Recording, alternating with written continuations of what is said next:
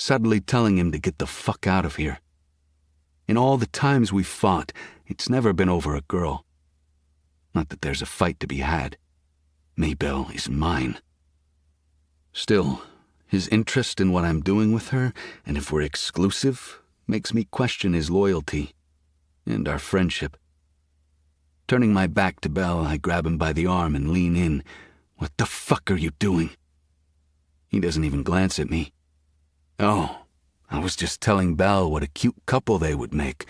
What do you think, Drew? I suggested that Parker here buy some tickets for the carnival and take his little tutor on a date. She's been working so hard on his behalf, after all. He bats his long lashes in a mockery of innocence. Or I guess, if I get planning wrapped up, I could take her. Every cell in my body vibrates. No one is taking her anywhere, and fuck Sebastian for even suggesting it. My teeth gnash together as I hiss at him, "Back the fuck off." "No can do. I think I like this look on you," Sebastian says, finally looking at me, and the challenge in his eyes ignites a raging inferno in my gut. Again, he doesn't budge. "Excuse us," I growl. Of all my friends, Sebastian might be the most like me, the most stubborn, the most hard-headed. A hard fucking head I'm about to slam into a table. I cast a warning look at Belle over my shoulder that she better read as "Don't you fucking dare," and haul Sebastian back by the arm. He doesn't even try to stop me. If anything, I'd bet there is a grin on his stupid-ass face.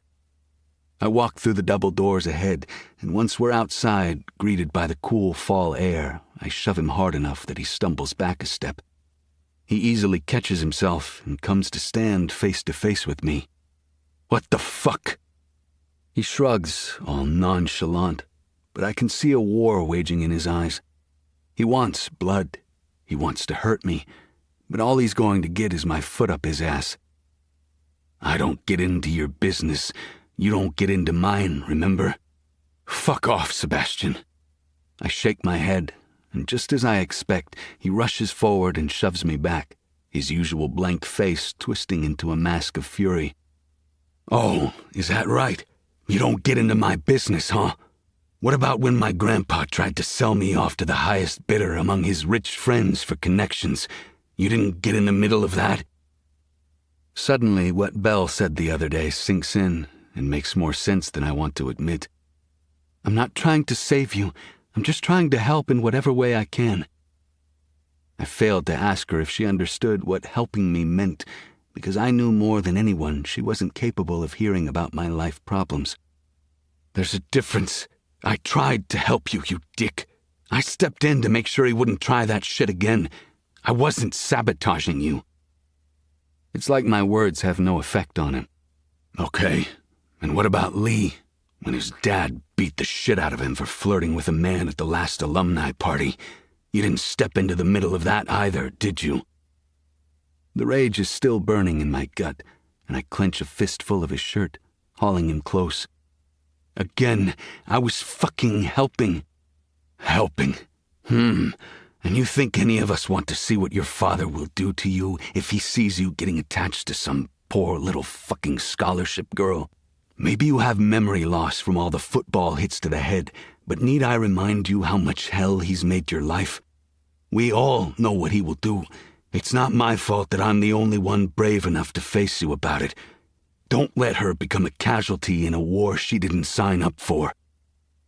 If I didn't know better, I'd think Sebastian is growing a heart, because that's the nicest thing he's ever said about anyone. We stare at each other, so close I can smell the toothpaste on his breath. With a growl, I shove him back and turn around, taking a couple of steps back so I don't look at him. So I don't hit him, because I really want to fucking hit him.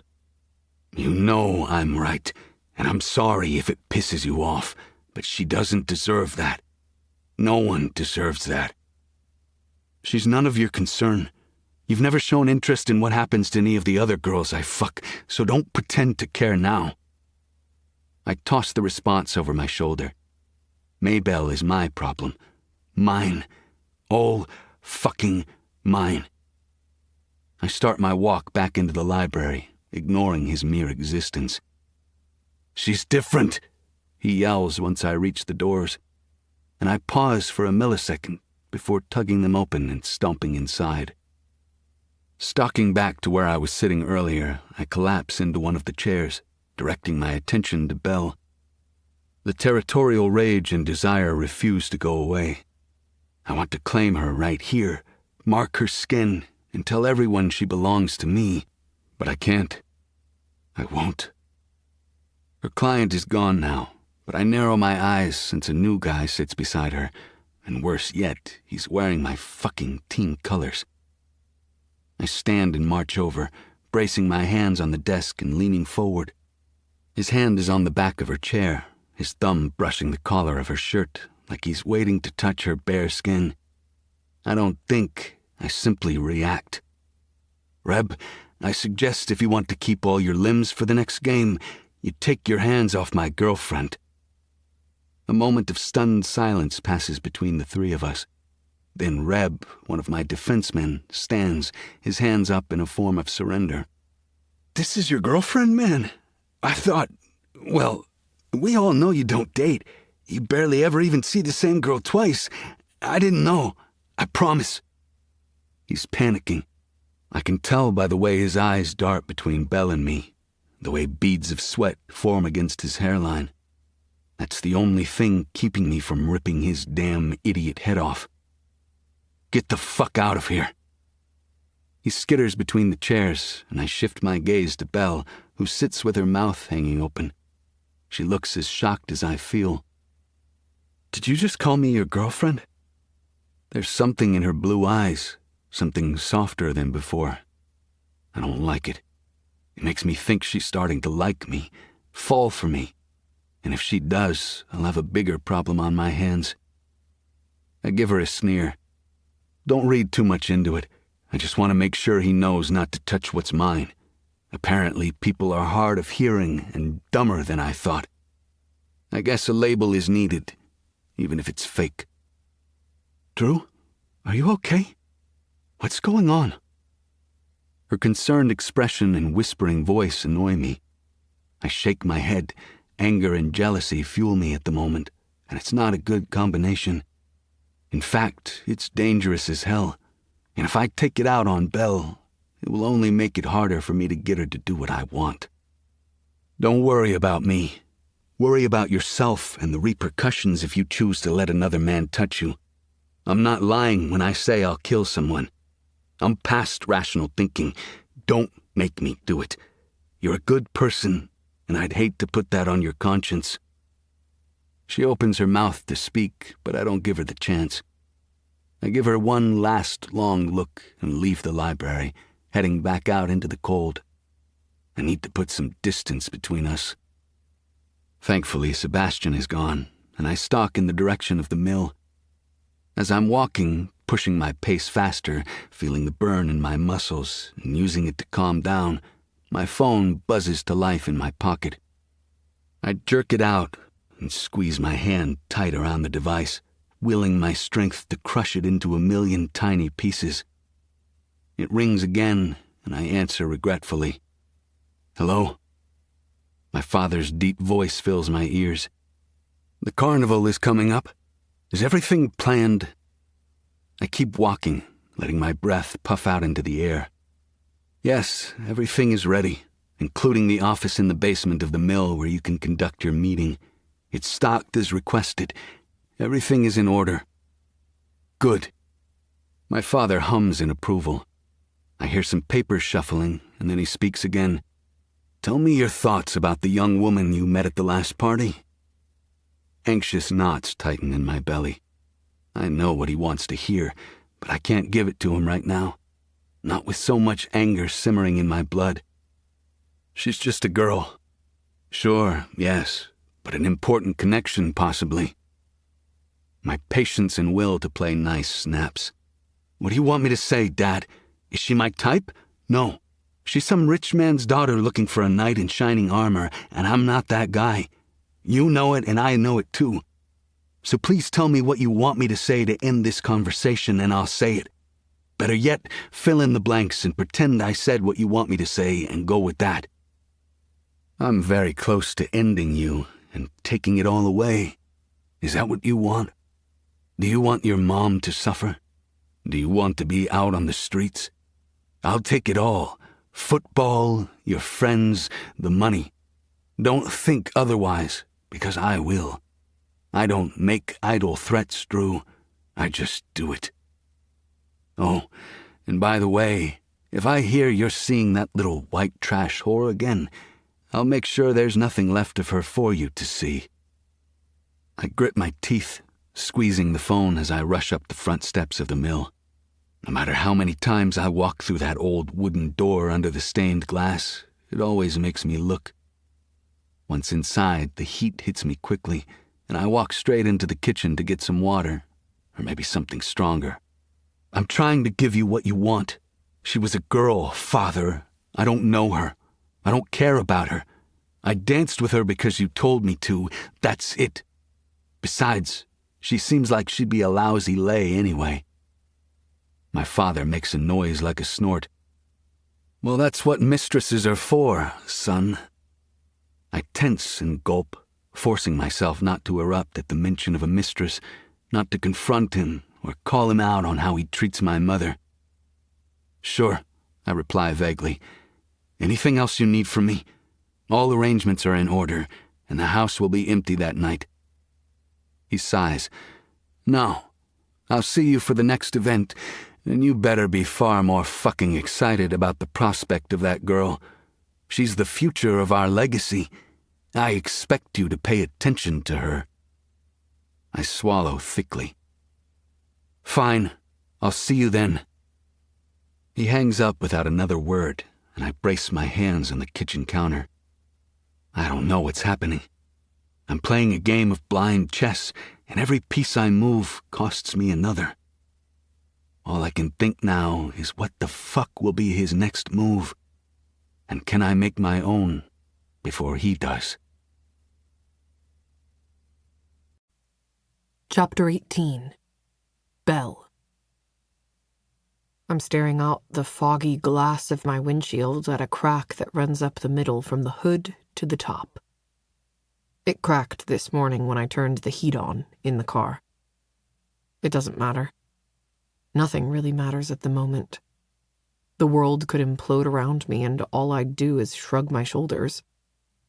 Not when I'm staring down at the text from my mom showing the test results the doctor sent her. She's really sick. Dying. It shouldn't exactly be a surprise, not by how hard things have been for her lately, but it's the confirmation from the doctor that's brought things so into focus I can't see beyond it. My mother is dying. She's fucking dying. I'm angry. So angry with God. My own mother for taking so long to go to the doctor. Precious time we could have had to catch this earlier. And my father for abandoning us. A large red cart rolls by. A hunky football player pushing it easily toward the football field they've turned into a makeshift carnival. Everyone is stupidly excited about it, when it's just another fundraiser for the rich. I'm not really angry about the carnival, more the things taking place in my life. My biggest priority is helping my mom and getting her the treatments she needs. I watch the cart wheel by, my gaze falling on the library ahead. The library is across the parking lot, a new tutoring student probably already waiting inside. I need to focus on that. Put together a plan and get the money going steady from my clients so I can help take care of my mother. My phone buzzes in the cup holder near my thigh. I stare down at my mom's picture flashing on the screen. Shit. She likely wants to know what I think. I sniff hard to clear my sinuses and then swipe my fingers across my cheeks. If she thinks I've been crying, this will turn into her focusing on me when it needs to be the other way around. I force out a long exhale and hit the green button. Hey, Mom. I was just going to call you. I have a new tutor client I have to meet soon, but I wanted to talk about your test results. There's some static, and then my mom's voice cuts through, reedy and thin. Oh, baby, I won't keep you. I just wanted to check on you, make sure you were okay. There's a long pause where I guess neither of us knows what to say. The results are the results. It feels like there's nothing I can do. And my mother just won't accept we need to be doing everything we can to treat her. It's like she's made up her mind. Every time I bring it up, she tells me the money should go toward my education, not her medical bills. Medical bills that keep growing with every test and every prescription to keep things at bay. It's why I give her the answer she wants, so I can get off the phone faster. If only so she doesn't have to listen to me break down again. I'm fine, really. I'm more concerned about you. How are you handling the results? What I don't say is how much I don't want to think about it for 5 minutes. I want things to be normal, and every second that ticks closer to her death feels further and further from normal. In a world where everything is at your fingertips, and you can have whatever you want, when you want it, the only thing that I want or need is for my mother to survive this. She's all I have, the only thing that matters. Yet the diagnosis on that paper is final. The chances of beating this are slim to none. We can elongate her length of time on Earth, but she will succumb to the cancer eventually. I'm fine, honey. It's not like we didn't know this is where it was headed, right? I bite my lip to keep from spilling out my true thoughts. I'm not in any mental position for a fight right now. No, but I didn't anticipate this. Do you have a time frame on when you want to start the recommended treatments? I've thought about it for a couple of days now, and I have an idea. Getting my mother to agree to it will take some convincing. I can postpone school for a year and get a full-time job. They'll allow me to come back. No. Her sharp tone is more full of life than I've heard in months. I won't have you giving up on your education for me. Promise me that you will stay in school and not make any irrational decisions because of this. That's not a promise I can make to you. You're all I have if I lose you. I can't stop my voice from cracking. Tears fill my eyes, and I blink them back as much as I can. I really do not want to start crying again. Oh, sweetheart. We will get through this together. I promise you will never be alone. It's a promise she can't keep, and one I ignore altogether. Eventually, I will be alone. And if I can't get her the medication and treatment she needs, that time will be sooner. She lapses into a coughing fit that makes me squeeze my phone. I want to take her pain away, take her illness from her. We can finish discussing this when I come to see you tonight. I have to get into the library and get ready for my next client, but I love you. If you need anything, please text me. Just a minute. There's something else I need to talk to you about. Something very important, honey. Immediately, I panic, afraid there is more news she hasn't shared with me. What if she needs my help? Or she can't make it to the bathroom again? The possible what-ifs are endless. Okay, what's up? Do you need me now? I can cancel if you do. It's really okay. She sniffles into the phone and whispers my name. Maybelle, just get to your appointment and we can discuss it later. I need to go lie down for a bit. I nod, then shake my head. It's really not a big deal. I can be there in 10 minutes or less. No. Stay there and do your work. Even if I'm sick, I'm still your mother. and that means you have to listen to me. I don't bother continuing the argument, not when I know I've already lost. Okay, get some rest. Text if you need anything.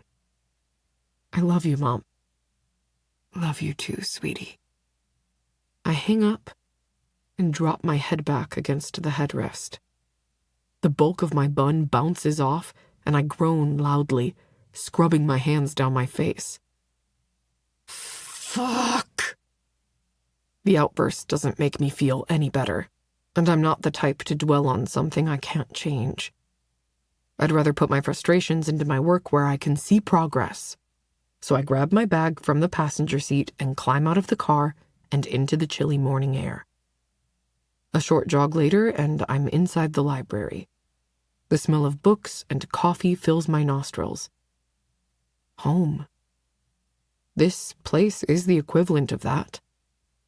The large study area is mostly vacant, but I still scan the expansive space to see if my client is here. Or worse, Drew. No Drew, but also no client yet either. I'm relieved as I lug my bulking bag up onto a chair and sit at my usual study cubicle. The basketball player I'm meeting with will find me when he arrives. He paid in advance, so if he sleeps through the session, I can't say I'll care too much. I dig through my bag and rip out a math textbook. Once I have my notebook, the text, and my water bottle arranged on the desk in front of me, I scan the room again. Nothing crazy. A few people are studying early. There is no reason to feel like my nerves will slither out of my body. My last encounter in the library was strange and a bit disconcerting. Drew's friends creep me out. Not as badly as he messes with my head, but all of them are intense. And Sebastian looks at me like he wants to bite my head off and see what's inside. To him, I'm simply prey, even if he's not the one who hunted me down. Out of nowhere, a hand lands on my shoulder. I jolt and spin around, ready for a fight, but talk myself off the ledge when I realize it's just my client. Ah, Stuart, sorry, I was distracted. He throws his super tall body down in the chair beside me. I break out into conversation immediately. How are you feeling after that last test? I know we reviewed, so I want to see how you think you did. Did you get the results you wanted? He shrugs. I passed. That's good enough for me. Nothing you want to review again or go over? With another shrug, he scoots closer, his knee bumping against mine. It could be by pure accident, or it could be something else. I do my best not to look too deeply into it. I can feel my cheeks heat, and I slam my legs to the other side of the chair under the desk. Okay, well, you have another essay coming up. Have you decided what you want to write about? I'm about to grab another textbook when he pulls out a large bottle with some type of green liquid in it. Looks like a smoothie or a protein shake. I was thinking something about the Civil War. Well, I blink. I mean, if you were in an American history class, that might work, but not so much for European history. I smile to try to soften the critique. He shrugs, then flashes me a smile.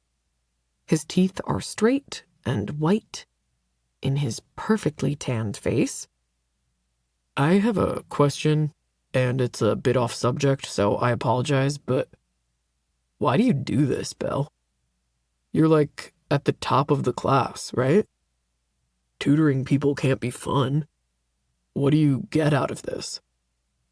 Learning is always fun, and I enjoy it.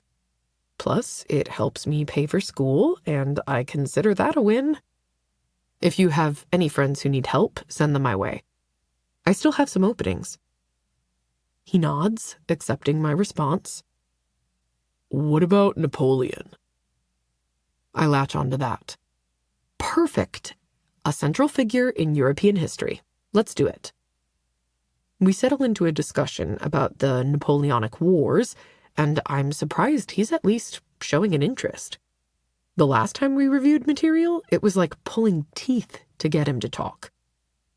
I set him up to outline, and I read over some of the textbook while he works. The silence buffers the world all around me, making it easier to think. To some, silence is terrifying, but that's because they fail to enjoy the peace and tranquility that comes with it. To be comfortable in complete silence would mean you would be comfortable facing all your demons and acknowledging yourself and the choices you make. In silence, you're incapable of hiding from your own true self, which is why some of the grief and despair over my mother shifts away. I know it'll return eventually, as it always does, but for now, I allow myself to sink deep into the quiet. Stuart reads quietly, and I zone out after I finish reading the sections on Napoleon twice over. Once he finishes the short outline, he slides the paper over to me for review. I smile, accepting the paper. His handwriting is little more than a scribble, but I'm pretty adept at reading chicken scratch by now. A lot of the jocks don't really focus their attention on penmanship. I skim the page and nod in approval. This is a great start. Leaning in, he subtly slides his arm over the back of my chair. What about this part? He points at the bottom section. I nod again, moving my shoulder to put a little distance between us. He smells clean, like soap, but I don't want him touching me. Not only because at any moment I know Drew will pop up and bare his claws, but also because I'm not really attracted to him. It's good. This should give you a well-reasoned essay. Once you finish, you can send it to me for review. I'll wait until tomorrow to work on this, since I have a shift at the carnival when it opens this evening. Are you going, Belle? It takes a moment for me to process his question. Oh, yeah, the carnival. I think I'm going to skip it this year. I want to stay home and spend some time on booking some more clients, prep for next week, and of course I have my own homework that needs to get done. I grab a pen out of my bun and scribble across the notebook. Did you want to schedule another time to meet? Yeah, actually, I was thinking we could discuss tonight when you come to the carnival as my date. He winks at me. I start writing before I think about what he's said, then I pause and nearly choke on my tongue. Your what? My date? You can meet me there if it would make you feel more comfortable. We can hang out, ride a few rides, play some games. I dominate at skee ball, by the way. His matter-of-fact statement causes a laugh to slip out of me. It's been so long since I laughed that I don't recognize the sound. I have to admit, I'm not great at carnival games. He grins at me. Can't get good at something if you never try it. Plus, it would be a nice change, since you're the one usually teaching me. I stare at him, only a little shocked by his straightforwardness. He did ask me on a date previously, so it's not really surprising. Then I realize he's waiting for an answer. Shit. Responsibly, I know I should go home after I get done for the day because my mom will need me. But at the same time, the thought of returning home makes me depressed. I'm either tutoring, sleeping, or helping my mom. I can't recall the last time I did something for myself. Come on, Belle. Don't overthink it. When was the last time you did something for you? I see you tutoring all the time, but I never see you anywhere else. Is it that painfully obvious that I'm a hermit crab? Indecision weighs on me. Drew could be there, but we aren't together. We're barely friends. Without a label, I'm technically allowed to go on a date if I want to. Yeah, you're right. What time should I meet you? How does 5 sound? I nod, tucking my chin so he can't see me blushing. He's cute, and he's always been nice to me. There's really no reason I shouldn't go with him. He doesn't loom over my shoulder, grab me, or hunt me down. Maybe I'm ready for a normal relationship. Or maybe a little piece of you wants to make Drew jealous? As soon as the thought pops into my head, I can't forget it. Messing with Drew is dangerous, but he's already told me how he felt and where we stand. Maybe this is the push he needs. Or maybe this is what I need to prove to him that he's not in control of me. At least not completely. Or hell, in a last-ditch effort, Stuart is captain of the basketball team. Maybe Drew will leave me alone if he sees I'm interested in someone else. The idea is sound, but the thought of never talking to Drew again makes me feel a bit queasy. Why? I hate him, right? Stuart packs away his belongings and I wave him off. The room is still quiet, and I relax into the chair with a deep breath. I have several more clients lined up for the morning, but nothing for the afternoon. The carnival is cutting into my afternoon client base. It's fine, though.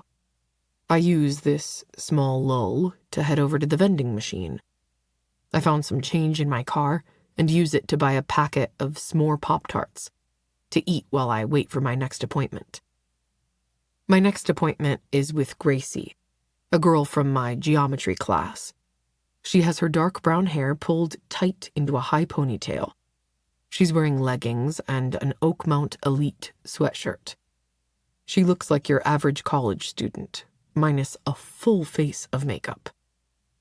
She greets me with a smile and sets down 2 plastic to-go cups.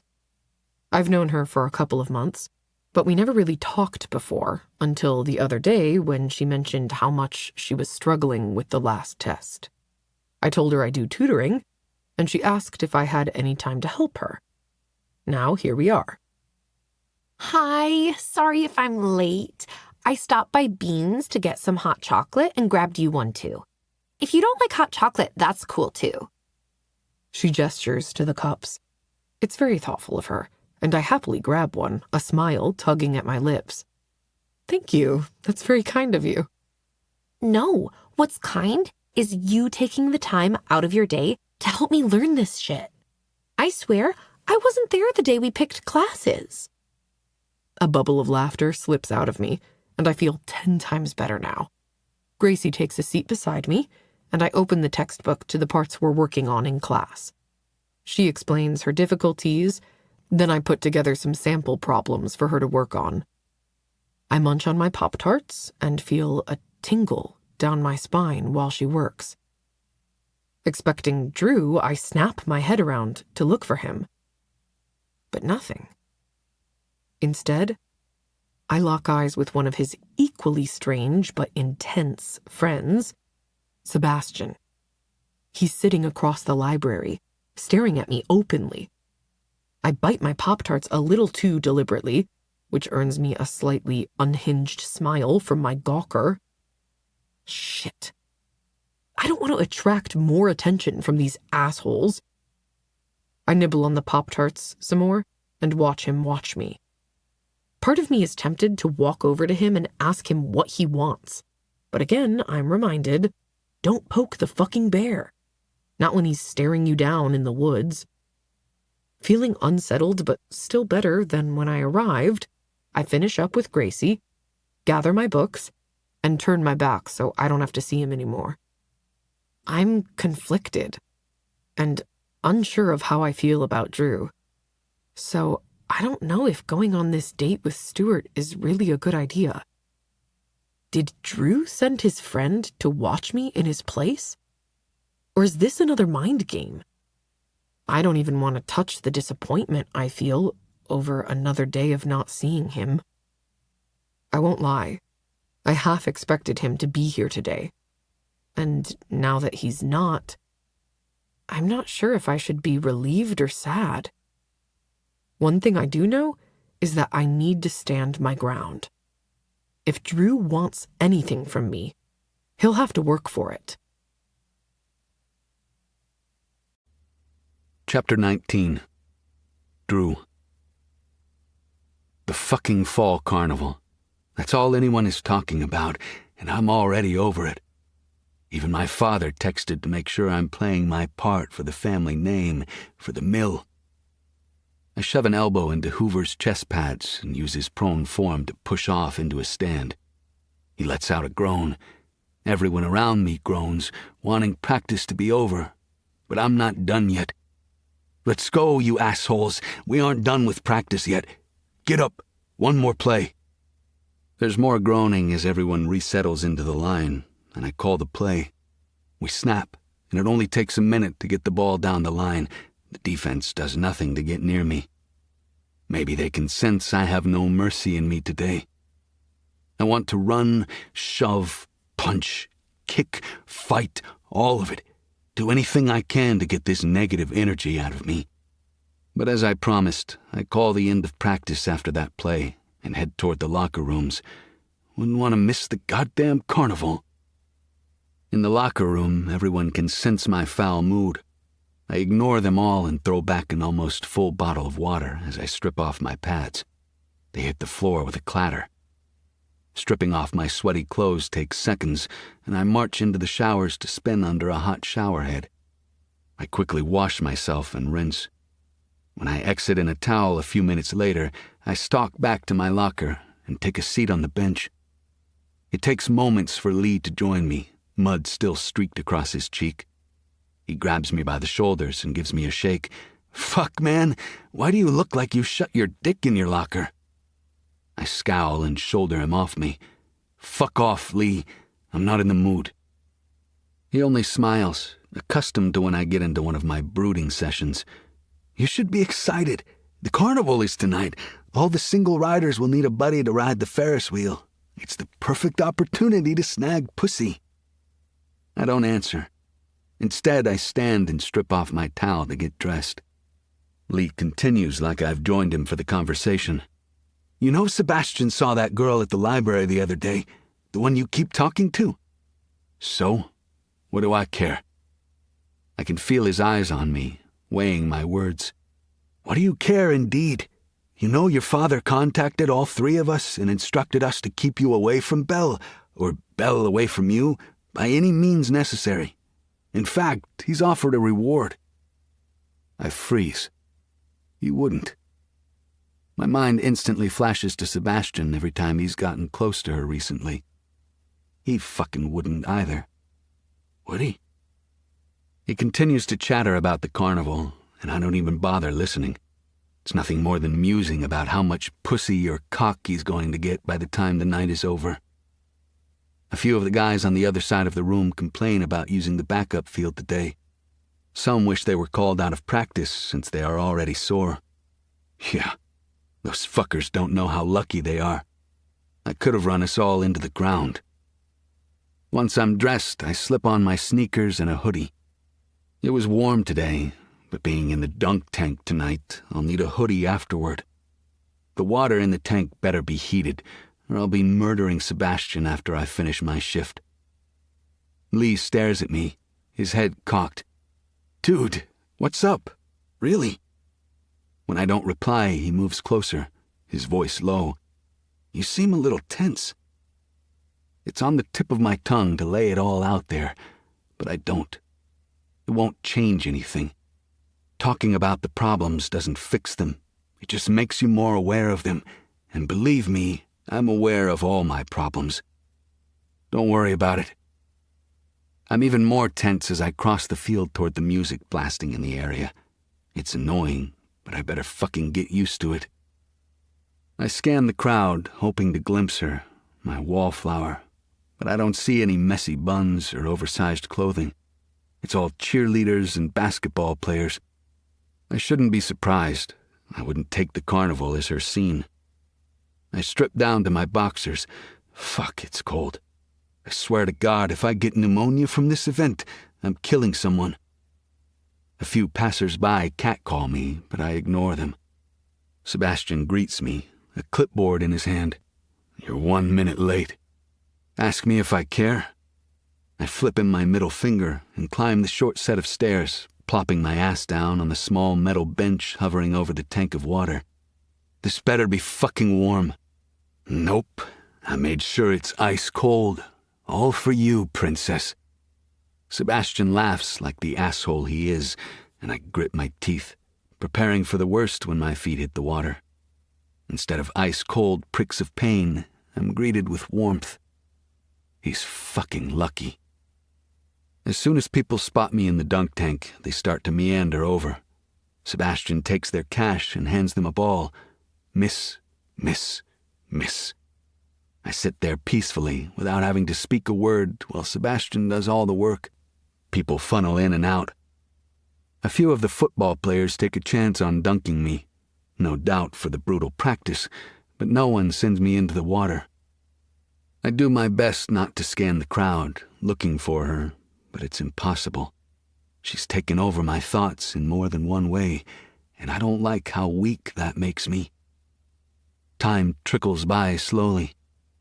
There's more catcalling, and some cheerleaders try to hit the marker with one of the bigger softballs. Sebastian graciously allows them to move forward a bit, but none of them still send me into the water. How long do I have to do this? I question, knowing I've been here for at least an hour already. His response is to step up and toss a ball at the target, hitting the mark hard enough to collapse the bench beneath my ass. I fall into the warm water below and pop back up a second later, spitting water and sweeping my hair back against my scalp. Now that someone has finally dunked me, a crowd forms. People cheer him on, and Sebastian directs everyone to form a single-file line and collects their payment as they wait. There's laughter and joy all around me, but I can't bring myself to smile. A couple more people dunk me, a girl and one of the baseball players. The water's warm, and I don't mind now since each dunk heats me, cutting through the chill on my skin. There are other games. The sound of music and ringing bells press in on me. The smell of caramel apples and popcorn fill my nostrils. Every year we would come to the fall carnival as a family. Mom and I would share a bucket of popcorn and drink hot cocoa together while playing every carnival game. Dad even tagged along. That feels like forever ago. I can barely recall who that little boy was. Now all I have are the memories of abuse and the rage I have for my father. In some ways, it's like my mother is already dead. I shove the terrible thoughts to the darkest part of my mind. Only an hour left, and then I can go and find her and make sure she's not gotten into trouble. I start to count back to myself in my head. 1, 2, 3, 4, 5, 6, 7, 8, 9, 10, 11, 12. That's as far as I make it when my gaze lands on a familiar face in the crowd. Hey, Jackie, come here for a minute. Her eyes dart to me, and she freezes mid-step. There seems to be an internal battle taking place, but eventually she turns and ambles over to the side of the booth. I splash her with a little water, and she scowls at me. Where's your roommate? She looks visibly anxious as she leans against the side of the tank. Around? She's been at the library doing her tutoring thing, you know. I did know, but I don't like how anxious she's acting. What are you hiding, Jackie? I make it a request, soft and low. Nothing, of course. I have nothing to hide. You can't lie for shit, you know that? She huffs and then sighs. Yeah, I know. I'm not good at it. I raise an eyebrow, waiting for her to continue. Her shoulders droop. For what it's worth, I told her it was a bad idea. I mean, you're you. Why would she want to go out with someone else? Her hand slaps over her mouth, horror filling her eyes. I blink, and a slow rolling wave of rage crushes against me. Excuse me? I think I have water in my ear because there's no fucking way I just heard you correctly. Did you say go out with someone else? Who the fuck would have the balls? Or better yet, who would be stupid enough to go on a date with her? Only someone who wants to be buried 6 feet in the ground. Jackie shakes her head and keeps her hand clamped over her mouth like she's afraid she'll say something else that she shouldn't. I didn't say anything, she mumbles through her fingers. I'm about to slip off the bench and into the water to grab her, but she skitters back and then rushes away. I watch her run away, unable to do a damn thing. Fuck, I mutter. The tension in my shoulders tightens, and the buzzing under my skin increases. I need to get the fuck out of here. Jackie better be joking, or Maybelle better have miscommunicated, because I can't even think about losing my temper at this moment. A new group of people steps up to the booth, and I force breath out of my nose before sucking it back in. It's the poorest example of how to calm down ever, but it's that or lose my shit and turn into a feral animal. I'd rather not make a giant ass out of myself. Not yet. I'll find Maybelle shortly. This shit show is almost over. I count back in my head. 10, 9, 8, 7, 6, 5, 4, 3, 2, 1.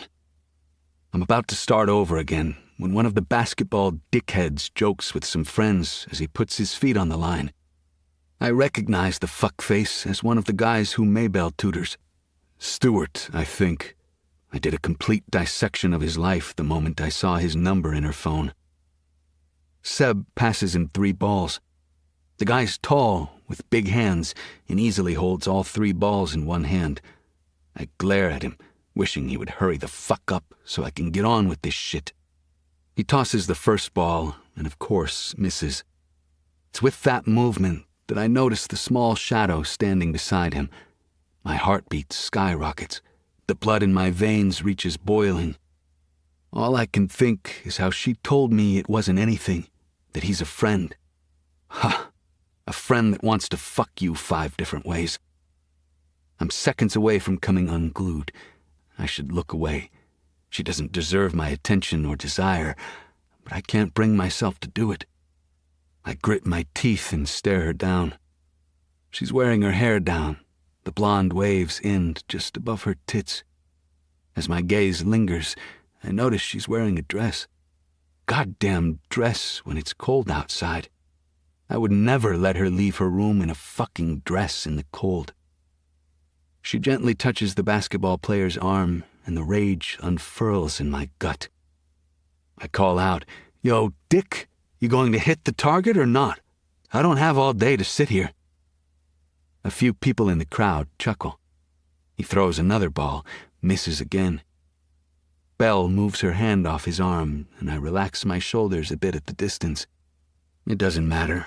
This little fucker's going down anyway. But her not touching him keeps me from launching myself at him right this second. She is mine. Mine. I grit my teeth and stare him down. "You having a little trouble performing there, Dick?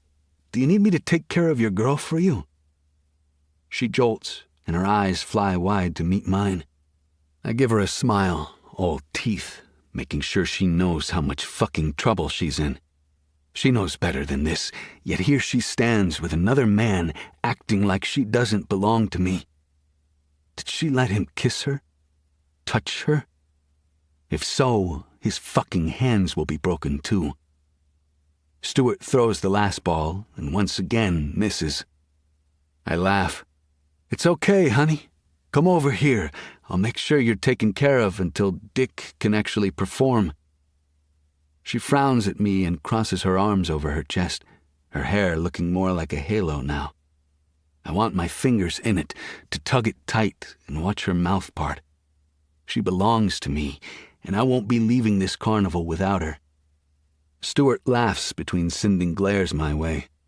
Sebastian hands him another 3 balls, and I yawn and bounce my foot, waiting. He tries 2 more times and misses both times. Pathetic. And he calls himself a basketball player. Bell steps up beside him and takes his last ball. He bows like he's conceding a prize and steps out of her way. What are you up to, Flower? I keep my eyes locked on hers while she raises her arms and lines up the shot. I exhale and count back from 10, watching her. 10, 9, 8, 7, 6, 5, 4. The ball leaves her hand and smashes against the target, sending me ass first into the water. I almost inhale a gallon of water from the smile that pulls at my lips and rise to the surface, coughing. Laughter cuts through the sloshing of the tank when I reach the surface, but I discover everyone except Belle is laughing. Instead, she casts a guilty glance my way and follows Stuart the fucking dick away from the booth to another one. Not fucking happening. I'm done for the night, I announce while climbing out of the tank. I grab the duffel bag of dry clothes I had Sebastian stash for me earlier. I have you on for 4 hours, Sebastian replies. Sounds like a you problem. My only priority at the moment is making sure Maybelle learns her place. If she thinks I'm going to sit here and let her be paraded around this place by another man, she's out of her fucking mind. I keep my eyes trained on her back as I dry off and pull on a clean t-shirt. That girl's got an arm on her. Aries walks up, crossing his thick arms over his chest. He's wearing his usual perma-scowl, though his tone is curious. Before I can say anything to him, Sebastian interjects in a menacing whisper. Didn't our conversation at the library mean anything to you? I slip into the self-made changing booth, swap out my boxers for dry ones, pull on a shirt and tug on a pair of jeans. I shove my feet into my boots and exit the changing room, coming face to face with Sebastian. His expression is unreadable, but I don't give a fuck about what he thinks. Not right now, at least. Your opinion doesn't mean shit to me, Seb. She's mine, and I will do whatever the fuck I want with her. Get off my back about it, or we'll have problems. You're one of my best friends, but you don't get to tell me what to do. I lean in so my mouth is near his ear. Not even if my father is paying you to make sure it stays otherwise. I don't give him the opportunity to respond. Time is being wasted as it is. Back at the front of the booth, Lee mocks the gawkers with lewd comments while handing out tickets in Sebastian's place. They love it, and he is so much better at this than I am. Unease coats my insides. I scan the crowd, looking for Belle and her date.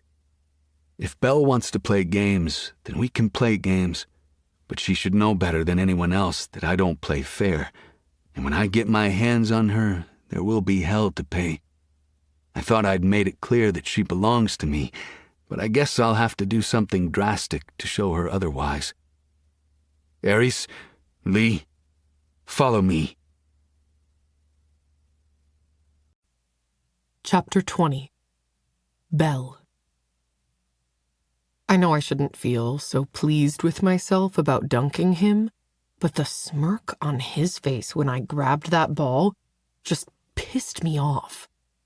As usual, he underestimated me. He'll make me pay for it when he gets out of the tank and off volunteer duty, but for now, I feel a little like I've won. And I really need a win, both in life and against Drew.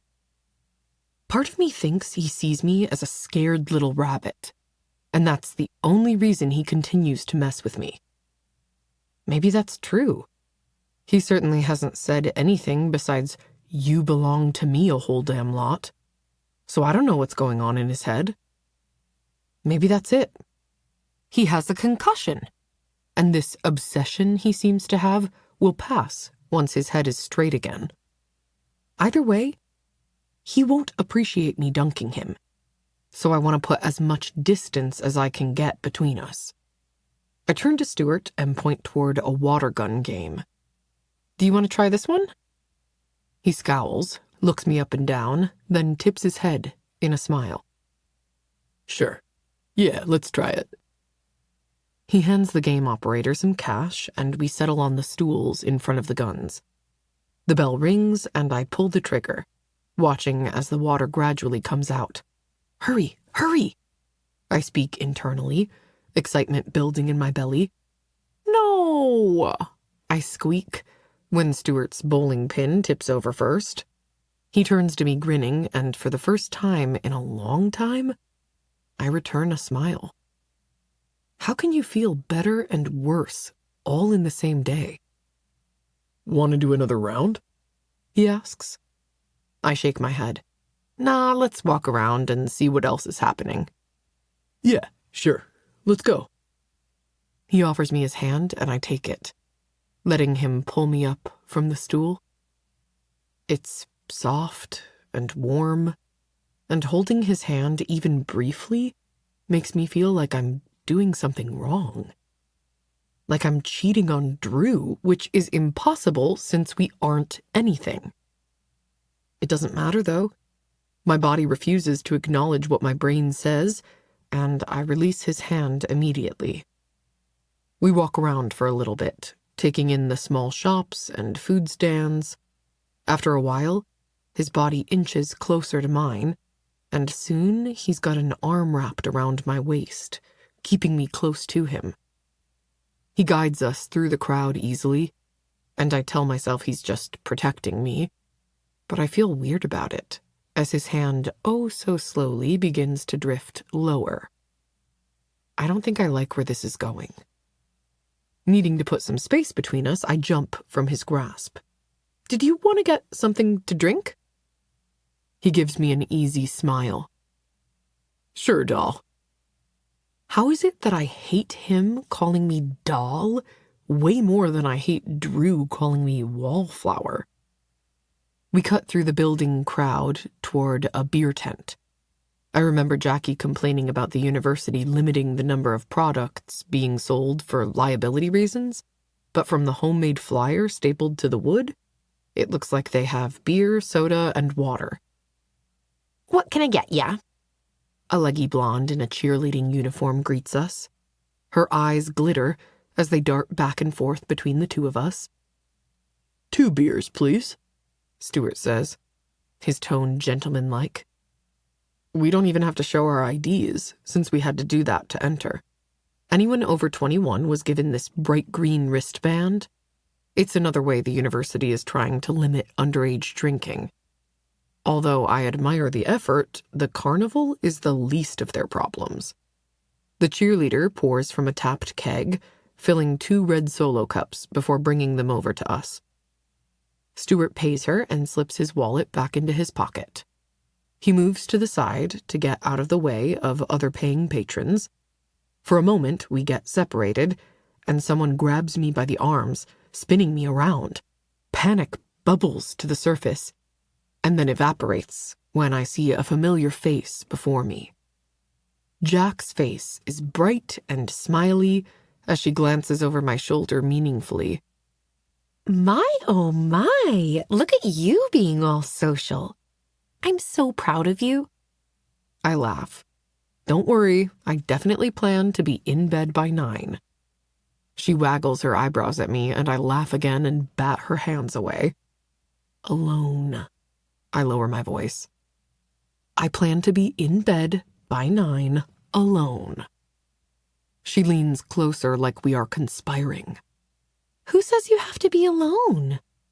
Just put a sock on the door. Do people still need to do that when they can just write BRB having sex on their whiteboard and people will leave them alone?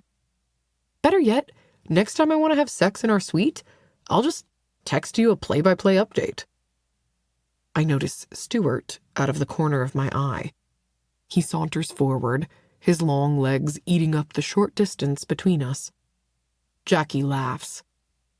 Well, if you want to send visual aids as well so I can see where you are in the process, I won't say no to that. I roll my eyes and decide we need a subject change. Stuart, this is my friend and sweet mate, Jackie, or Jack, as I like to call her.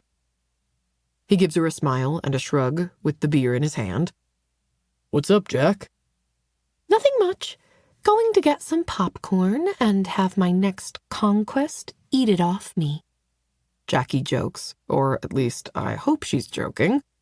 She's different in many ways. Stuart laughs, but I can tell it's forced. She smiles in return, but his doesn't quite reach his eyes. Anyway, I'll leave you two alone to enjoy the evening. I see a football player scowling at me, which basically means he wants me. Okay, well, have fun and be safe, I yell after her, like I'm her mom. As soon as she's out of earshot, he leans into my side. She's interesting. She's a little different, yes, but she's a great friend. One of the best, honestly. He nods and passes me the beer I've just left him holding. I grab the cold Solo cup and clutch it to my chest like it's a barrier between us. Let's get out of the way and go sit on those benches over there. It's a beautiful fall evening. The sun slowly setting, painting the sky in an array of oranges and reds. A cold chill ripples down my spine. Maybe I should have gotten hot chocolate instead. We head toward the edge of the carnival, and once we reach a bench, an awkward silence settles on us. What the hell do we talk about? The only thing we really have in common is tutoring. I don't even know why he asked me out. I know why I agreed, though. I wanted to make Drew take the hint that I don't belong to him. Okay, and maybe make him a little jealous. And gain some new tutoring clients in the process. Now, though, I'm a little lost. Dates and relationships in general are out of my wheelhouse. The excitement I felt earlier gives way to anxiety. I guess if I have nothing to say, I should take a drink. Maybe after this he will introduce me so I can start setting up tutoring times. My calendar is already loaded into my phone and ready to go. I raise the cup to my lips, intending to take a large gulp, hoping it gives me the courage to talk about something, anything. Except that never happens. Because the second my mouth touches the iced-over plastic, someone snatches the cup from my hand. Cold beer sloshes out of the cup and over the rim, soaking my hand and wrist. What the hell? I shake my hand off to get rid of the excess liquid before wiping it against the side of my dress. When I look up to see who it was that took my drink, my stomach drops to my feet. Drew. "What the fuck, man?" Stuart growls, stepping between us and shielding me from him. Well, he's either incredibly brave or stupid. I know where my money is in this situation. Drew looks furious, his dark hair still damp from the dunk tank and slicked back to keep the strands out of his face. I drink him in for one moment. He's a nightmare, a painting of destruction and rage. Those dark emerald eyes of his are manic, his pupils dilated, his chiseled jaw is clenched so tight, I'd be surprised if he still had teeth. I'm momentarily blinded by his beauty, and then reality comes crashing back down on me. Can I have my drink back, please? I try to be nice, since I know he's pissed off, and meeting his anger with anger will only ignite the fire. The sharp cut of his words from the other day floats through my head, and I use them to bolster my confidence. He claims he doesn't even like me, that I'm nothing more than a game to him. The main reason I came here was to prove to him I'm not his. I don't belong to him, no matter how many times he demands and claims otherwise. He cocks his head as two of his oversized friends surround us. One, whose rage-fueled energy matches Drew's right now, circles right, and the other, who I haven't really seen around much, heck, I don't even know his name, circles left. Drew points at Stuart. "Aries, step over here, please." Aries it is, then. The man I don't recognize sweeps around behind us. and Stuart shifts to keep Aries from being directly behind him. What the fuck do you want? Drew, please, can we talk about this somewhere private? I try. His eyes remain trained on Stuart, and every time he breathes, his nostrils flare. I bet he doesn't even see me. I move to step forward, but an arm circles my waist, pulling me backward. I crash against a hard chest and immediately start to struggle. It's no use. Not when the man holding me is twice my size. Lee, I think his name is. Calm down. You don't want to miss the best part. What are you talking about? I ask, but keep my eyes on Drew and Stuart. Drew steps forward like he might punch him and slaps the beer out of his hands, then shoves mine into his grasp. Thirsty dickface. Here, have a drink. Nothing but menace laces his words, and I gulp, which earns me a chuckle from Lee, who I feel against my back. I guess I should be relieved he's just holding me in place. No wandering hands from him. He's clearly met Drew. Let's be rational here. Can we talk? He didn't do anything, and I don't want you to do something that could get you in trouble. Who am I kidding? No one can touch these elite assholes. Drew doesn't even glance my way but narrows his eyes at Stuart. Rational? If you think this is rational, you haven't seen shit. In trouble? I'm not worried. Not even a little bit. If this idiot uses at least one of his last remaining brain cells, he won't tell anyone about this. A red flush sweeps up Stuart's neck to his face. What the fuck is your problem, man? She's not your girlfriend. Who said that? Not that it matters. She's been claimed by me, and it certainly doesn't excuse the fact that you're a useless piece of shit who should be put down, especially after what I just witnessed you do. What are you talking about? What did he do? I struggle in Lee's grasp. Easy, Belle. He's getting into it. Just wait. Lee whispers into my ear. Carefully, I lean my head away so his warm breath isn't fanning across the sensitive skin of my ear. Something tells me I'm about to lose a client. I let out a long sigh, my shoulders slumping. The men stand chest to chest until Drew practically growls, "Drink it. Now." Stuart moves his hand like he's about to throw the drink in Drew's face, but Drew grabs him by the wrist, holding him there with what seems like minimal effort. Being this far away from the crowded carnival and with darkness approaching fast, no one can really see or hear us, so getting the attention of someone to help isn't going to happen. Drink it. Aries orders from behind Stuart. Or we'll make you drink it. His tone has an equal amount of menace as Drew's. I don't like this. Not at all. What's the big deal with the beer? If he doesn't want to drink it, he doesn't have to. I chime in. Stuart's eyes fill with panic, and he tries to wrench away, but Aries grabs him around the shoulders and holds him back against his chest. Drew snatches the beer, grabs Stuart's nose, pinches it closed, and dumps the drink into his mouth. My entire body trembles. What the fuck? Why would you do that?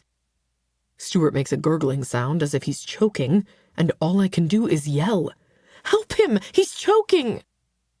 Neither Drew nor Aries makes any attempt to help him.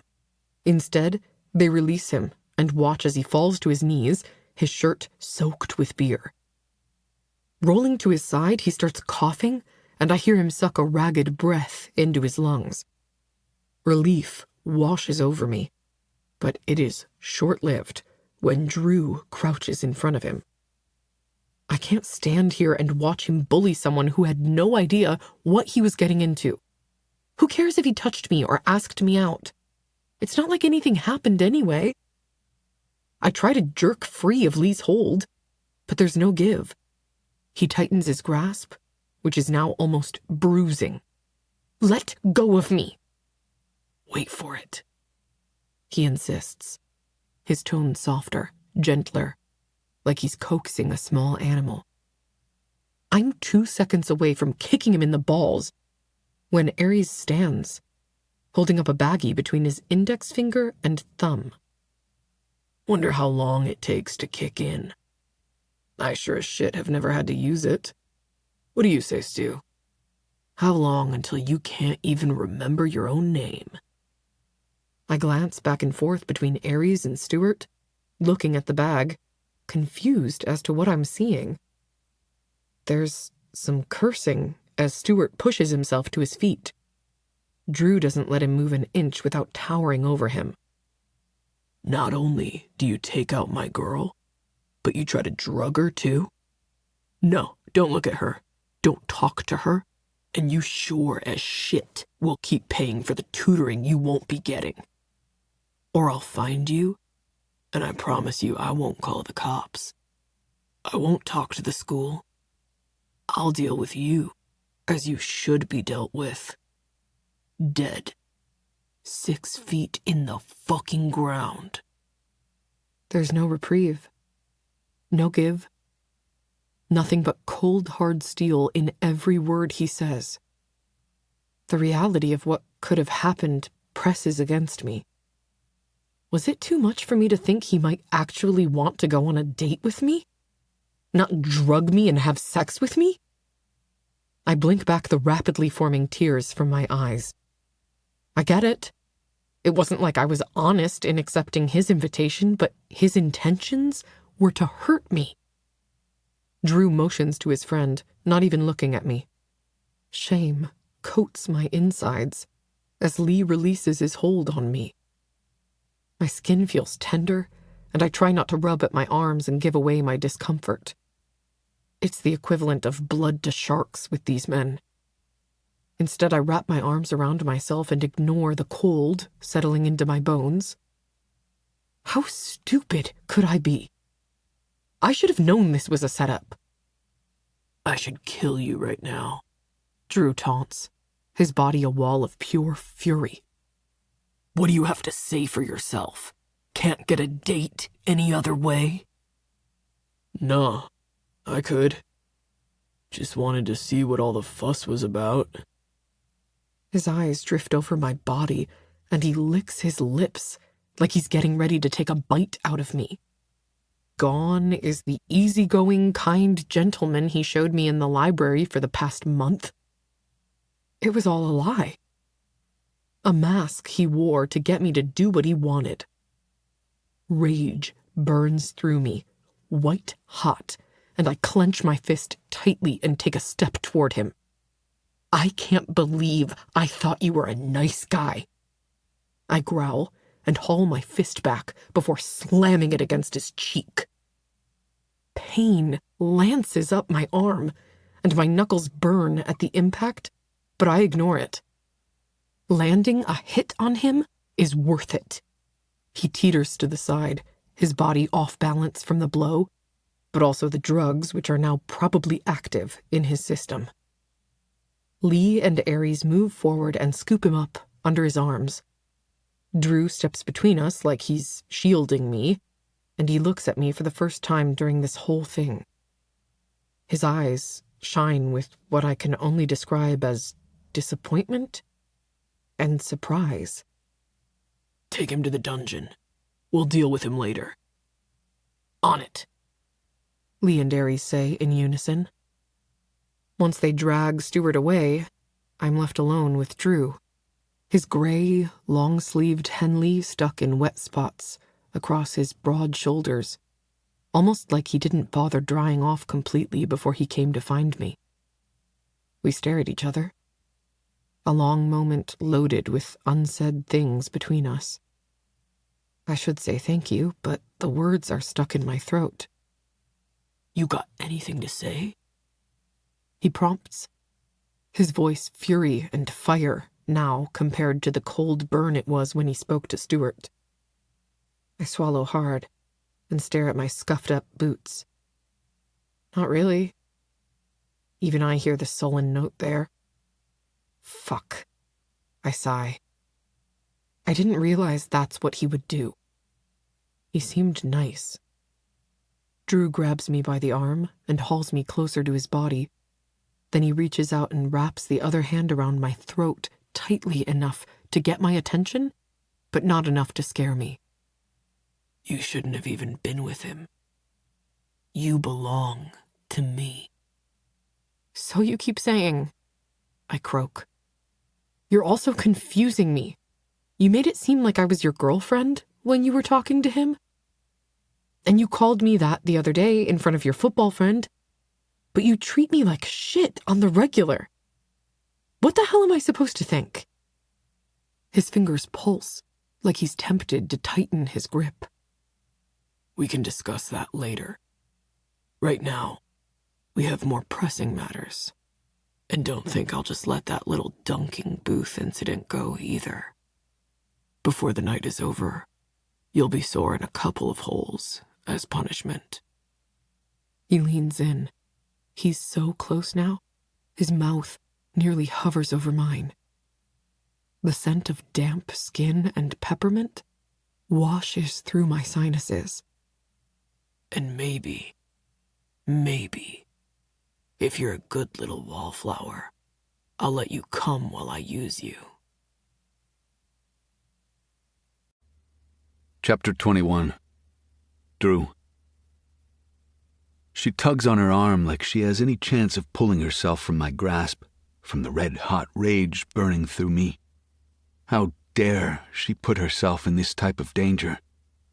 I almost snorted her excuse of him being a nice guy. Everyone looks nice until you peel back a couple of layers. It's all an illusion.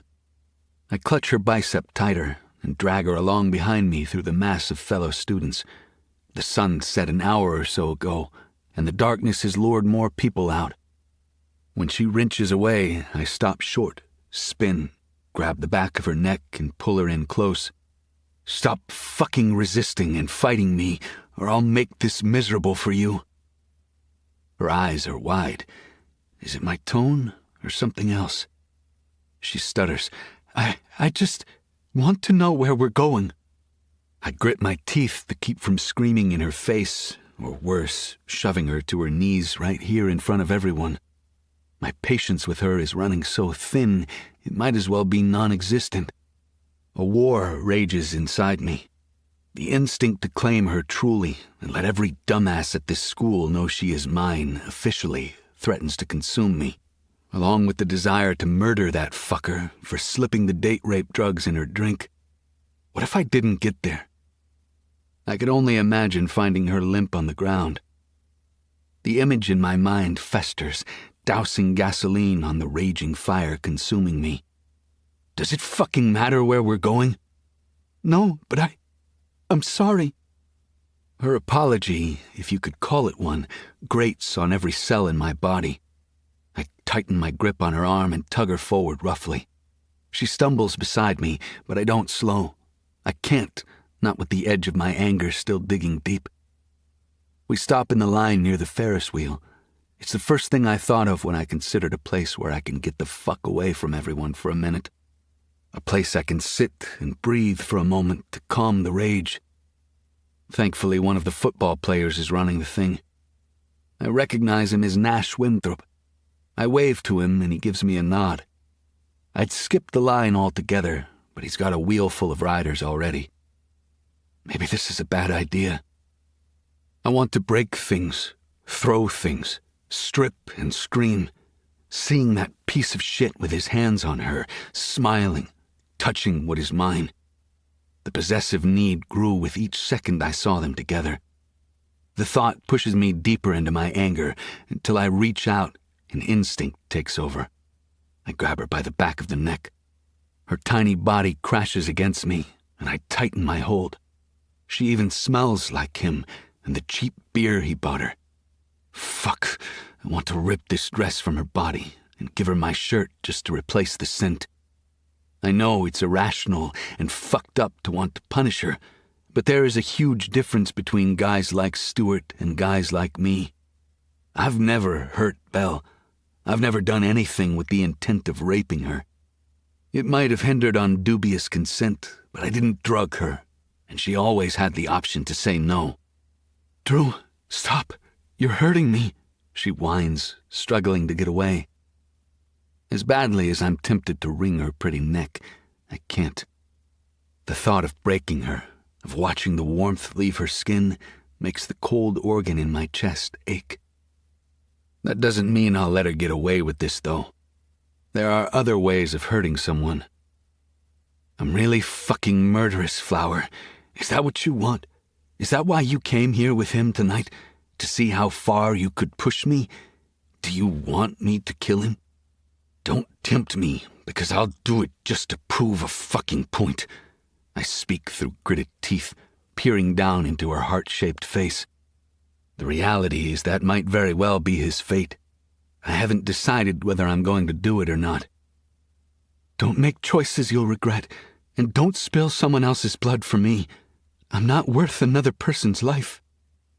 How can't she see that she's worth that and so much more? This may have started with the hunt, but from the moment I claimed her as my prey, she was mine. It doesn't matter if he didn't know, because she did. What I did to that fucker is a direct consequence of her actions. The wheel circles around a couple more times, and then Nash slows it down, letting the patrons off cart by cart. It takes forever, but once it's time for us to load, a little of my steam has dissipated. I practically drag Belle up the steps and push her into the cart. As soon as she's out of my grasp, she scurries away, putting as much distance as she can between us, which isn't much given the size of the small pod. It's round and large enough to seat at least 4 people. I plop down onto the bench seat and grab onto her bare thigh, pulling her across the space. She looks up at me, and I see a small amount of fear. But there's something else beneath the surface. Something depraved and dark. Something that speaks to me. Is that only fear I see in your pretty green eyes? Or is there something else there? Does what I did turn you on? Not everything is about sex. The wheel moves again. No, you're right. Not everything is about sex, but it happens to be my weapon of choice with you. So tell me, Flower, are you as depraved as me? Because even as afraid as you appear, something tells me you're a little bit curious and a whole lot turned on by violence.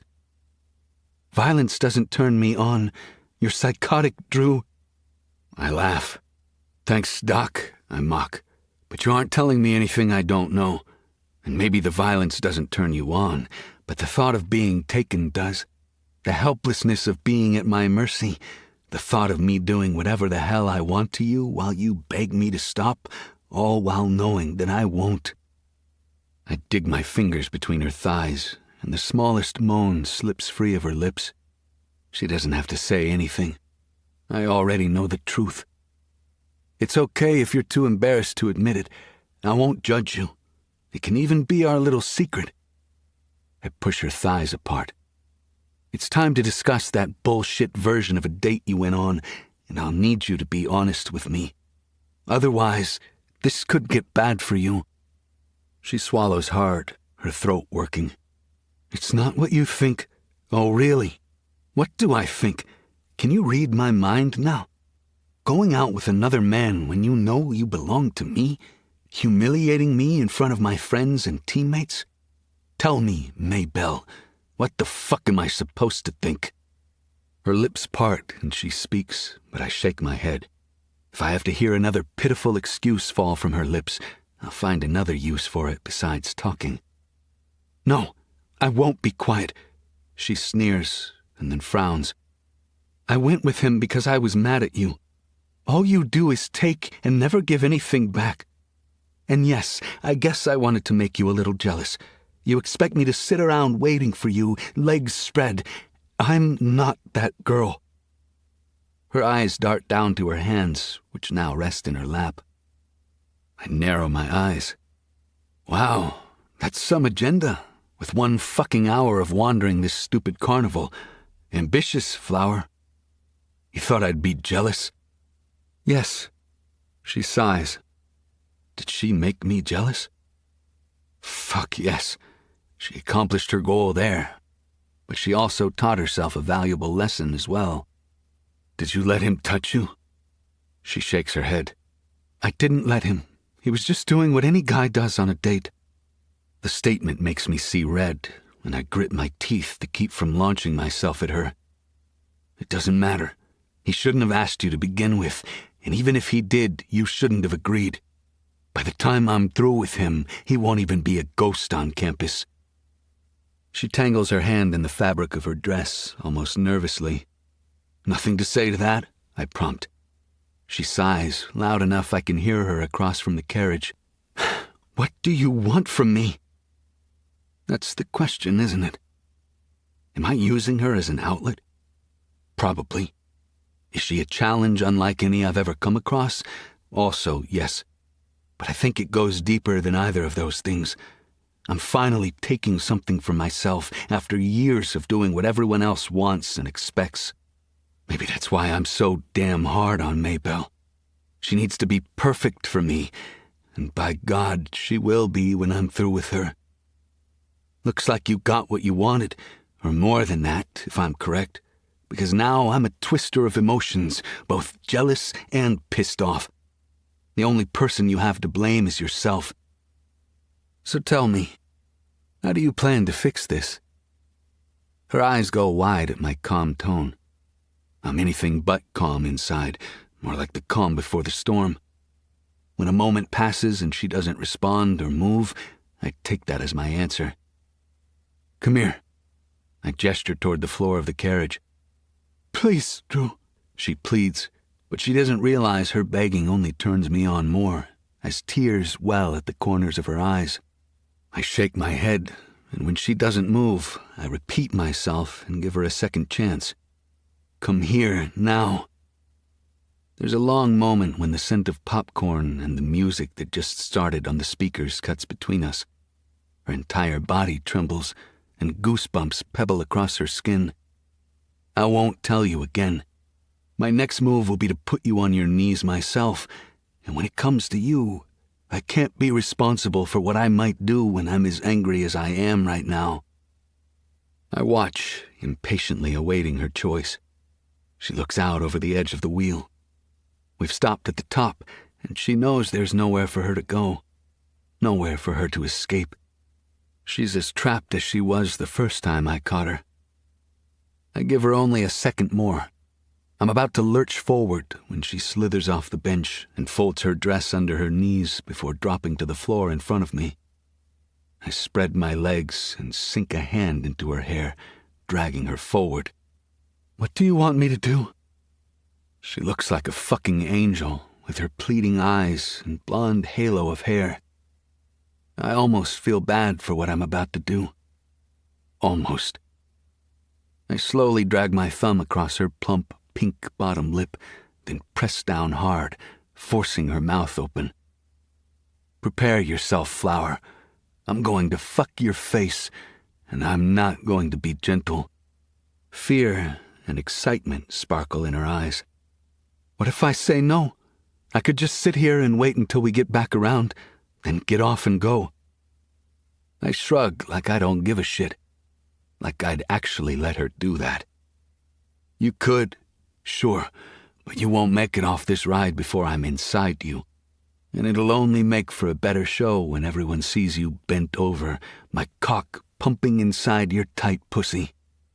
Her eyes narrow and she looks at me with disbelief. You wouldn't? Oh, I definitely fucking would, and you know it. Or maybe you want to test me and see if I'd really do it.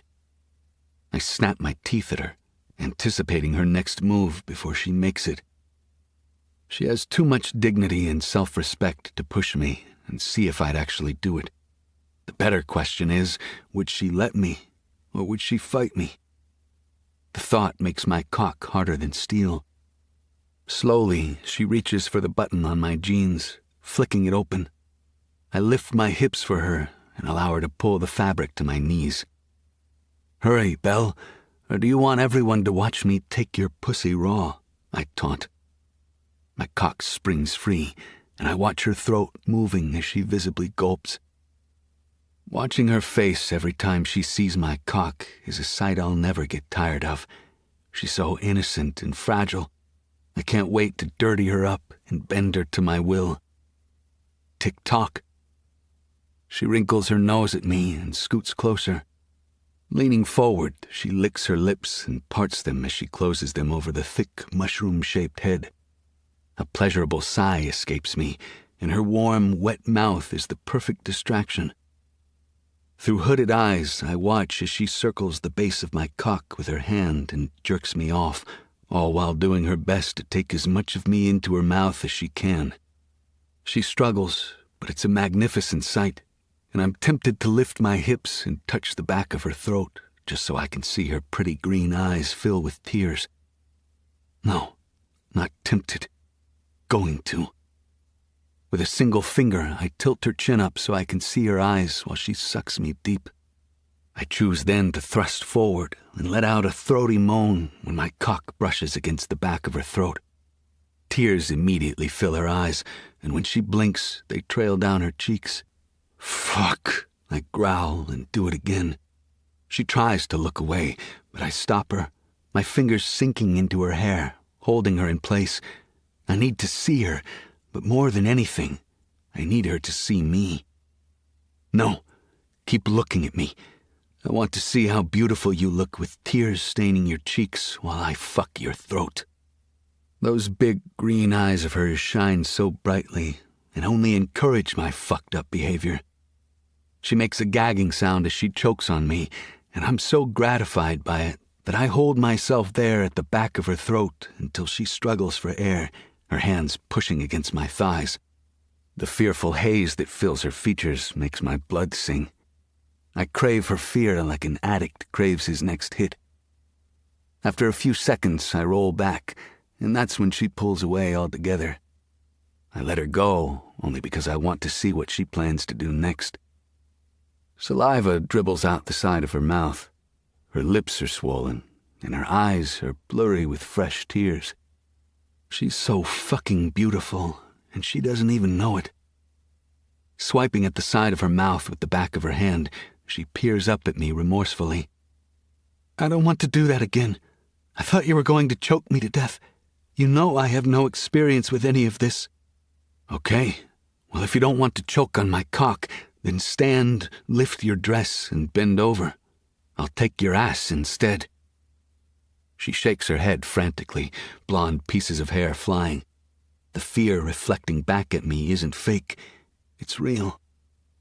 She knows that I'll do whatever I want to her, but she also knows that I don't really want to hurt her. Not truly. Which is why beneath that fear, I see desire. Red, hot desire. No. A hole is a hole, Flower. Choose before I choose for you. She releases a ragged breath and appears to be talking herself up, because a second later she takes me into her mouth again.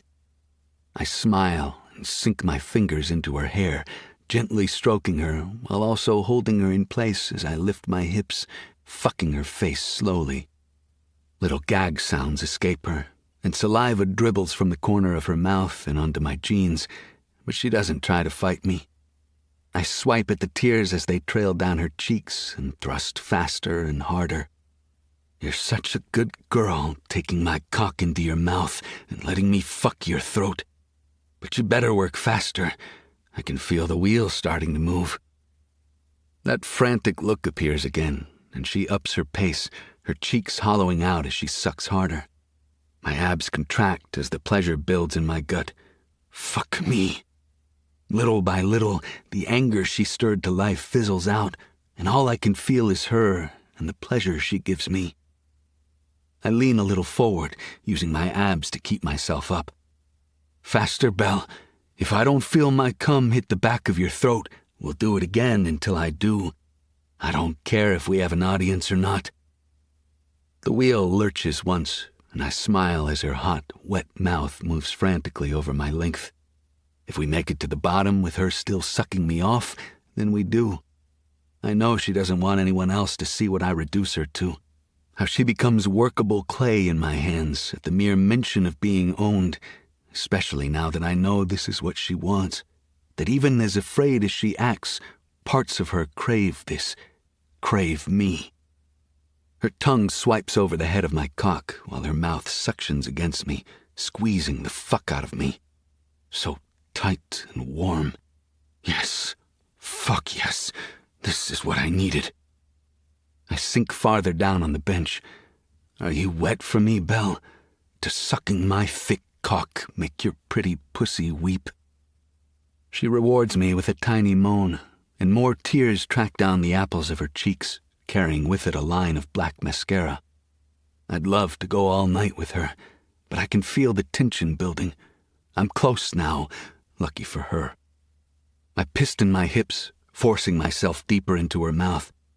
Each thrust is hard enough that she makes little mewling noises as I curve down the hot channel of her throat.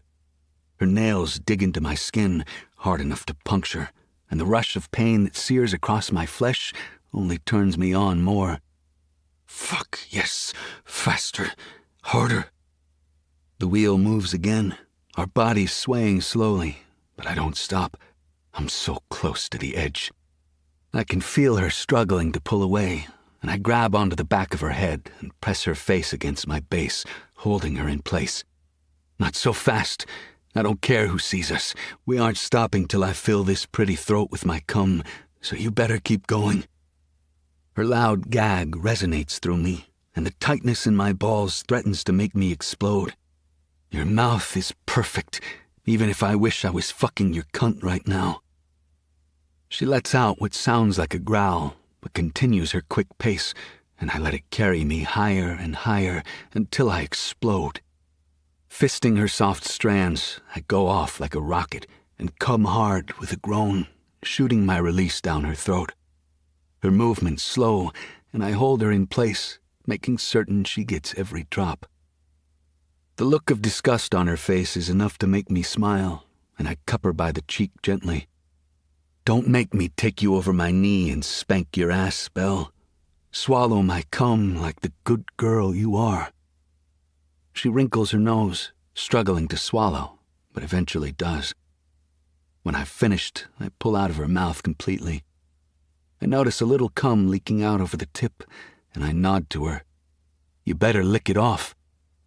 All she does is glare at me and swipe her tongue over my sensitive crown. A shiver ripples through me.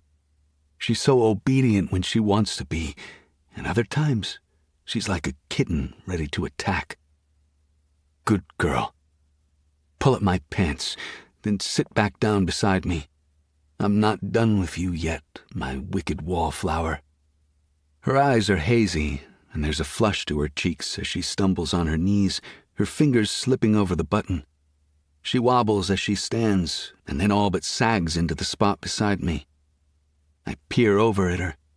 Her dress is wrinkled around her thighs, and her hair is a mass of tangles and curls.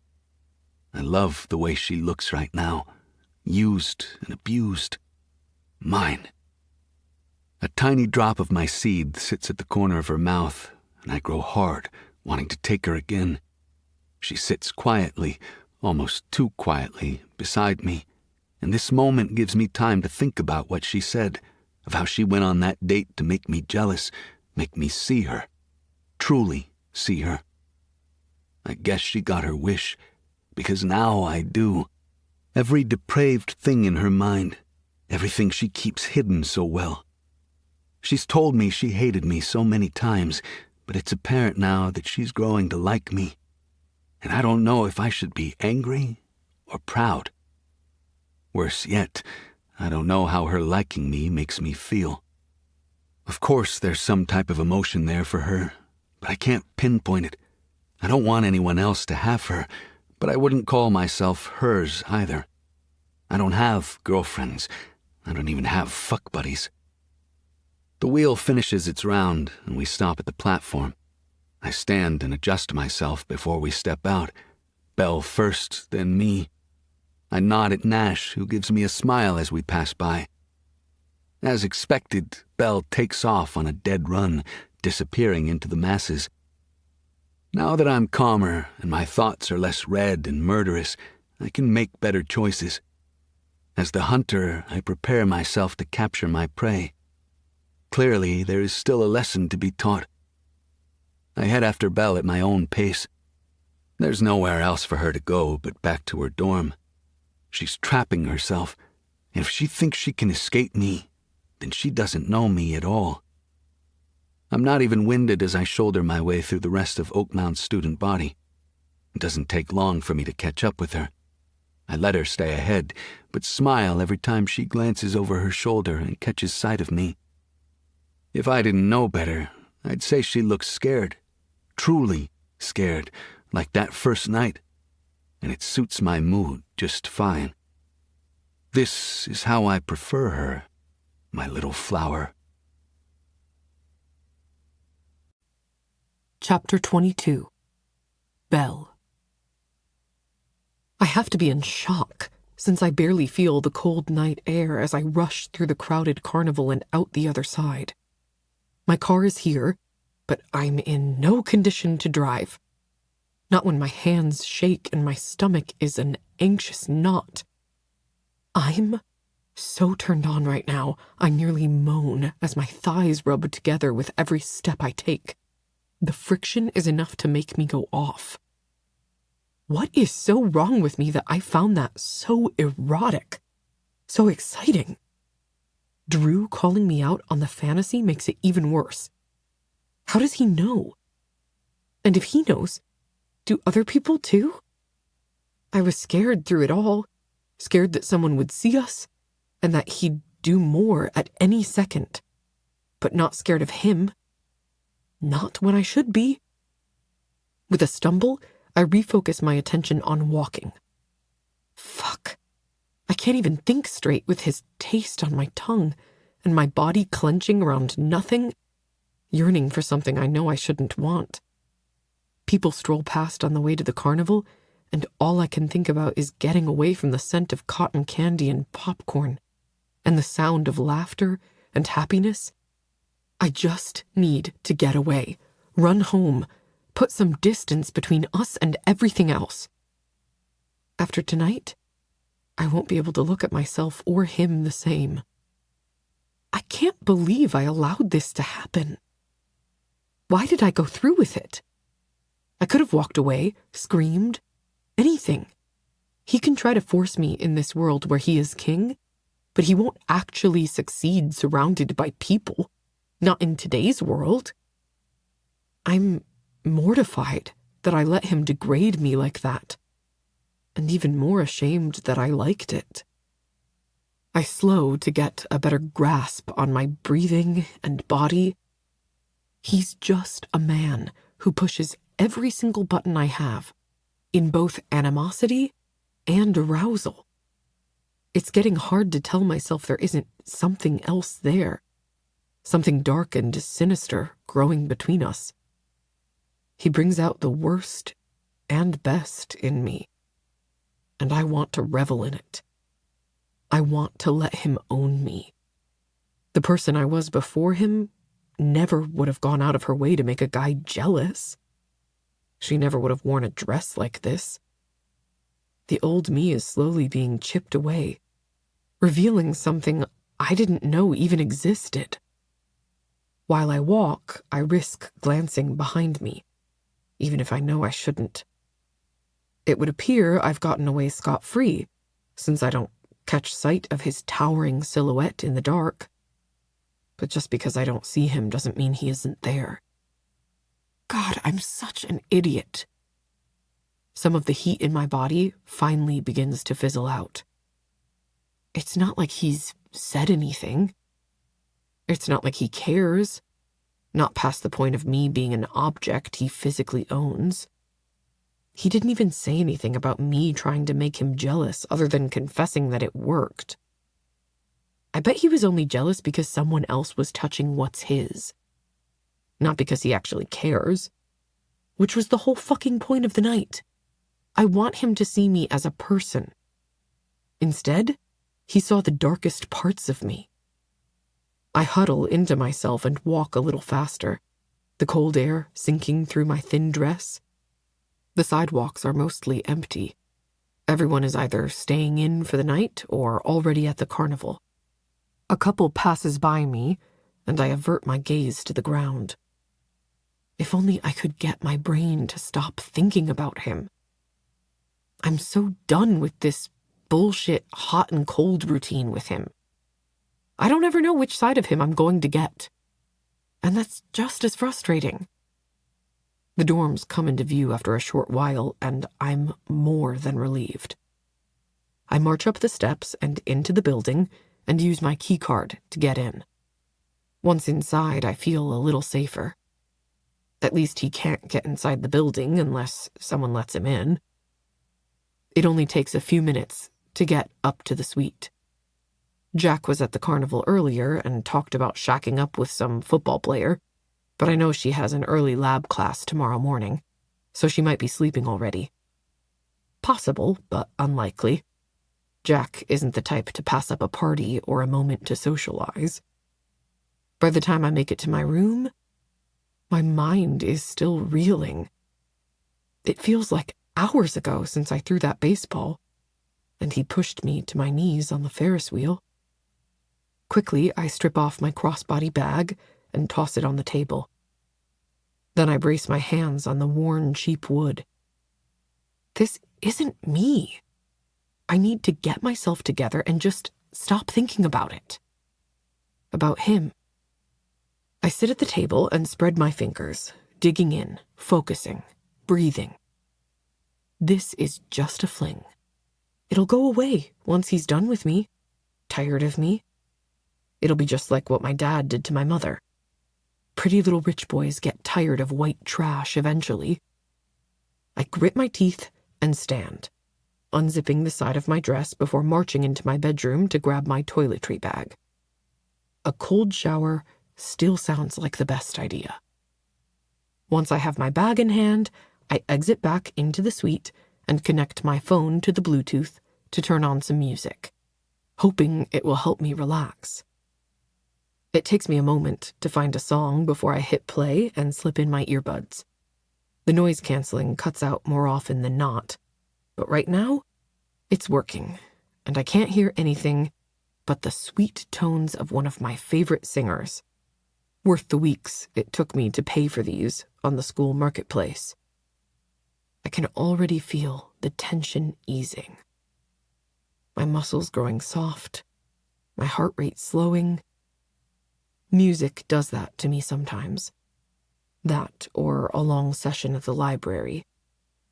But now, every time I go to the library, all I think about is Drew. Shit, I need a towel. I walk back out into the suite, making a beeline for my room, when a hand clamps over my mouth and pulls me backward into a solid chest. I'm lifted off my feet a second later, and I kick back at my assailant's legs, but every hit I make is dismal. A scream clogs my throat, and my ears ring between the music and the erratic beat of my heart. The headphones tumble from my ears and hit the floor with sharp clicks. Teeth sink into the soft spot beneath my ear, and my body, still primed from earlier, grows hotter. It takes a moment for my mind to catch up with what my body tells me.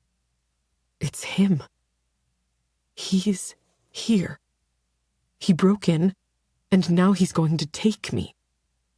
I don't know if I should scream or run or beg him for it. Beg him to stop this terrible ache he created, to ease me in a way I know only he can. The more I struggle, the deeper his teeth cut into my skin. Pain sears my shoulder, and the sound of my scream filters into his big hand that's still clamped tight across the bottom of my face. He releases me from his teeth, but not from his grasp. "Good girl," he grates into my ear. "Scream for me, just like that." I can feel him hard against my back as he hauls me toward the table in the middle of the room. My reprieve comes when I land against the wood flat on my belly.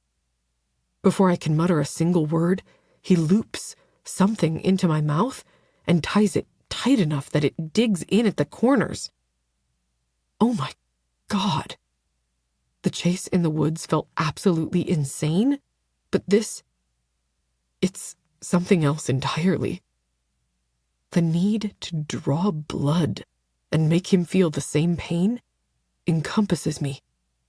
With my arms still free, I flail, reaching for him, and when my nails sink into his bare flesh, I sink them deeper before I drag them across his skin. He lets out a hiss, the only sound of discomfort as he presses his body over mine, securing my hands under his, pinning me hard. His hips flush against mine.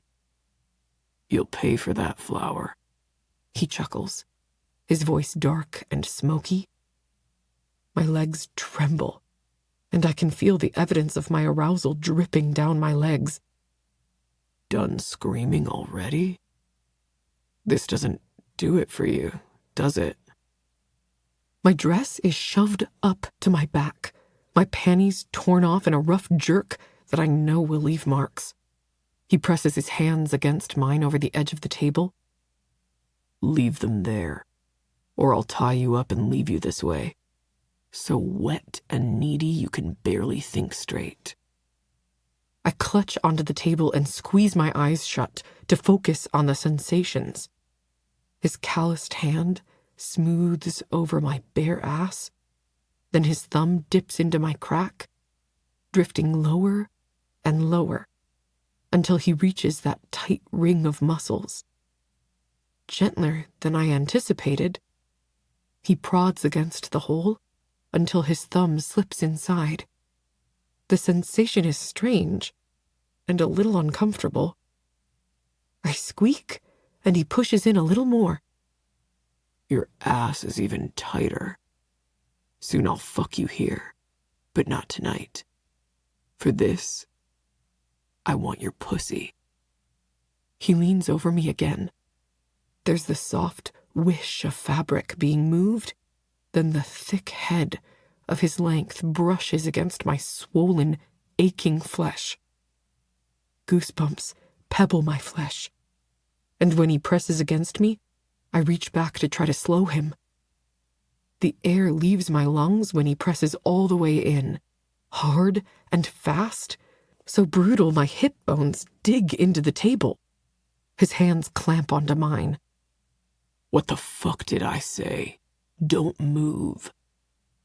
I try to speak, but the words are all muffled with the stupid gag in my mouth. When I squirm, he takes one of his hands and presses my cheek into the wood. I reach up again, red-hot rage simmering in my veins, and scratch at him, trying to make him let go. "Is that how you want it? Fine." He pulls out and slams back into me. The tight muscles clamp around him, and the sensation vibrates through me. Why does this feel so good when I hate him for every second, for all the shame already building inside my chest for wanting it and needing it? His other hand tangles in my hair, and he pulls me up, one arm slipping around my waist. Keeping his fingers wrapped in my loose hair, he curves me backward, keeping control, steering me. It hurts and feels so good at the same time. "Go on then, little wallflower. You want to fight me? Then fight me." I squirm, but it only causes him to go deeper. So deep it feels like he's in my stomach. I scratch at his arms and try to kick out my legs, but he has me pulled up tight against him, and my legs only manage to tangle with his. The world starts to spin, and I realize that we're moving, each step making me take him deeper. I barely have time to try again when we are in my room, and I'm slammed against the window. My face smears on the glass, my breath fanning out in a steaming arc to fog it. "Open your eyes. Take a look out there." I blink, his words sinking in. Outside the dark window is a bench. And a man. One of his creepy friends, probably. Before I can comprehend what is happening, Drew pulls out and shoves back in hard. The sill digs into my skin, and I grab it to put distance between the wood and me. You tried. Now it's my turn. Then he shows me he's been holding out all along, when his grip tightens all around me. He bends my spine almost painfully and pounds into me harshly. His pace is brutal, and it feels like he's trying to fuck himself through me. Beneath the pain is intense pleasure, bringing me higher and higher. Soon I'm pressing back against him, wanting more, needing it harder and faster. What is wrong with me? I shouldn't want this, shouldn't want him, but I do. I want it so badly it's all I think about, all I can feel. I'm consumed by Drew, and I don't know how to save myself from drowning in his need. That's a good girl. Show them who you belong to. Let the world know you liked to be fucked like a dirty little slut. Fuck. I let out a little whimper, and he leans down to whisper in my ear. You want more? Tell me what you need. Does my little flower want more of my cock? Or do you want me to stretch out that tight ass of yours? Will you still beg me with your weeping pussy if I do? No. I gasp behind the gag. The fear of him fucking my ass without proper foreplay is terrifying. Are you sure? I think your tight little ass would look glorious with my big fat cock pounding inside of it until I explode. I'd pump your last virgin whole with every drop of seed in my balls, and then I'd watch it leak out. Fuck, his words are filthy, but I want them. Every single one of them. I can't explain how much it turns me on, or how much further it pushes me toward an orgasm. At this moment, with him, I want him to fuck me hard. I want him to break me into a million pieces and put me back together. His thrusts are forceful, and the pleasure in my belly unfurls with every slap of his balls against my clit. A whimper escapes me, and I feel something cold against my cheeks, sliding down slowly. Am I crying? After that little stunt you pulled, I should deny you the opportunity to come. But you're lucky I enjoy feeling your cunt clenching all around me and sucking me deeper inside. He grunts, his movements becoming faster. Now I'm about to explode, so you better hurry up. Make that pussy clench. Come on my cock. I need to feel you spasm all around me. Need to know who it is that owns this pussy. Oh God. I tighten my grip on the wooden frame, holding myself in place. Every muscle in my body tightens.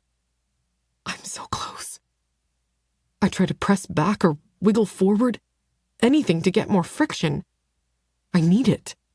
Need him. To finish it. His long fingers weave through my hair, and he tugs my neck backward, his lips pressed against the shell of my ear.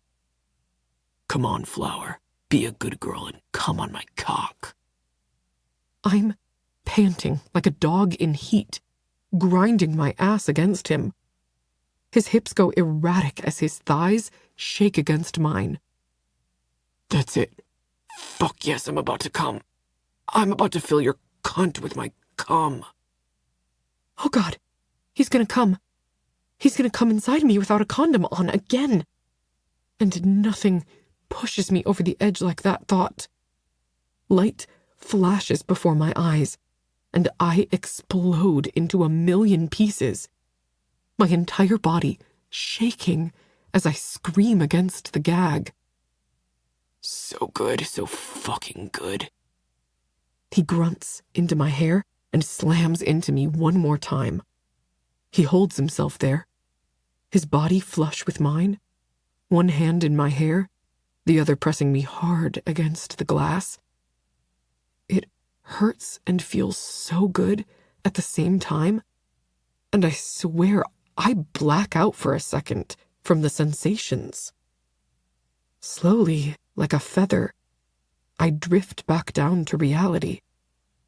Fresh tears trail down my cheeks, and drool dribbles out the side of my mouth and down my chin.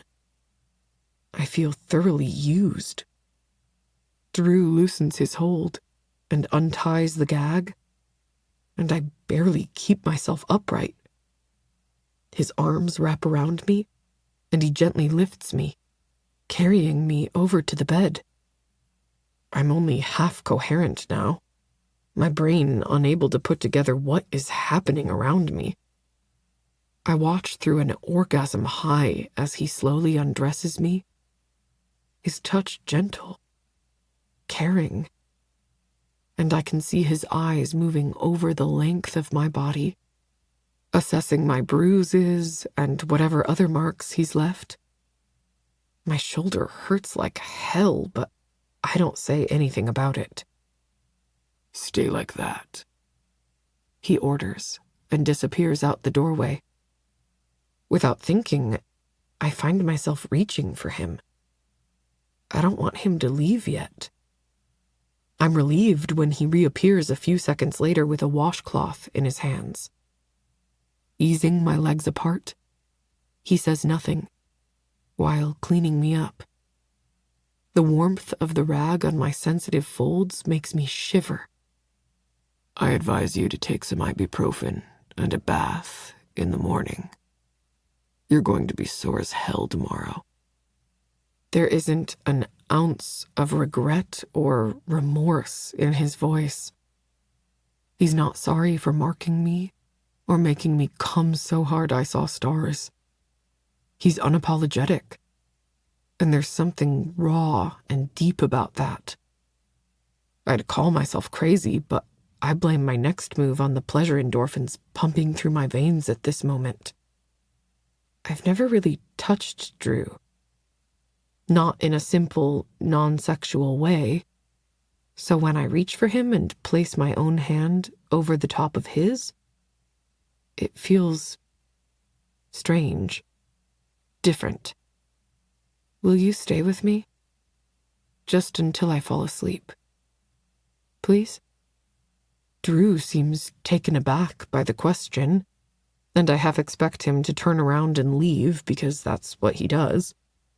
He runs and hides from anything that makes him feel something he isn't ready to face. But he surprises me by doing the opposite. Fine. But only because you asked so nicely. Still in his clothing, which is perfectly in place, like he didn't just fuck the daylights out of me, he climbs over my limp body and slides between me and the wall. My muscles protest as I inch over to make room for his massive frame. Once he's in place, he snakes an arm beneath the pillow and the other around me, pulling me into his chest. I grab the comforter and tug it over us. Warm and secure in his embrace, I press my ear to his chest, listening to the heavy thump of his heartbeat. The smell of sex lingers in the air, but has a calming effect on me when mixed with his heady cologne. Why can't you always be like this? Warm, kind, sweet. It kinda makes me want to like you, but only like a little tiny bit. I say, my eyes getting heavier by the second. Sleep threatens to pull me under, but I fight against it, refusing to let this moment between us end.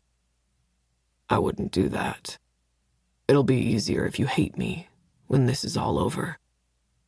I'm not cut out as boyfriend material. I won't lie, My heart aches a little at his statement, but it's not shocking. I've known what Drew's intentions were this whole time. But now things are changing because my feelings are getting involved. I decide to change the subject and say instead, "Who was that watching us?" I don't know, and I don't care. Probably someone wanting to gather intel to share with my father. What does that mean? Why would anyone want to tell your father what you're doing? I'm confused by his comment, but too exhausted to piece it all together right now. It doesn't matter. Go to sleep, Belle. He huffs, like he's frustrated with my pestering. I'm sorry. I yawn. I keep telling myself not to care about you, but I can't. Somehow I always end up back where I was before. I let my eyes drift closed, and just as I'm about to sink into the darkness, I swear I hear him whisper, Me too. Chapter 23. Drew. After spending the majority of the night with Maybelle, holding her while she slept, watching every twitch of her face, I forced myself to leave and headed home at around 5 o'clock. It was the first time I ever spent the night with a woman, the first time I held one in my arms while they slept. It felt good, but foreign. Maybe that's what I needed, because today I feel calmer than I have in a long time. Like this heavy weight on my shoulders has finally lifted. I recall assessing her body when I removed her clothing and tucked her into bed. The bruises on her hips and the bite marks on her shoulder. I was rougher than I intended to be, but she fought me so fucking good. I'm so fucking proud of her. There's just something that happens when I'm around her, like she's looking at me. Not through me, not for me, but at me. Not seeing what she wants from me, but me, the man. The feeling is heady, dragging me into her orbit in ways I don't understand yet. I'm not sure I want to try to understand it. I smile and roll on the bed, already hard thinking back on the memory. When I'm about to grip myself and relieve this ache already growing in my balls, my phone rings. I glance at the screen and consider throwing it at the wall. Fuck! My father. My dick deflates instantly. Not surprising. My father has that effect on people. I dread answering the phone. It's always one thing or another with him. I'll never be what he wants, never be perfect enough. I sigh and regretfully answer. He's always more pissed if he has to call me back. It takes me a second of breathing to speak, but before I get the chance, his voice cuts across the line, sharp as a whip and twice as painful. What the fuck do you think you're doing, Andrew? I hate when he calls me Andrew, and he fucking knows it. I flop over onto my back and stifle a yawn. Should I know what you're referring to this time? There's a huff through the line. Fucking watch the tone. Yes, you fucking should. Last night, at the carnival, where were you? I sit up and glare at the wall. How do you know I wasn't there all night? I already know the answer. It had to be the mysterious person standing outside Belle's window while I fucked her. Or it could be Sebastian. Because the fucking profit margin from the carnival, the one that is supposed to raise half of the mill's annual charity donation, was exceedingly short. And you know who the alumni board will expect to make up the difference? Me. Of course, it boils down to money. It's always about money with him. What do you want me to say, Dad? I was there for my time at the dunking booth, then I rode the Ferris wheel. It was dark when I left and went home. A long moment of silence passes, and I wait, holding my breath. He doesn't want to hear me talk or defend myself anyway. And I'm getting so fucking sick and tired of these little phone conversations we seem to keep having after every event. I think back to him calling the first time, too. Who the fuck is talking to him, funneling information into his ear? I see. Looks like you have fucking answers for everything, don't you? How about you explain to me what's going on with your grades? Do you have an answer for that? Nothing is wrong with my grades, I snap. You think scraping by with the bare minimum is okay? Because it's fucking not. You're representing the Marshall name, or have you forgotten who foots your bills? You graduate at the top of your class, or you come here and work for me. I don't need you to have a degree to do the kind of work we do here. I can teach you everything you need to know.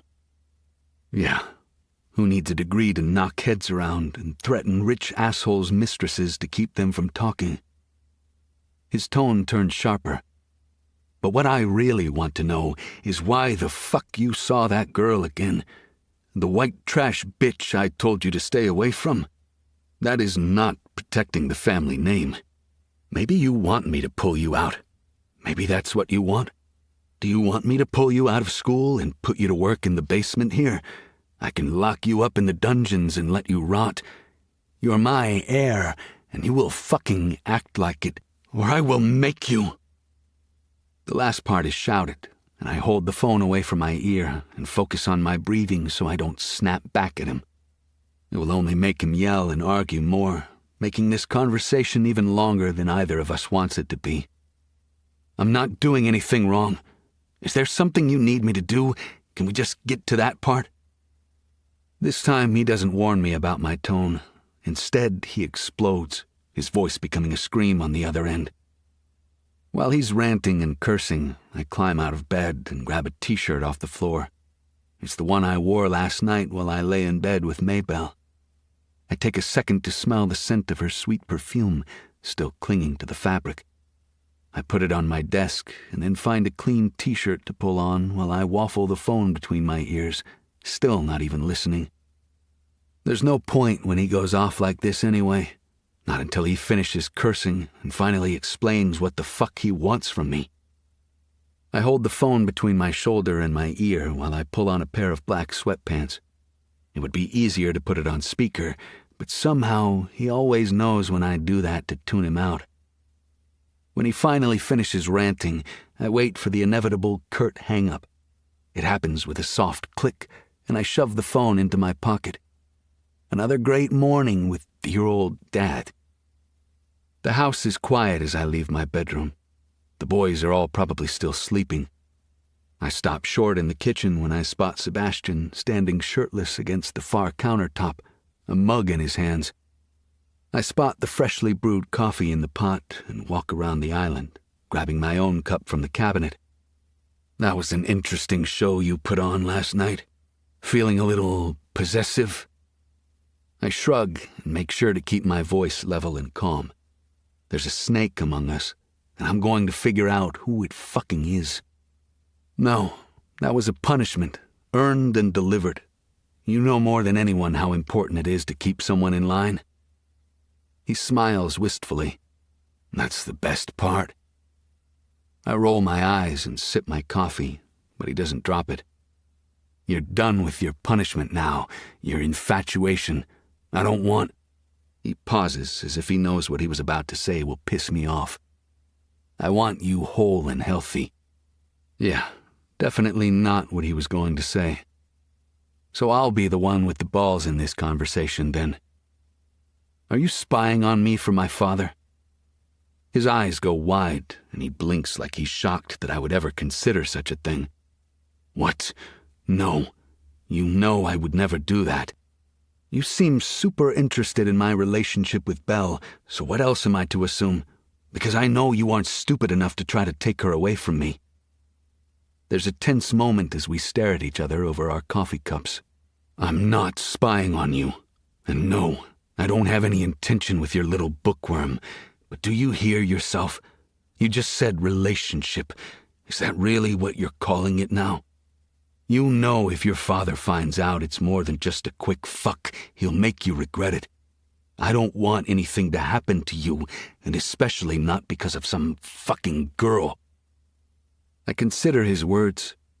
Of all my friends, Sebastian and Aries have been with me the longest. All of them belong to the same world I do, the same world my father does. But Sebastian and Aries are the only ones who truly know what my father is capable of. They've seen me in some of my darkest moments with him. They picked me up and wiped away my tears after he beat me the first time.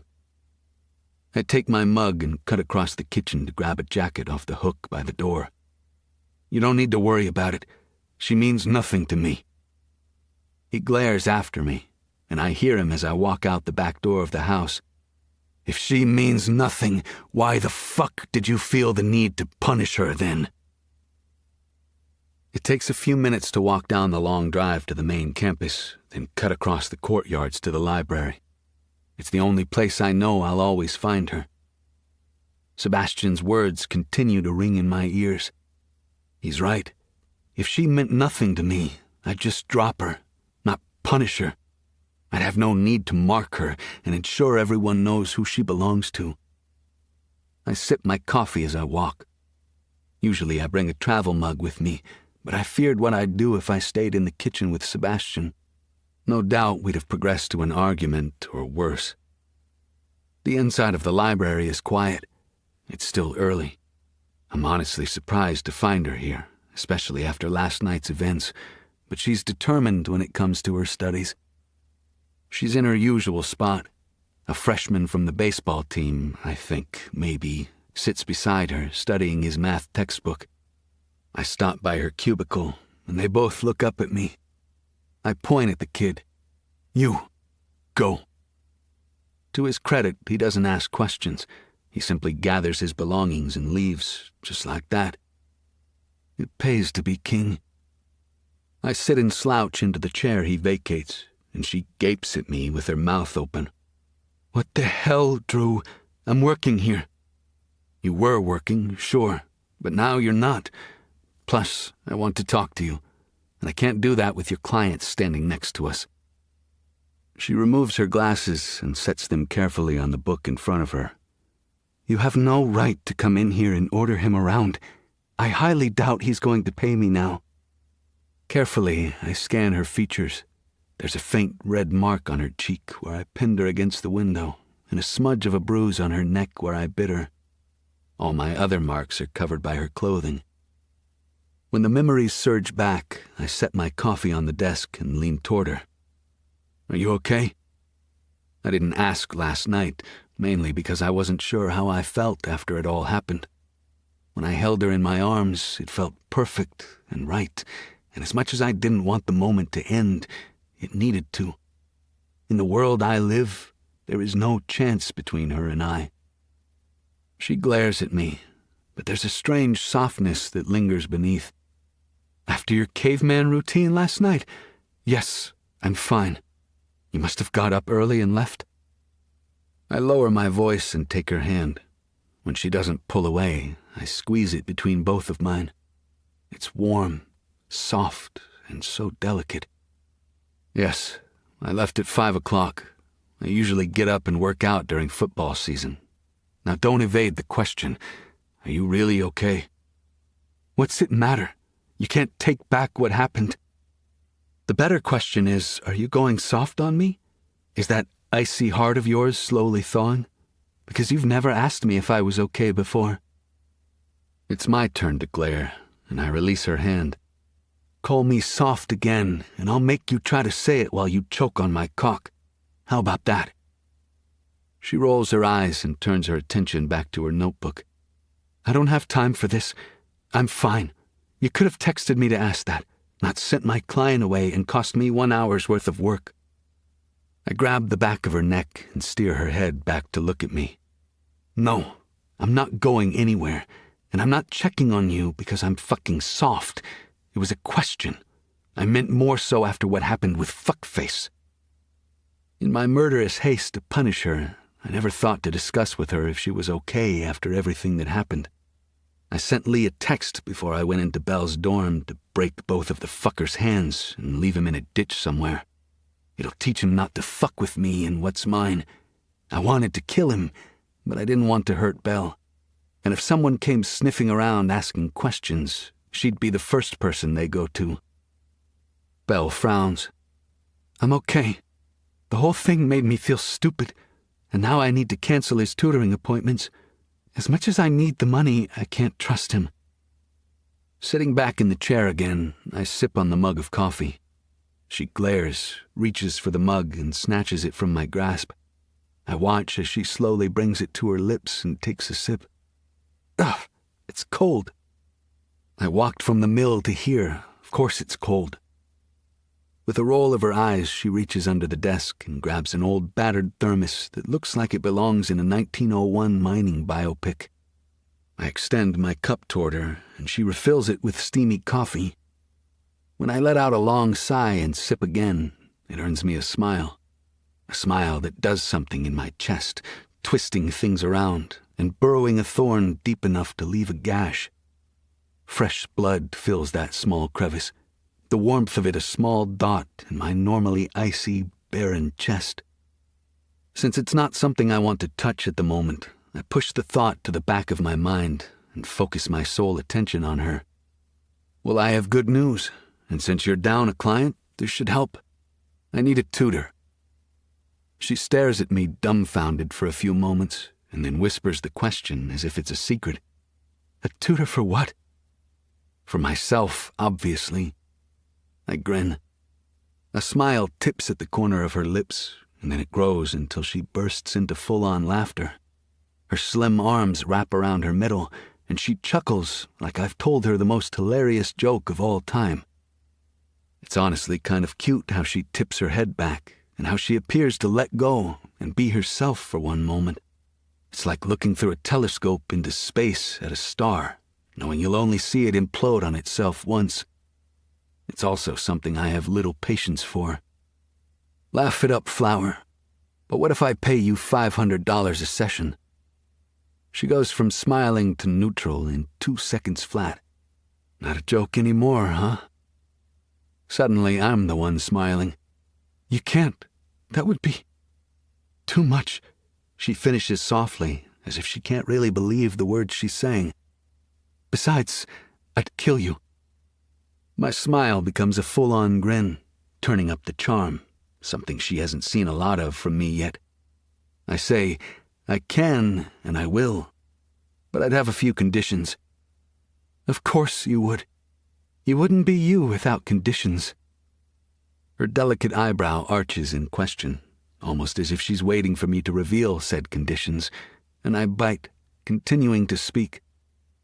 This arrangement would secure your services for me exclusively. She shakes her head. Gold strands of hair start to fly, and her pretty pink lips part. I know she's about to start sputtering some nonsense, so I grab the pencil in front of her and place it between her lips. Be quiet and let me finish, or I'll put something else in your mouth that I know will keep you quiet. She takes the pencil out, and I give her a warning glare. Exclusive services, tutoring sessions whenever I need them. You help me get to the top of the class. She jerks the pencil from her mouth and throws it at my chest. It's easy enough to catch, and I tuck it behind my ear, still damp from her pretty lips. What's the catch, Andrew? The way she says my full name grinds over every last nerve ending in my body. No catch. I admit I've let things slip a little. Football is important, and they'll bench me if my grades fall too far. Anything but stellar performance is a failure to my father. The mere mention of him makes my blood boil. The rage and anger are always lurking beneath the mask, threatening to bubble up and over and reveal the real man beneath. I remember her question from last night. She wanted to know why my friends would speak to my father and tell him things, and I don't have an answer. I'm trying to figure that out myself. Oh, yes, I forgot. You rich boys and your overbearing need to please your fathers. She shakes her head, and the tension snaps, crackling and popping like fire. I lurch forward and grip her by the back of the neck, giving her no escape. A kitten-like whimper escapes her lips, and I squeeze a little tighter. I want to hear her make that sound again. For me. Only ever for me. Let go of me, she hisses. No, because what you said pissed me off, and you don't seem to understand what I'm saying unless I'm inside you or physically touching you.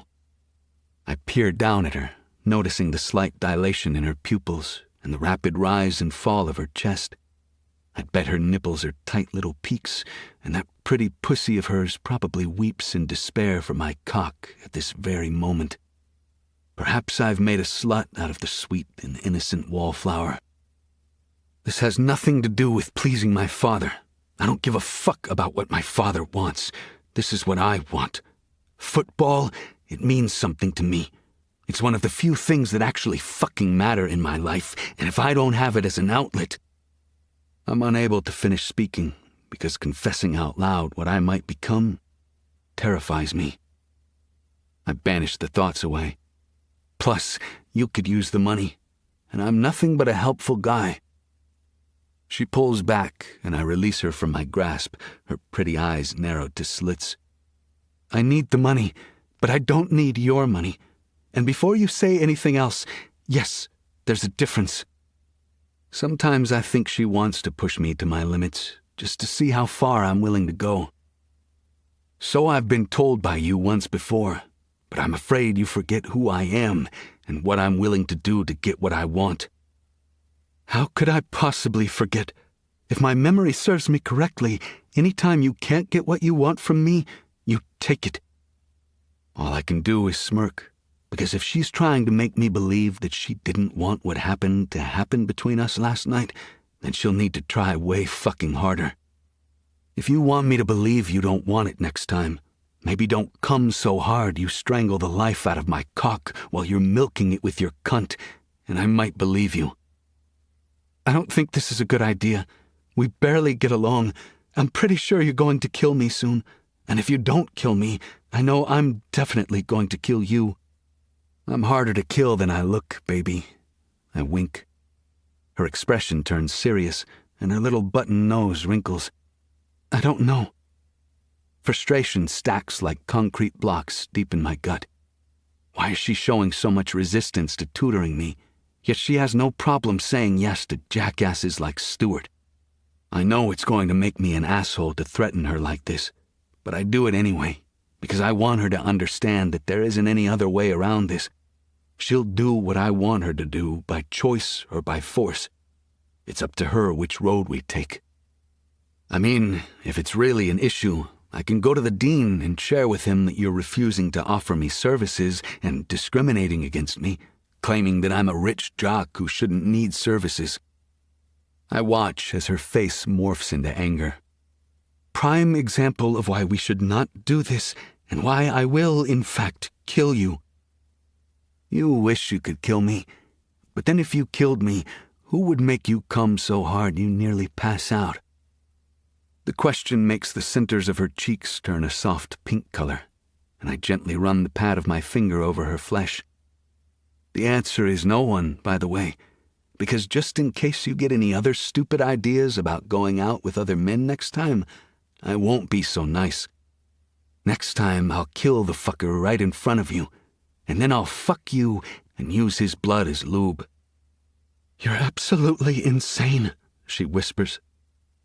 My phone dings with an incoming text that I ignore. I'm not done with this conversation yet, and I don't want my attention to deviate elsewhere.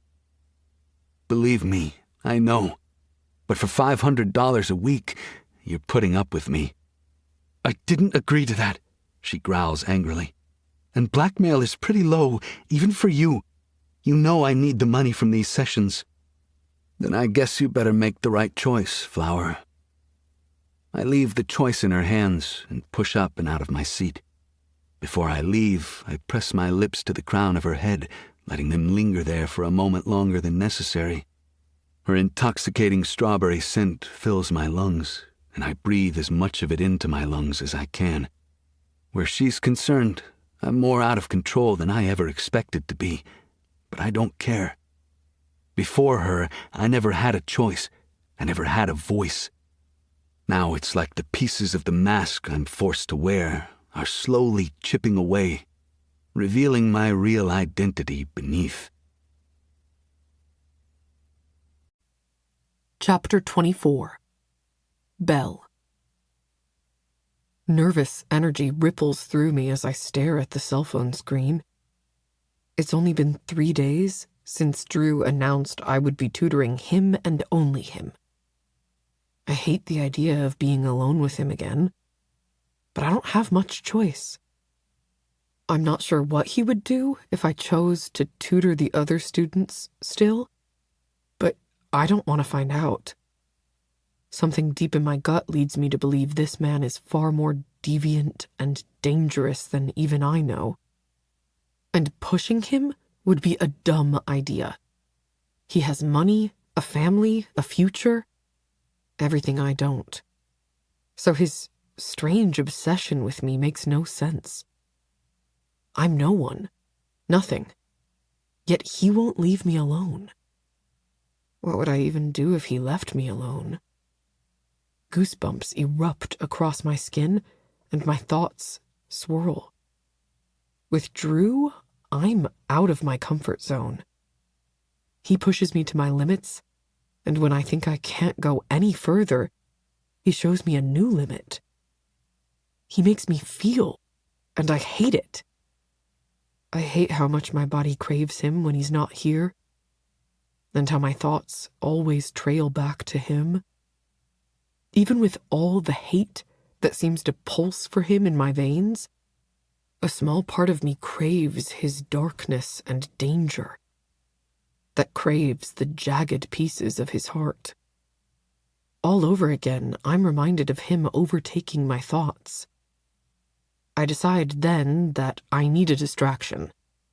I grab my phone and type out a quick message, sending the mass text to all my clients, letting them know I'll be canceling all future sessions. It's not worth the risk of losing the money he's offered me. Not when money is the one thing I need the most. Doing this means inviting that man into my life. It means no longer pretending I didn't have a choice when things happen between us. I've been telling myself it's been all him this whole time. But it hasn't. He's never done anything that I didn't want him to do. A tiny voice in the back of my head reminds me that I'm the one who joined the hunt, and I'm the one who went into those woods. How could I have expected someone like Drew, though? How could I have known what would happen? That I would be noticed by the ruthless, vindictive man who always gets what he wants.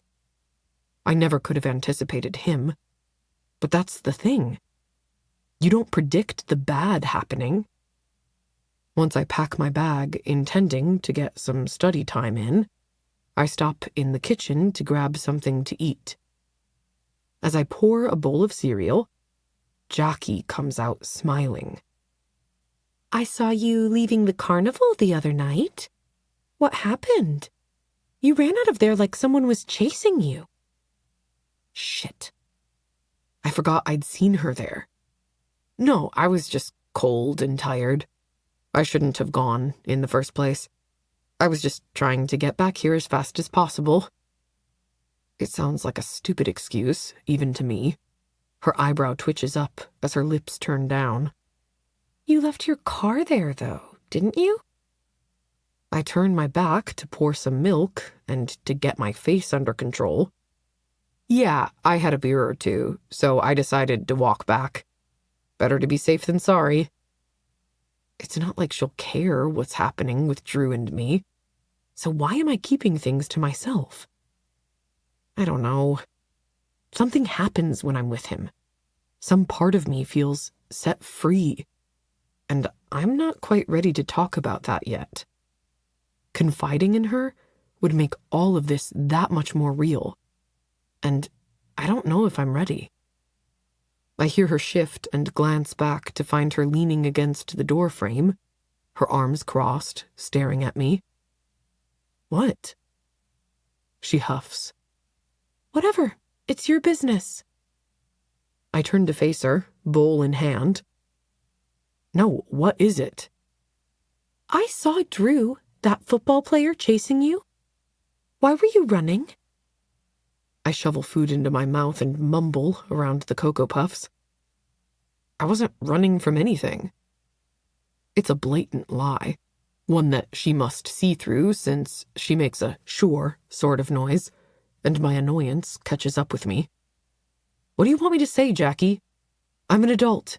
I don't have to justify my whereabouts with you or why I was doing something. She holds her hands up in surrender, but her eyes flash with anger. I'm not interrogating you. I just want to make sure you're okay. Drew is fun, but he's a one-and-done kind of guy who throws girls away after he's had his fill.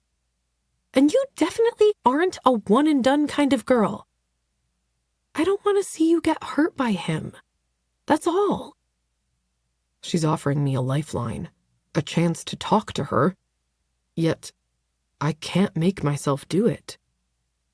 There's no way in hell I'm going to explain what happened the other night. Not when I'm not even entirely sure myself. I slump into the chair at the table, and my mind immediately flashes to him, holding me down there. A rush of heat zinging straight to my core at the simple memory. It's nothing. I'm nothing to him. He only wants me because I said no. She shifts against the table, making it creak in protest. Just be careful. Guys like Drew don't know where the line is. And the game he's playing this time isn't one he's ever played.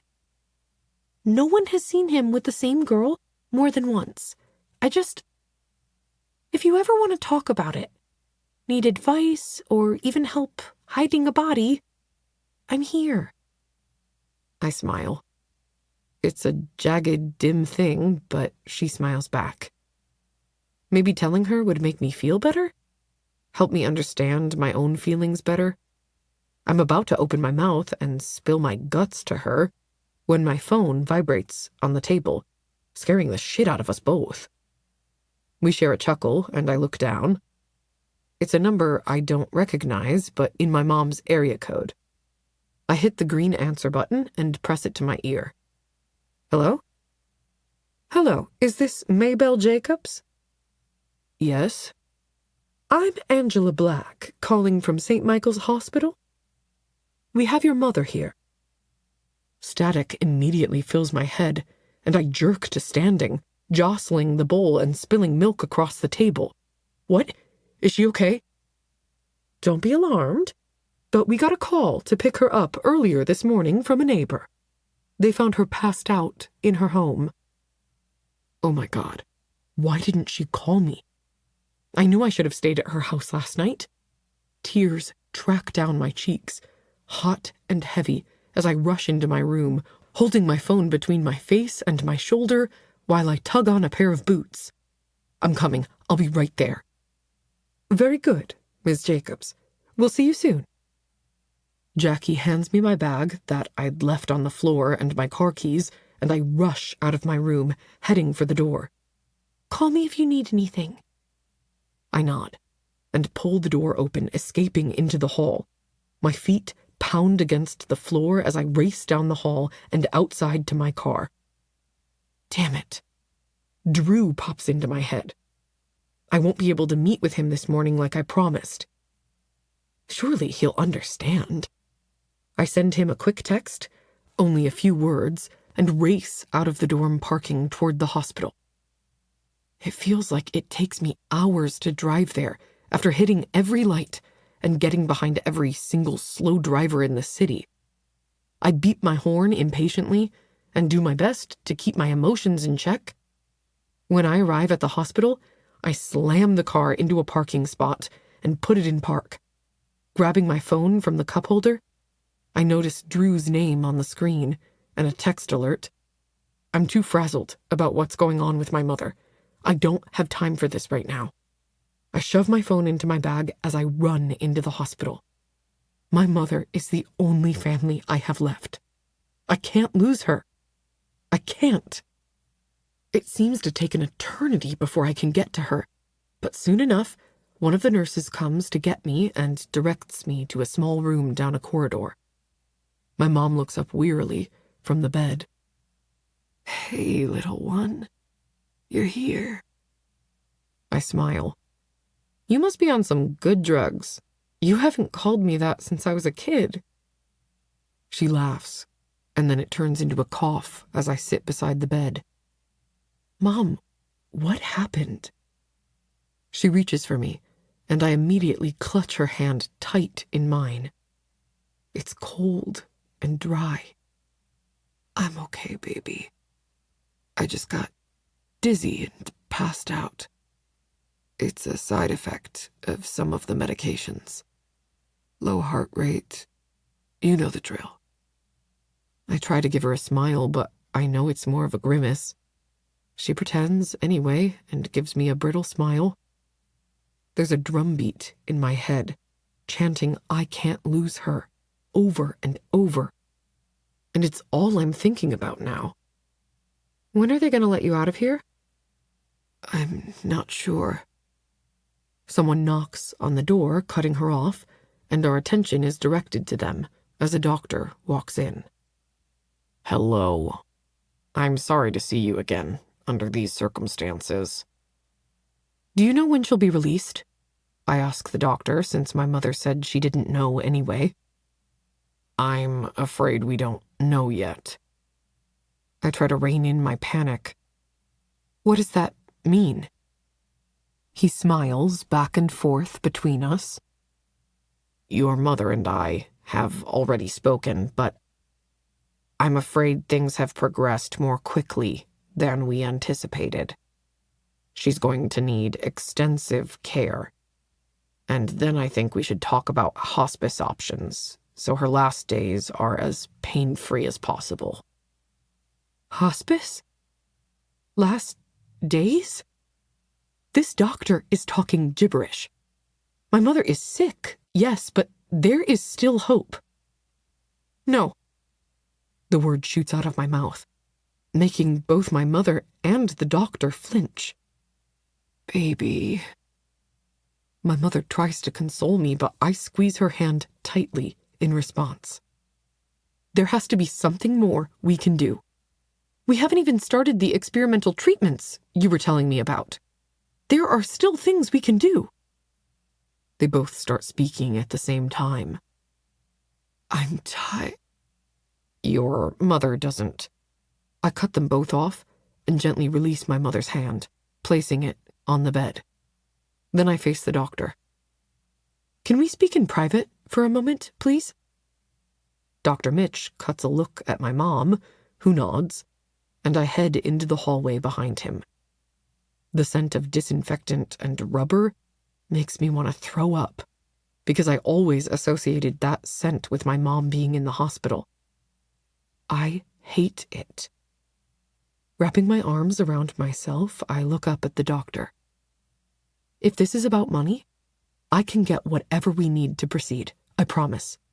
Even if I have to quit school and get a job, I will do what needs to be done. Please don't deny her services just because we don't have insurance.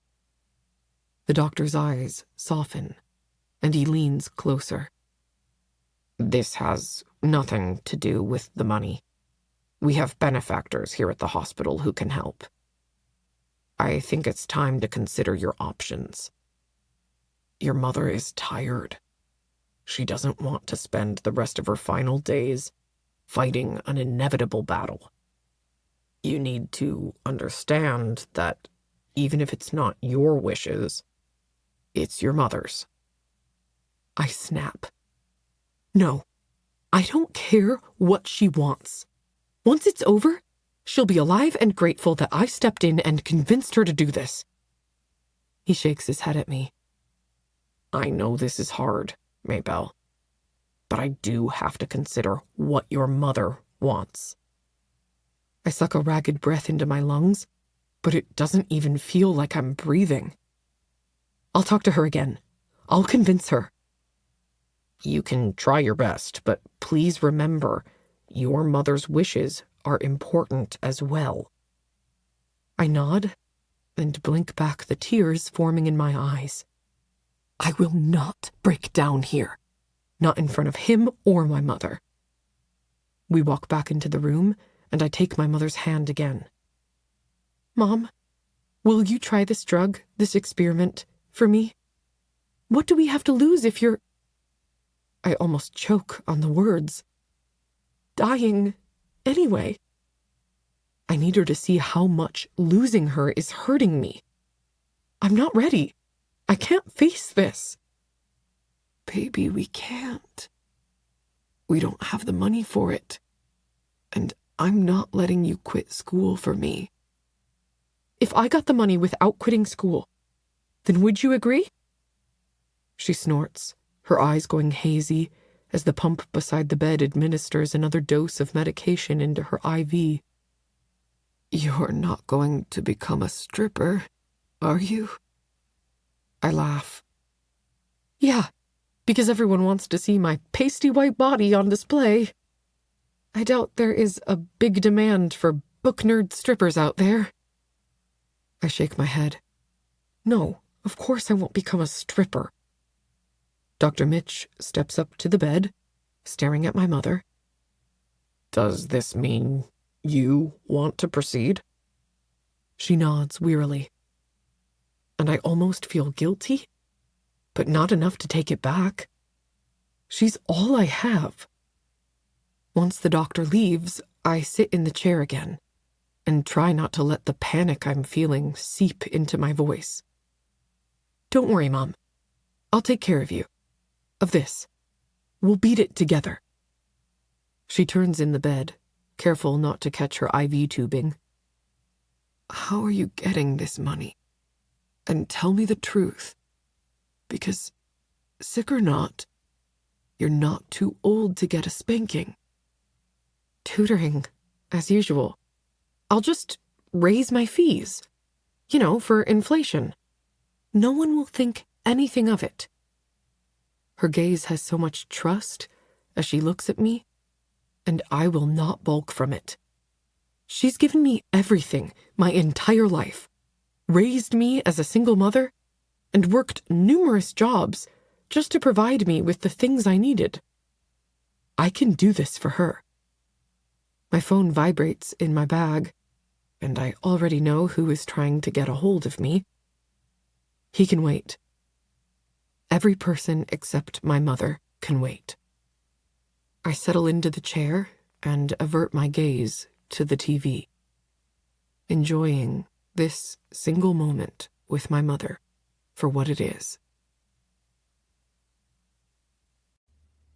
Chapter 25. Drew. What I hate more than anything is being ignored. Now, do I know with 100% certainty that she's ignoring me? No. What I do know is that she isn't replying, and to me, that's the same fucking thing.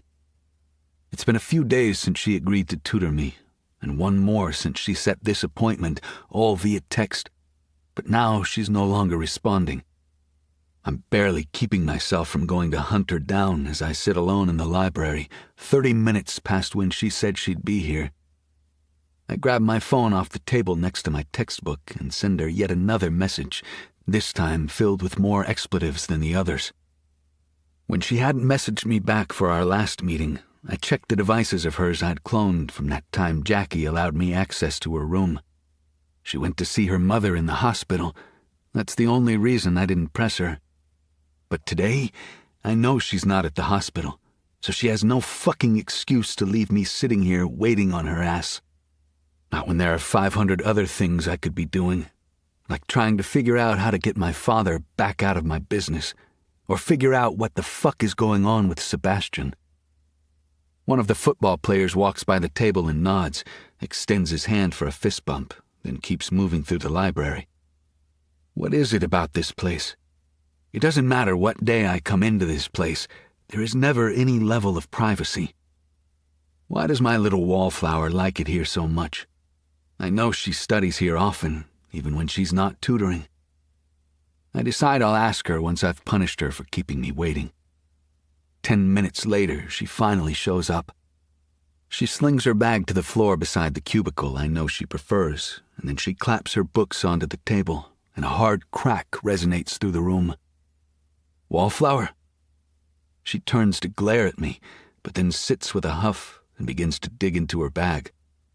I lean in and lower my voice. What the fuck is your problem?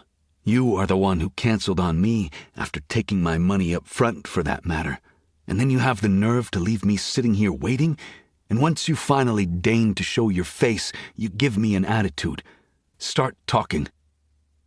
She sits up straight, and I have to pull back so my face doesn't smack against her shoulder. What do you want from me? I'm here, aren't I? Now, are we studying or not? I pull the edge of my book and let it slap against the table, not even looking at it, just keeping eye contact with her. I've been here and ready to study, but you've been absent. I didn't realize I needed to fit into your calendar now that I'm your client, and I better be your only client, or that money I gave you is going to disappear pretty fucking fast. Something like panic enters her eyes now. No, you're right. I'm sorry.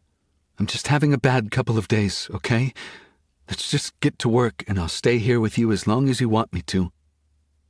I slam the book shut again and lean toward her. Excuse me? Her forehead crinkles as she meets my eyes. What? I said I'll stay as long as you want me to. Her voice is gentle, placating, and it only pisses me off more. I grit my teeth and continue to keep my voice low. You fucking show up here and act like this? And what? You think I'm just gonna roll over and lick your hand in thanks? Her eyes go wide, and realization seeps into her features. Oh, look, this has nothing to do with you. Her attitude comes back in full force. Not everything is about you, oh mighty football god. And now you're going to sass me. What the fuck, Maybelle? I hiss. Her eyes go wide at my use of her full name. What do you want, then? An explanation, not half-assed excuses. Of course I know about her mother already, but I want to hear it from her. I want her to give me the truth so I don't have to take it. I mean, I was busy. Busy? Her eyes narrow into slits, and she leans in so close we could almost kiss. Yes, busy. Is that a vocabulary word we need to go over? I clench my fists, slide one over the back of her chair, and angle so my chest is almost brushing her shoulder.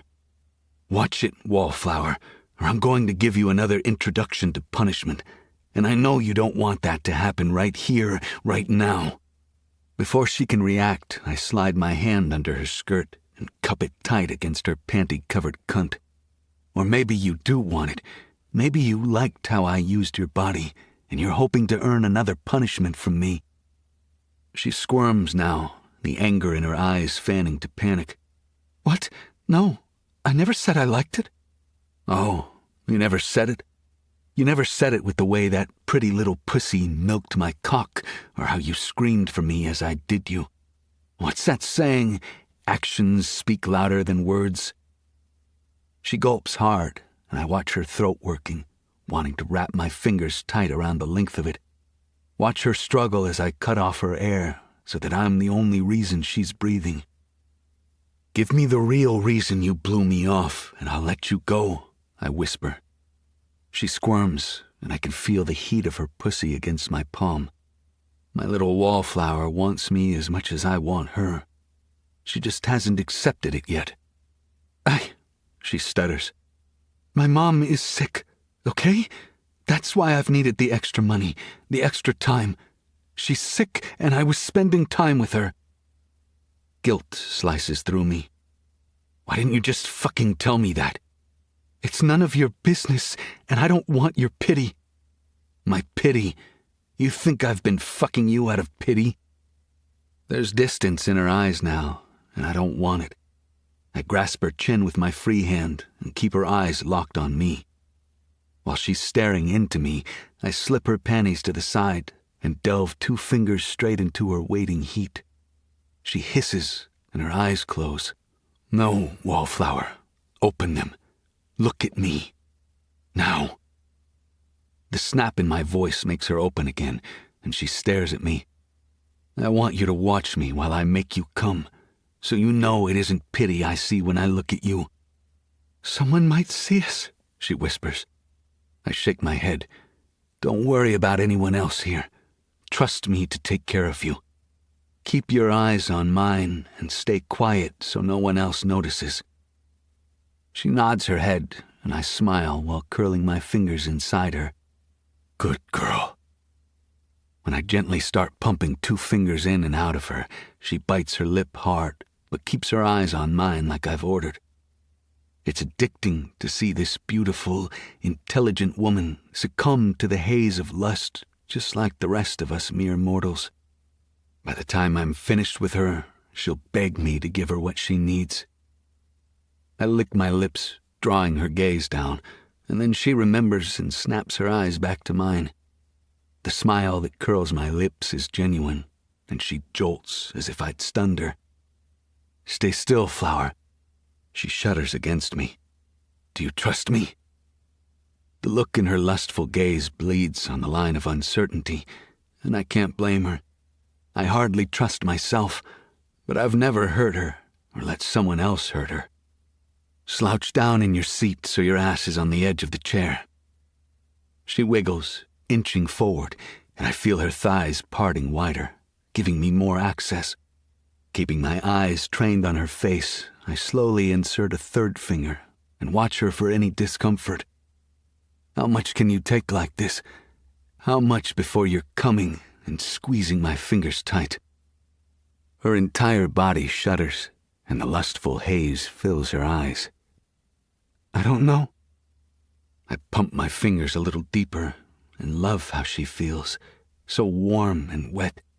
I'm hard, my dick pressing against the fly of my jeans, but this is for her, both a punishment and a demonstration.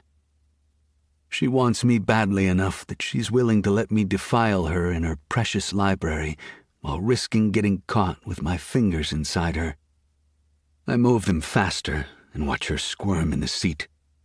Careful, or you'll give us away. She only shakes her head, her lust-filled gaze firmly on my eyes. I wonder what she sees there. No, it's probably better if I don't know the answer. Should I add another? Do you think you can take my entire hand? She's more than aroused. My fingers are wet and slippery as they slide inside her again and again. Her pussy stretches around my finger, and I give her a grin and shift my hand enough that I fit my pinky inside along with my 3 main fingers. She tenses at the intrusion, and I move slow enough that she can adjust to the extra width. I definitely don't have small hands, so I can only imagine how it feels. I lean in close so our mouths almost hover against each other. How's that? She huffs, her chest heaving as she speaks brokenly against my lips. You're only asking to tease me. It's not like you'll stop if I tell you it's too much. Would I? I don't know. When it comes to her, there doesn't appear to be a rule, limit, or boundary I won't cross. You're right, Flower, but for that sass, guess what? Let's see if you can take my whole hand up that pretty little pussy. Another gulp, another flutter of her lashes, another thump of my heart as I watch her like this. It's the way she takes me, the way she pushes. It means nothing but a little challenge and a little fun. I move my fingers faster, pushing her closer to the edge. I twist my fingers together and add my thumb, slowly easing them all inside her. It's slow work and takes a bit of patience as she squirms and folds her lips together to keep from making a sound. Next time I do this, it's going to be in one of our beds so I can hear her moan and say my name. You're doing such a good fucking job. You feel so good around my hand like this. I'm so proud of you. She gulps again, and her forehead falls against mine like she can't hold her body together anymore, and she needs me to support it while I drive her out of her mind. I so very slowly pump my hand inside her, flexing my fingers apart for a second with each pass. Do you like being this full of me? What if I did this and took your ass with my cock? Do you think you'd survive, or would it be too much? This earns me a small whimper, and I smile. Her muscles start to flutter, and her fingers tangle in my shirt, gripping it tightly. She's not even bothering to keep the lust off her face, her pleasure written in every grimace and line there. Almost there, Flower. Come on. I want to feel you explode. Come for me. Now." As if on command, she breaks apart, and I slam my mouth against hers, swallowing her cries of pleasure. She clings to me, her orgasm ripping through her center, her chest heaving with every breath she takes. After a few more seconds, I break the kiss, and when she sinks into the chair, easing away from me, I gently ease my fingers out of her pussy. Lifting them to my face, I notice how shiny and wet from her cum they are, and I can't help but slide my index finger into my mouth to taste her. She shoves at me with her hands, and a blanket of warm embarrassment climbs up her cheeks. "Oh my God, I can't believe you just did that." I grab the edge of her skirt and meet her eyes while wiping my hand on the floral fabric. "Did what?" There's shock on her face, and lust, and it's like she hasn't been paying attention to what I'm capable of this whole time. Now she sees me, and she's not sure if she's scared or if she wants more. I turn to face the book in front of me, the scent of her body wafting off my hands to make me even harder. "Let's study, Wallflower, or I'm going to drag you back to my house and fuck you over every flat surface I can find." She lets out a strangled noise and scrambles for her books, her notebook, and then her pen. "Study, right, let's study. After all, I better earn that paycheck." Chapter 26. Belle.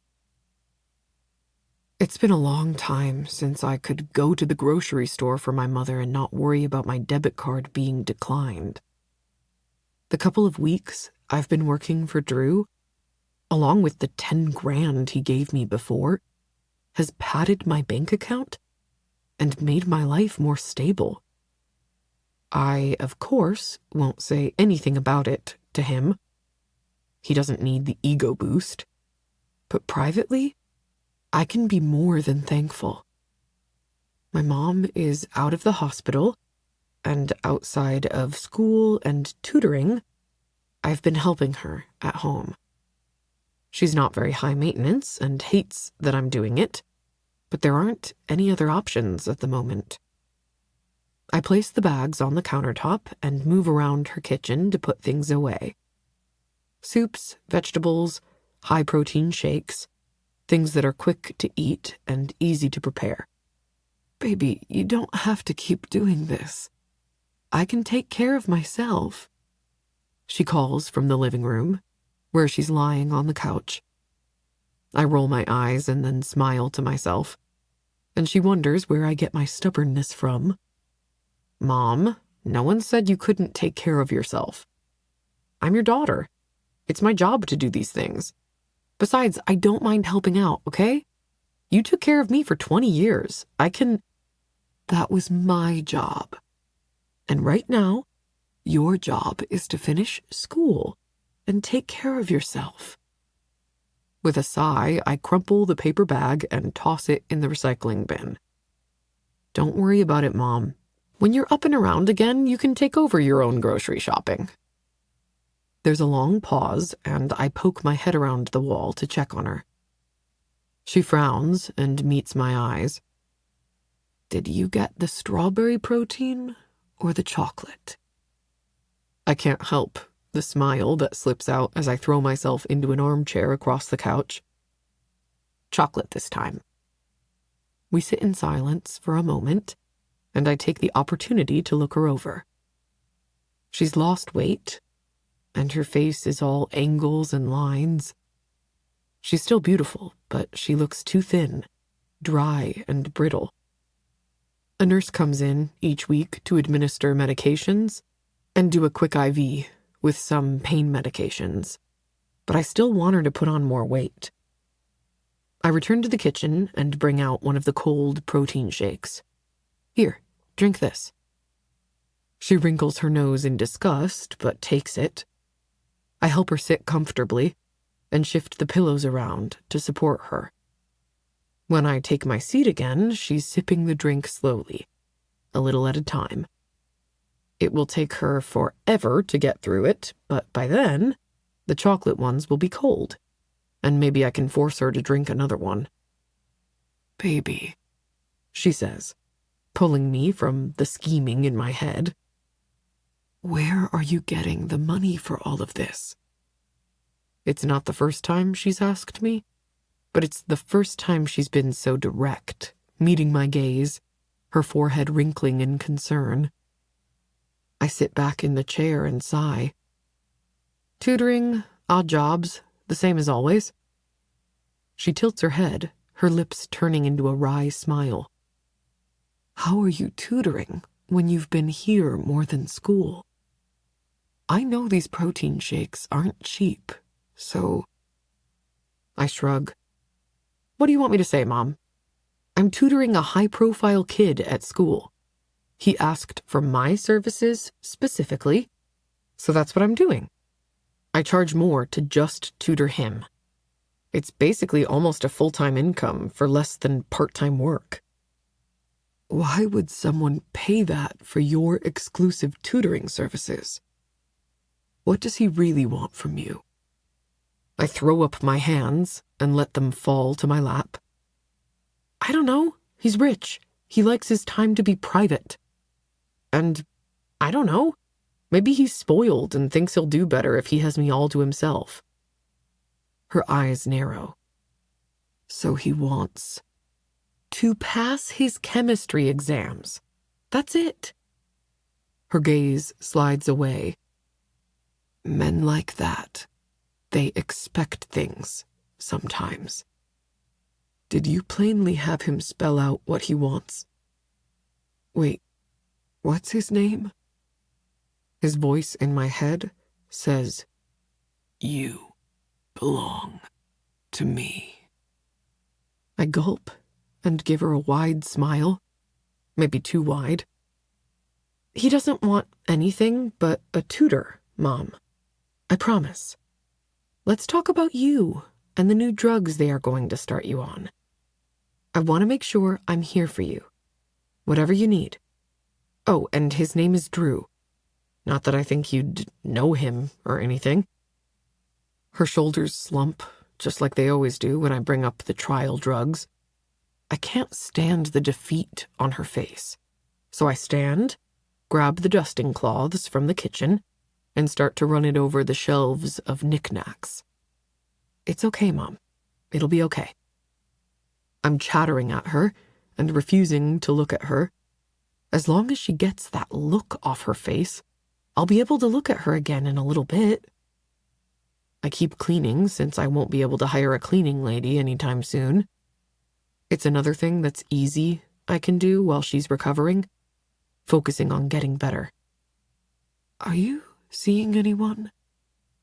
Her question comes out of nowhere, causing me to drop the cloth and the knick-knack I'm polishing.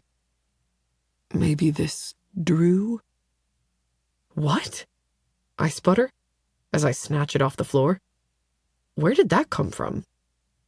When I glance over my shoulder, her eyes twinkle, her smile showing teeth. She looks like Mom again, and my heart jerks hard against my ribs. I want grandkids one day. You have to meet someone to make that happen. A lot of women meet Mr. Right in college. I snort and mutter under my breath. More like Mr. Doesn't Take No for an answer. What was that? Nothing. No, I'm not really seeing anyone. Not permanently, anyway. I went on a date a while back, but it didn't go as planned, so yeah. She definitely doesn't need to know I was almost drugged, or worse. Well, maybe the next one will go better. But it's probably best to stay away from that boy you're tutoring. It's not a great idea to mix work and romance. I finish cleaning and then turn back to face her. I have to get back to campus. Anything you need before I go? She shakes her head. I got it. Thank you. Seriously, If you want me to come back, just send me a text or call. I don't have a heavy class load at the moment." Her eyes narrow a minute, but she gives me a nod and holds her arms open for a hug. "There are still some things we need to talk about, baby. I know you aren't ready, but it still needs to happen. We need to prepare, just in case." It's on the tip of my tongue to deny and say no again. But if it makes her feel better to be prepared, then we'll do it. Then I'll say I told you so after the fact. I hug her tight and head back to campus. Light traffic means I'm back in the dorm in record time. My phone buzzes in my pocket, but I ignore it as I jog up the stairs into the suite. Jackie is packing her bag at the table and freezes when I enter. "Oh, I thought you were with your mom all day." She is already tired of me, so I decided to give her a little space. Apparently, there is a fine line between hovering and caring. She sits at the table, and I avoid looking at the scarred wood, so I don't remember how Drew's hands felt holding me down there. I swallow hard and give my friend a smile. Anyway, I should get some studying done. She nods, her eyes soft, her smile gentle. "Do you want to talk about it? How is she doing?" I throw my shoulders back and set my purse on the table by her bag. She's fine, weak from the meds and the illness, but she's doing better and will improve once we start these new meds. "How does she feel about some experimental trial?" There's something in her tone that I can't pinpoint, and I don't want to even try. Well, she's tired, but she will be happy once it starts working and she's still alive. Otherwise, I can't say the words. A lump stuck in my throat. Otherwise, we don't have much time left together. She surges up and comes around to take my hands. She's a little shorter than me, so I'm staring into her eyes. "Oh, honey, it'll be okay. It'll all be okay." I want her to promise. I want the world to promise that I'll get to keep my mom. She's the only thing I have left in this world, and I can't lose her too. Instead, I sigh and squeeze her hands, then release her. Yeah, it'll be okay. We start the new drugs and see how it goes. It has to be okay. She returns to packing her bag, one eye on me and the other on her stuff. "Oh, I meant to ask if you're busy next weekend." It's my turn to sit, and I tug my cell phone out of my pocket to check my calendar.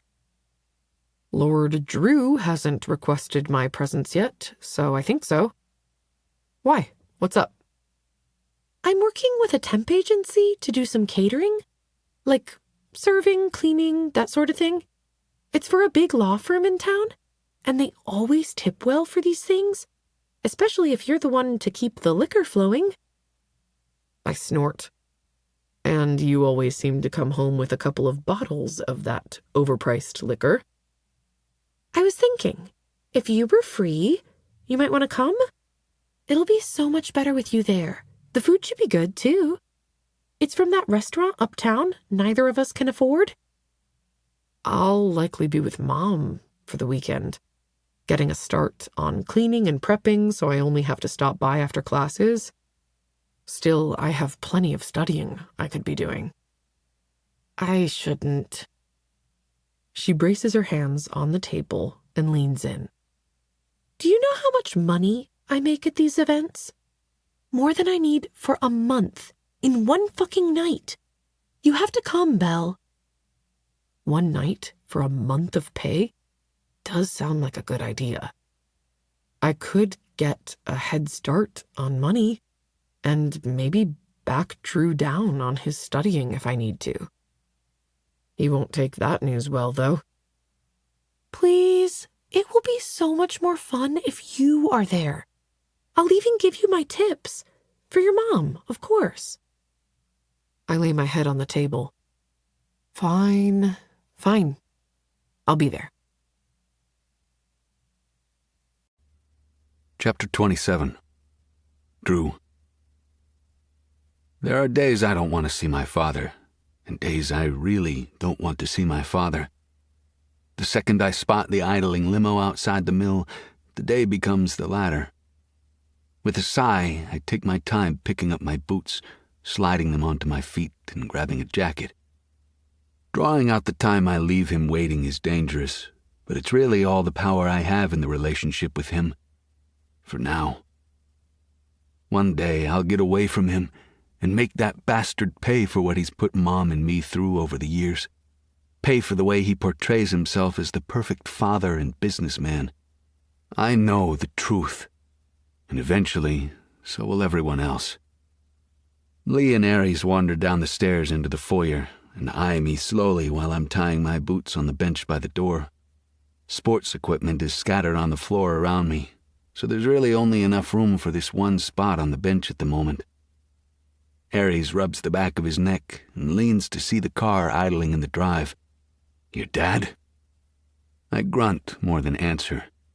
Lee frowns, and they share a glance before both of them direct their attention back to me. I sit up straighter, my back pressed against the wall. "What?" I bark. Lee speaks this time. "Do you want one of us to go with you?" I almost laugh. Almost. And have my friends watch my father and his goons beat the shit out of me when I invariably say something sarcastic? No, thank you. I stand and turn to the door with more urgency now so they don't force their way in. No, thank you. I'll be back in a few hours. If I'm not, you know where to come looking. If you need anything, call us, Aries states matter-of-factly. I nod, even if the chance of doing it is slim to none. At least they give a shit about me. Thankfully, neither of them try to stop me from leaving. The driver knows me and doesn't bother coming to open the door. I slide into the back seat, the leather creaking as I shuffle across the seat to sit on the far side. There's a bar on the opposite side of the limo, and I snag the bottle of high-end whiskey my father keeps there. He takes me to my father's office, a high-rise downtown with a nice view of the city. He owns the building, but only uses a portion of it for his investment firm. He also has several apartments in the building, no doubt so he can keep his mistresses off our family estate outside of town. Once we pull up to the valet, I slow my pace, again taking my time before I get out and go inside. I didn't bother dressing up, wearing a pair of joggers, my boots, my university t-shirt, and my worn leather jacket.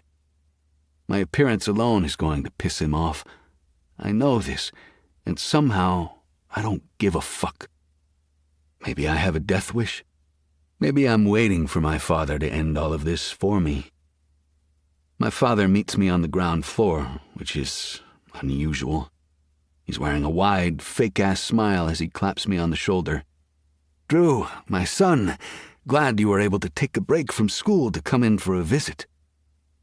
His tone is just as fake as the smile he wears. It's all an act for his firm, for the security guards, everyone. From his slicked back hair to the pair of leather loafers on his feet, every piece of him is a well-constructed image. I know the part I'm supposed to play, but I just don't have it in me at the moment. "What do you want, Dad?" His eyes narrow at my bite on the word Dad, but he doesn't let his smile slip. "Come, let's go to my office. We have a couple of things to discuss." My legs feel like there are cinder blocks tied to them. I already know where this is going to go, but I don't have another option. I can come willing or go by force, but I'll end up inside his office one way or another. Blowing out a breath, I trudge forward. We get into the elevator, and I keep my distance, leaning into the shiny chrome walls. "Want to fill me in on what's going on?" I ask, knowing the answer already. "You'll find out soon enough. Patience, son. It's an asset you'll need to cultivate when you follow me into this business." We spend the rest of the short ride to the top floor in silence. thankfully. We exit the elevator together, and I shove my hands into my pockets as we walk through the lobby of his office. When we pass by a few cubicles and desks, his employees give me tight smiles, and my father makes a note, nodding to anyone and everyone who meets his eyes. His hands come to my shoulder like he's the proud father escorting his son through his office, showing him off like a prized cow at the state fair. I cringe at the touch, but follow along, knowing full well that if I make a show of dissent, the punishment will make me unable to play football for days. Hell, I probably won't be able to show my face at school for days. With that knowledge, I turn my grimace into a neutral line and continue my descent into hell. It's a slight maze of desks until we reach the last area that opens into a line of offices with a view. Of course, my father has the best office and view. I walk in, shaking off his hand. I recognize the lady from one of my father's parties. I saw him talking to her. She's the one with the daughter who wanted to climb me like a damn tree. I give her a nod and throw myself down into the leather chair in front of the desk. She surveys me, not in the same way my father does when he checks to see if I'm wearing what he wants or if I've taken any injuries from the practice field. Her assessing gaze reminds me of a shark, surveying the tastiest part of me to bite. I meet her gaze and hold it, eyebrow cocked. Her red-painted lips curve into a smile. "It's nice to see you again, Andrew." I can't agree, so I give her a nod. "Manners, Drew," my father scolds. With those words, I shift my shoulders back and let the mask slip into place. "It's a pleasure to see you again." She turns her attention to my father, her hands on her hips, her black blazer framing the curve of her waist. A little old for my father's taste, but she's definitely not here for me. My father holds his hand out to shake hers. "It's really the best outcome for us all. It'll be a pleasure doing business with you." She gives me one more creepy, assessing look and walks out of the office, her heels clicking off the marble floor. I watch her with caution until she's out of sight. Then I put all my attention back on my father. What the hell was that about? My father sits behind his desk and clasps his hands on top of his desk blotter. "Nothing you need to worry about, at least not yet.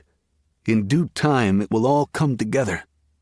I'll let you know when you need to know something. Speaking of, your attendance will be required at the next party that's coming up in December." I let out a gruff sigh.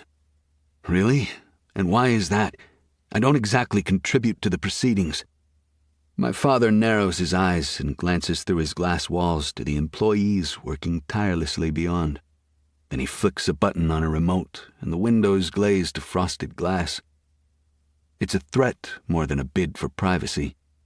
Every muscle in my body tenses, and I meet his eyes. I'm not a little boy anymore. I have no reason to fear him, not in a physical sense, and I hate that he has that power over me still. "What do you want me to do?" He shrugs. "It's honestly very easy. Wear the suit I send you. When you get to the party with your date, which I'll provide, you will be cordial and attentive. Hell, you'll get on your knees and eat her like Thanksgiving dinner if that's what the girl asks of you. You'll provide? I can get my own date. I don't need you to find one for me." He pinches his lips and nods a few times. Obviously, his patience is very slim. Shit. He's pissed. "I'm assuming you're referring to that little white trash tutor you've been playing around with. I heard through the grapevine that you're spending a lot of time with her, that she's your girlfriend." I tense and clench my fists in my pockets. I don't want her name in his mouth, and if I explode at him, it will only get worse for me. He'll know she's a weakness to me, and a man like my father only ever uses a person's weaknesses against them in the worst possible ways. Maybelle doesn't deserve to have any more shit heaped on her. "Not really sure what you mean. You know I don't date." "Don't bullshit me, Drew. I know how you operate. You're not that different from your dear old dad. A new girl every week, and you sure as hell don't keep the ones you run through that little plague gauntlet of yours. Still don't know what you mean. Like you said, she's white trash. A white trash flirtation to pass the time as the season winds down. Nothing more than that. Not until you told me to get a tutor. Then she became my tutor, who I can fuck when the need arises. She's nothing more than a business transaction. He nods once, but I can tell by his expression he doesn't believe me. Shit, I need to sell myself better. I lean forward and give him a smile. Like you said when school started, it's the sluts at the bottom of the ladder who will do anything for money. And she definitely lets me do anything. This sets a lascivious glitter in his eyes, and I try to keep my face neutral so he can't spot the relief there. Well, boys will be boys, I guess. He relaxes back into his seat. The party will be a firm-wide event with many clients in attendance, so I expect you to be on your best behavior. I even invited young Sebastian and Lee. Their parents are coming as well, being a couple of my top clients. I switch the subject back to his demands. I'll be there, but like I said, I can find my own date. His smile slips, and like I said, you will take the girl I tell you, and you will keep her satisfied for the entire night. No slipping off when the party gets going, no hiding out with your friends. You'll stay by her side and keep her happy and smiling. I've lost this round, and if it keeps his gaze off Maybelle, then I'll take whomever he wants me to take to his stupid little party. Fine. Should I pick her up, or will I be meeting her there? The gloat on his face makes me want to punch him. She'll arrive with her parents, and then you'll show her around the party and be the perfect gentleman, unless, of course, she doesn't want you to be a gentleman. I want to ask him how he can be such a motherfucker, how he can pimp out his own son for business, but it's not an argument I can win yet, so I don't even bother. Fine, I'll wait for the suit to arrive. I'll play my part as I always do. Silence surrounds us for a moment, and I stare out the windows at the city beyond to keep from saying or doing something stupid. I can still feel his eyes on me, and I don't want to show him how much I hate his fucking guts. I have to wonder how I can hate my own father so much. But then I remember all he's done to me, all the pain, embarrassment, the guilt and regret. It makes me question how a father could live with himself after doing all he's done to me. Good. Don't fuck this up, Drew. I've warned you before of the implications of disobeying me. Don't make me do something that we both know I don't want to do. I know it doesn't seem like it, but every single thing I do is for your future, and I won't have you ruining all the hard work I've put in. I get it. No worries, Dad. I'll play my part. Can I go now? I grit my teeth, asking for permission to leave. I hate the lack of control I have when it comes to my father. He nods and I stand, ready to get the fuck out of his office, this building, except my relief is short-lived when I reach the door and hear the loud clearing of his voice. Instead of turning to look at him, I just wait to hear what he has to say. Oh, and get rid of that little white trash whore before the party, or I'll do it for you. There's no reason for you to keep seeing her when you're going to be dating my client's daughter. We can't have rumors being started. I grit my teeth, my jaw aching from the pressure. He never fucking said anything about dating this woman. When he's done speaking, I head out. There's no reason to respond, not when I want to slam his head into the desk and pound out my frustration. I don't bother keeping the scowl off my face as I walk to the elevator and down to the car. I walk right past the car and head uptown. I'll get an app ride back to campus. I don't want a goddamn thing from my father right now. Standing on my own means no life, no money, nothing. It means he'd actively work to destroy everything I've worked to build the last few years since I started at Oakmount. I can't allow that. Not when his first target will be the only people I care about. My friends, my mother, Maybelle. I walk faster, using the burn of the cold air in my lungs to cool my boiling blood. If my father wants me to fuck this girl, fine, I'll do it, but I'm doing it my way. This bitch has no idea what she's getting into, or better yet, who she's getting involved with. Chapter 28. Belle. I shouldn't be as excited as I am to see Drew today. It's been a few days with the football game between, so I feel like it's been forever since I felt those penetrating dark eyes on me. A sensation I used to hate, but has grown on me now. Drew is smart. I'm not sure why his grades slipped, but it gives me a sense of accomplishment when he shares the news that he aced a test. I shove some books into my bag and then eye the lip gloss on my desk. I don't know why, but it occurs to me to put myself together, to do my hair or makeup.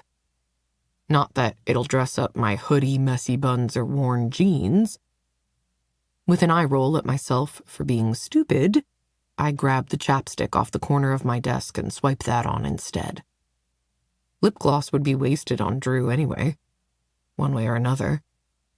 He seems to stare at me no matter what I'm wearing or not wearing, for that matter. I gather up my pens, highlighters, and other study materials and shove them into my bag. It's lighter now that I'm not tutoring 25 different people in 10 subjects.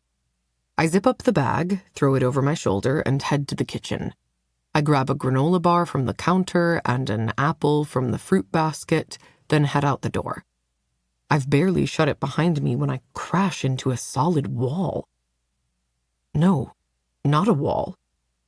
A person. I stumble backward and big hands reach for me, circling my biceps and keeping me from falling over.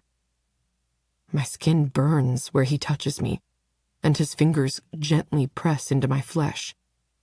I look up at him, his eyes moving slowly over his fucking disturbingly handsome features. That sharp jaw and high cheekbones. Those penetrating dark eyes that will me to spill all my secrets or else.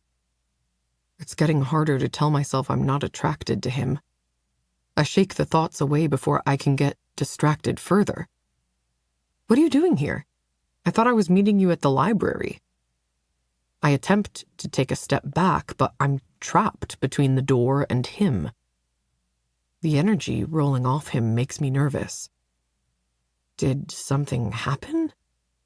I'm ready to ask him, my lips parting, when he descends on me. His mouth slams against mine and my brain momentarily short circuits. Those big hands of his move from my arms to the back of my neck and hip, their path leaving a blaze of heat on my skin. A shiver ripples through me, and his tongue slips inside my mouth, tangling with my own. I whimper as the kiss assaults me both physically and mentally. Holy hell, can he kiss? At his mercy, I clutch onto his jacket and let him devour me from the inside out. Drew terrifies me, not because of his actions, but because of the way his actions make me feel. In his arms, I'm so much more than the nerdy girl. I kiss him back with the same fever he kisses me with. The entire building could be burning to the ground, and I wouldn't notice. Not with his lips on mine. The spell breaks a moment later when he pulls back, leaving me dazed and limp. His other arm snakes around my waist to hold me in place. I peer up at him and notice the dilation of his pupils and how much darker his eyes are. I need you. Let's go inside. His deep timbre reaches something inside me, and I stumble as he urges me forward but doesn't release me from his grasp. What the hell is going on? Inside the main room of the suite, my ass bumps against the dining room table, and he gives it a fond smile. Put your bag down. We aren't studying today. Just...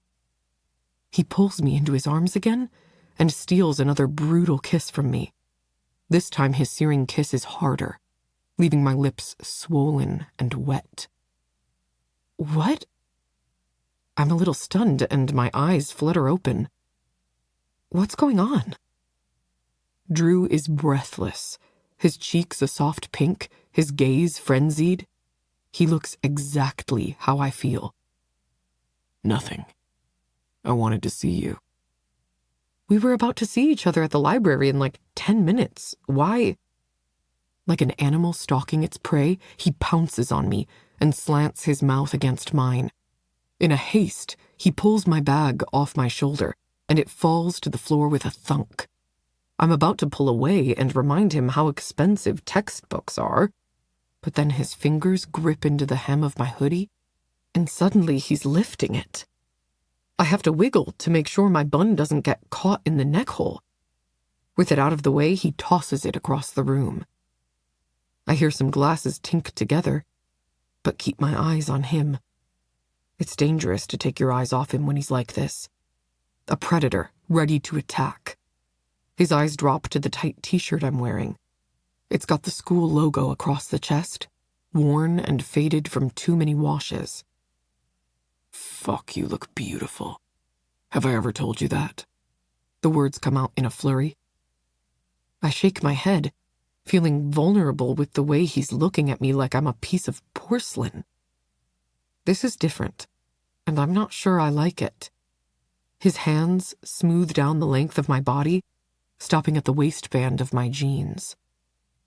As sexy as you look with these jeans on, I'd rather see them on the floor and my cock stuffed inside your pussy. Fucking you will make me forget. Make it better. The lustful haze in my brain lingers, but the end of his sentence snaps me out of it. This isn't right. It's not just the sex part. It's the urgency, the deep-seated need. He's using my body to cope with something, using sex to forget. I wrap my hands around his wrists to stall him. Wait, Drew, what's going on? What's wrong? His expression shifts from abject need to cold indifference. I can see the walls coming up again. Every time I think I'm getting closer to seeing the real him, he disappears behind his mask.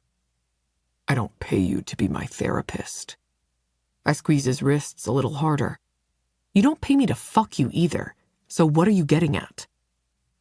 The grin he gives me makes my stomach flip. No, you'll fuck me for free, right? I'll bet if I slip my hand into your panties right this second, I'll find you soaking wet. I mean, you were practically begging me to fuck you out in the hall. The mind-blowing orgasm you get each time I fuck you is how you're paid. His words make me flinch, and I try to pull away. Of course, he doesn't let me move, and pushing against him is pointless. Instead of releasing me, he presses closer, crowding me, forcing me to back away while also guiding me where he wants. Don't tell me you're objecting to me fucking you, he growls. I don't even realize we're crossing the threshold into my bedroom until I spot my belongings out of the corner of my eye. Wait, let me guess. You want to say no while I take you. Will it make you feel better to tell me how much you don't want it, as your pussy milks my dick like it's the only thing in the world? Is that your fantasy? No control, no decisions, nothing to care about but chasing the high? If that's what you want, we can do it. Don't pretend you don't want me. No matter how much you say no, your body betrays you every single time. We both know how this is going to end. The only question is, will it be with your submission or without? Why do his words shoot lightning bolts of pleasure through my body? Like the more he's a bastard, the more I want it. No, he can't keep doing this to me. He already admitted that he came here to use my body so that he could forget something. I don't want to be that to him. I want to be more. Sensing the defiance in me, he grabs the back of my neck again and tips my face up, capturing my mouth in another brutal kiss. It burns so good. His lips, his body, It hurts and rages and leaves me with a hunger I've never known. Why does he make me feel this way? And what did I do to deserve someone like him? Karma isn't even that much of a bitch. Coming to my senses, I push at his chest and break the kiss, my heartbeat roaring in my ears. I don't want to be an object to you, not when I'm a human with real feelings and emotions. Oh, you're so much more than an object, Maybelle. He bares his white teeth to me, and I shudder at the look in his eyes. Possession, deep-rooted desire. Well, you might be human, but I'd prefer you were my little pet, obeying my rules and giving me pleasure when I ask for it. Anger, like never before, boils up inside me. You chose the wrong girl, Drew. I need the money you give me for these tutoring sessions, but I'm not a whore. I'm not going to obey your every rule simply because you tell me to. He presses against me, the whole length of his body, and I can tell this little sparring match is doing nothing to satisfy his hunger for me. If anything, it's turning him on more. For the attitude, he whispers against my mouth, his wet lips brushing mine in a smooth passing rhythm. I'm only going to put myself inside you when you ask me for it, when you beg me for it. And I promise, you fucking will. I tilt my chin, breaking contact with his mouth. He smiles like I'm cute, like my resistance is adorable. And he pushes again until the back of my knees hits the edge of the bed, and I fall against it on my ass. Thankfully, I manage to keep myself upright. Drew stares down at me with a feral hunger in his eyes. Then he steps between my open thighs and pulls at the tie on his joggers. He only pulls enough of the waist down to expose his rock-hard cock. His t-shirt lays over the root of him almost obscenely. And even if I should, I can't look away. My mouth waters, and the urge to taste him consumes me. But I stay still and slip my hands under my thighs to keep from reaching out to touch him. Fisting his cock in his hand, he strokes himself hard while keeping his eyes trained on me. Tempted to touch, my little wallflower? I bite the inside of my mouth to stop speaking and shake my head. Even if I want him, I don't want him like this. I want more. I want to be something to him. I don't want to be used and tossed aside until the next time. Sensing my desire and need, he taunts me. Fuck. You see how hard I am for you? I can already see myself sinking deep inside you.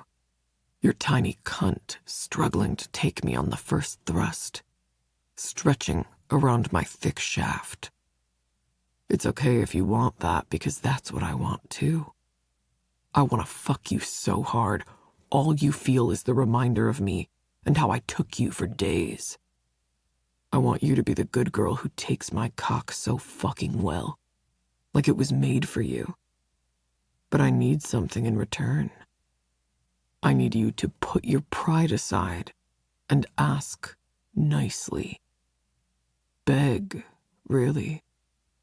And if you do it well enough, I'll stuff you full of my cum as a reward. I blink and gulp. This is a game I'm going to lose, like always. But I'm nothing but a pushover if I don't put up a fight first. It's the fight he seems to enjoy anyway. He tilts his head like he's resigned to work himself and strokes his length in one brutally tight grip. Pre-cum beads on his head, and I can't take my eyes off him. I'm practically panting, my chest rising and falling so hard, I can see it in my peripheral vision while I watch him. Cat got your tongue, Belle? Or maybe you aren't ready to beg yet. That's okay. You can watch for now, but with your shirt off instead. I shouldn't. I should deny him the opportunity, but seeing him this way makes me want to see how far I can take it. I blink, and then do as he says. Why not? He told me he wouldn't fuck me until I asked, and removing my shirt and maybe my bra might take some of the pressure off my aching nipples. Grabbing the hem of my shirt, I tug it over my head and toss it aside. His predatory gaze sweeps over my body, down my lacy white bra to my flat belly, then to the waist of my jeans. Bra, too. It takes seconds to remove that, and soon my tits are bare to the chilled air. When I look at him now, there's fire in his eyes, not the cold indifference written into the grim line of his mouth. It's really a shame you don't listen like this all the time. You're such a good girl when you want to be. He reaches for me and caresses my mouth with his thumb, dragging it across my bottom lip. The motion sends zings of pleasure straight to my core. I want him to fuck me. I want him to make me beg for it. A whimper escapes me, and I can't even fucking help it. I'm so wet and achy for him. Anything you want to say? I shake my head. No, but it comes out more like a question than a fully convincing statement. The smirk he gives me is deranged at best. He trails his damp thumb from my lips down over my chin and neck, stopping once he reaches my stiff nipple. His thumb's warm, wet heat against the stiff peak makes me shiver, and I lean forward wanting more. More sensation, more pleasure, more him. He meets my eyes for half a second, and then I look away, ashamed of how he can reduce me to my most basic instincts with nothing but the feel of his hands on my body. Without warning, he pulls his hand back and then brings it down, slapping my tit hard. The sting of pain registers first, followed by a ripple of pleasure. A gasp escapes my lips, and I tug my bottom lip into my mouth, biting hard to stop myself from doing that again. Of course, he hears and doesn't bother hiding his satisfied grin. He repeats the action, this time on my other breast. Fuck. The sting hurts, but the pleasure mounts, and I swear I'm so wet from this that it's embarrassing. How does he do this to me every single time? The heat of him swamps me as he moves closer. My thighs spread open even wider. I feel the slightly wet tip of his cock as he glides it against my collarbone. A whimper slips out of my mouth, the pleasure and need overriding me. He uses the tip of his cock to paint each of my collarbones with his pre-cum, and I look now, needing to see him more than I need my pride, more than I need anything else at this second. Anything on your mind yet? I swallow hard as my body clenches around nothing, empty, wanting, needing. I want you. I say the words, hating the sour taste that fills my mouth upon admittance. The satisfied hum he makes shoots right through me, causing my pussy to clench and my hips to lift involuntarily. I hate the power he has over me and the way he reduces me to nothing. I wish I was stronger and could resist him. I'll let you in on a little secret, he whispers, pulling me to my feet by my arms. I'm dizzy with lust and nearly trip over my own feet. I'd have fucked you without the request, but I love watching you break for me, over and over. A stupid retort sits on the end of my tongue, but disappears when his fingers sink into the sides of my jeans. He drags them down my legs, including my panties, and tugs them off me. Bare-ass naked, I stand before him, his eyes inspecting every inch of flesh. I should mark you somewhere. Brand you, so you're always reminded of who owns you. Do you want that? I shake my head. I don't belong to you, Drew. I belong to me. I'm just a hole to keep your dick warm, right? A feral growl rips through his chest and he snaps. I'm not sure why my response angers him so much when it's the exact words he said to me. In an instant, I'm back on the bed. Before I understand what is happening, his powerful hands latch onto me. He flips me onto my stomach and drags me up by my hips, forcing me onto my knees. My skin hums with the contact, with the anticipation. The head of his cock brushes against the seam of my ass, and my entire body tightens. He wouldn't, would he? I should fuck your ass just to punish you for being such a brat. But I don't have the patience to prepare you. And as badly as I want to hurt you, I don't want to break you. And I'd do just that if I did. Oh, how merciful of you. I roll my eyes, trying to keep my voice strong. I don't want to let him know that I'm already breaking. It's not mercy. It's making sure I can get my full use of you. The words sting against my skin, and I don't know if what he's saying is true or not. I don't get the chance to ask him because a second later, he's sliding deep inside me, as far as he can. The thrust is so powerful that I'm knocked from my knees and onto my belly. His hands clench around my thighs hard enough to bruise as he holds me to the level he needs. Pleasure and pain mingle, swirling into one. I can feel each punishing stroke of his length, and even as wet as I am, there's still a sting with every thrust. Drew, I whine into the sheets. There's no finesse to how he fucks me, going deep and hard. My body takes the punishing pace and gives back more heat, more liquid. All I can do is groan as he punishes me, fucking me harder than he ever has before. This is what you get, Flower. This is how I'm going to fuck you, hard and fast. I can barely keep myself upright, and at some point I sag into the sheets, letting him use my body as he pleases. He grunts and moves faster, slamming himself into me, and with one hand holding me in place, he uses his other and places it against my head, forcing me to stay down. The angle he has me bent in causes me to feel every inch of his length inside me. An animalistic urge grips him, and he grabs me by the back of the neck, tugging me backward, my back flush with his chest. With his cock nestled deep inside me, he thrusts upward, the head of his penis touching some special spot inside me. Oh my God. My gasp sounds nothing like me. The sound is deep, guttural, primal.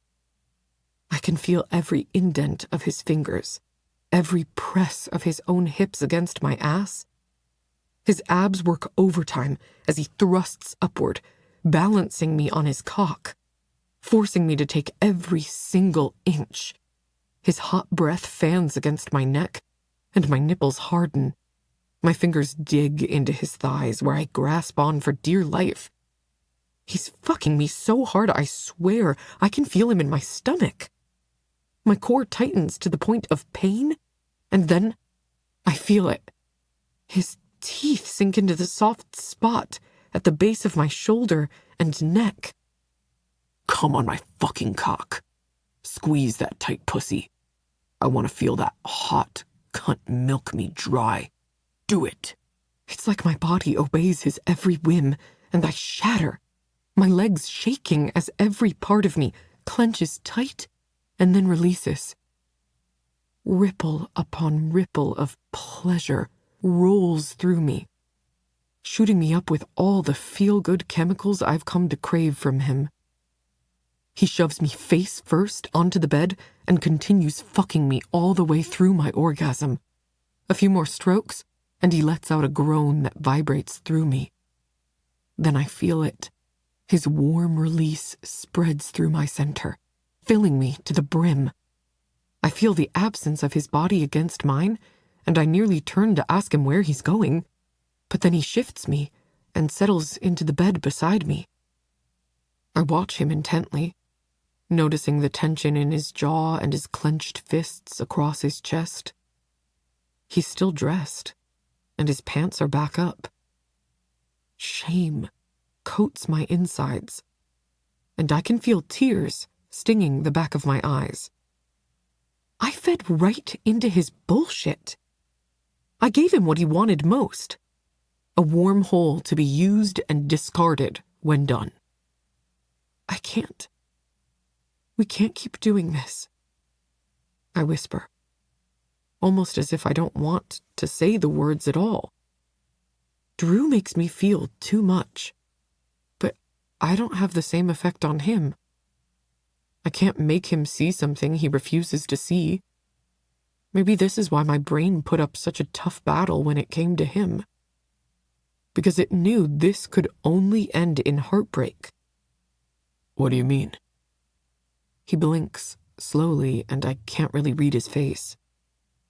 Do you mean tutoring? Or something else? This. I motion between us and grab my comforter, covering myself up because I feel too exposed right now. I can't keep doing this push and pull with you. Your hot and cold behavior is giving me whiplash, and I don't want to be a doormat for you to step on. You pay me to tutor you, not sleep with you. I know you're used to having random hookups and stuff, but I'm not. You're the first guy I ever did anything with. I hate the tremble in my voice as I speak because what I'm saying is true. I can't keep doing this with him. I need more than just sex. I want to feel wanted, cherished, valued. None of those things you can do. I hardly know anything about you. The only time we see each other is behind closed doors or in the library. I don't do that shit with anyone. It's not just you, Maybelle. And I thought you hated me. It's starting to sound a lot like you've caught feelings. I grit my teeth together, anger replacing the pleasure endorphins. What I feel or don't feel doesn't matter. You can't give me what I want. And even if you could, I don't know what a relationship with you would look like. I feel vulnerable as hell, but there wasn't any way around this. One way or another, we were headed here. He laughs harshly, but not in a way that says anything is funny. Wait, are you trying to tell me you're finished with me? I thought I warned you before. I make the choices, and I'll decide when we're done.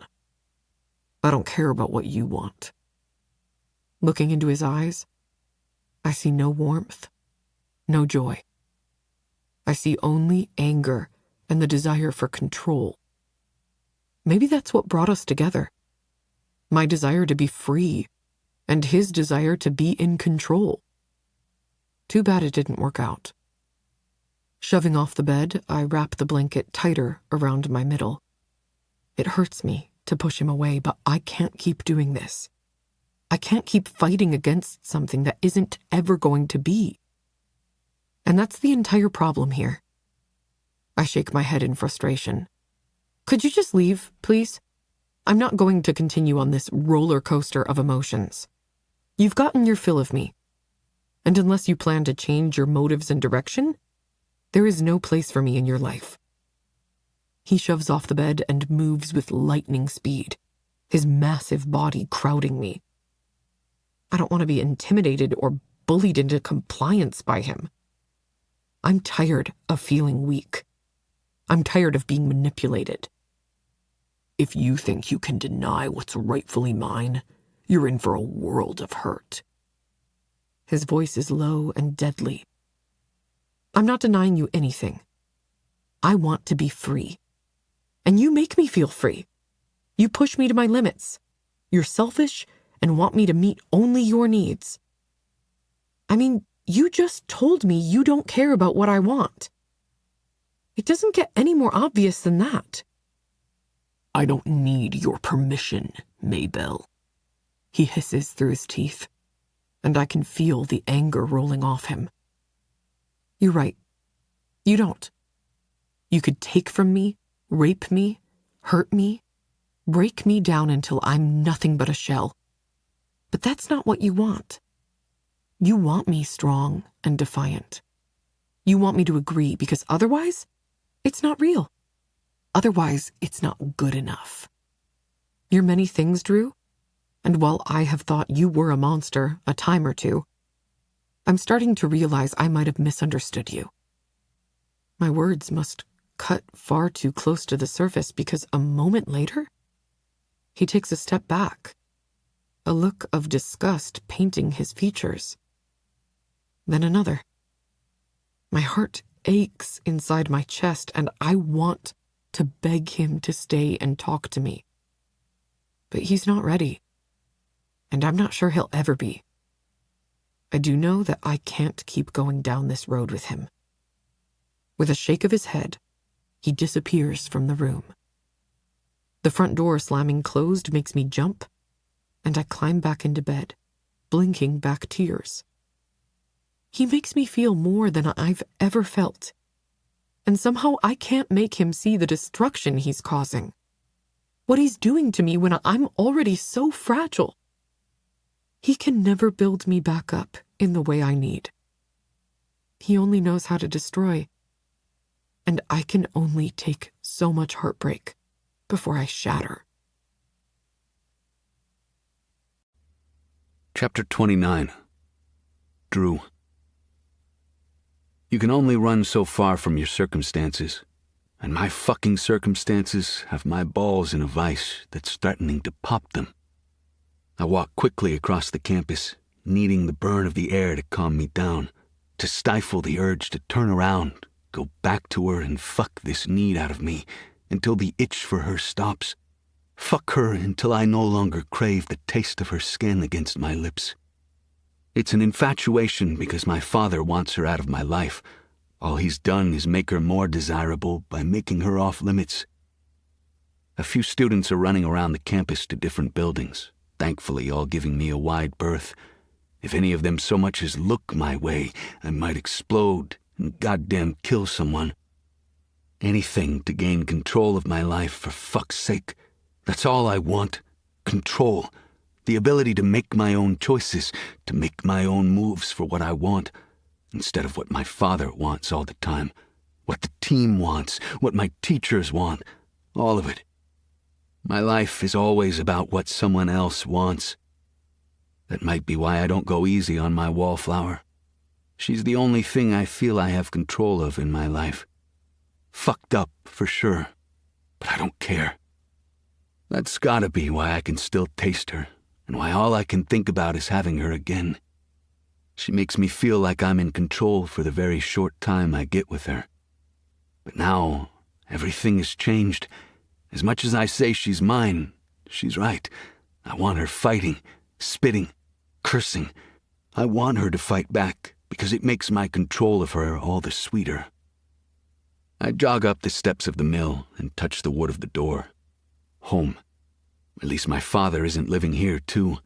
Inside, I get a moment of peace. If my friends aren't being dicks, that is. When I open the door, it's to Sebastian, pacing back and forth across the foyer, kicking football padding out of the way with every pass. He's wearing a button-down shirt and slacks like he just got back from a damn job interview. I stop short and close the door softly to avoid interrupting the conversation. He snaps out a word in French, and I catch a few curse words in the next guttural, angry phrase. He spins to make another pass across the entryway and glances up to meet my eyes. Another curse, and he cuts off the call and squeezes his phone in his hand. "What are you looking at?" he demands, locking eyes with me. There's real fury on his face, in the set of his jaw, the tense line of his neck. I don't know. What am I looking at? I set my feet and cross my arms. I'm so close to the edge of something. Belle kicking me out, telling me things are done, has primed me for a fight. And it looks like Sebastian might need to take the edge off, too. We stare each other down, neither willing to put up with each other's shit. He stalks forward until only a foot is between us. What are you doing, man? You and that fucking girl. I tense, then clear my face to neutral. What fucking girl? He opens his mouth and I close the distance, going chest to chest with him. Don't you dare say her name. You're going to choose some groupie over us, your friends, your team?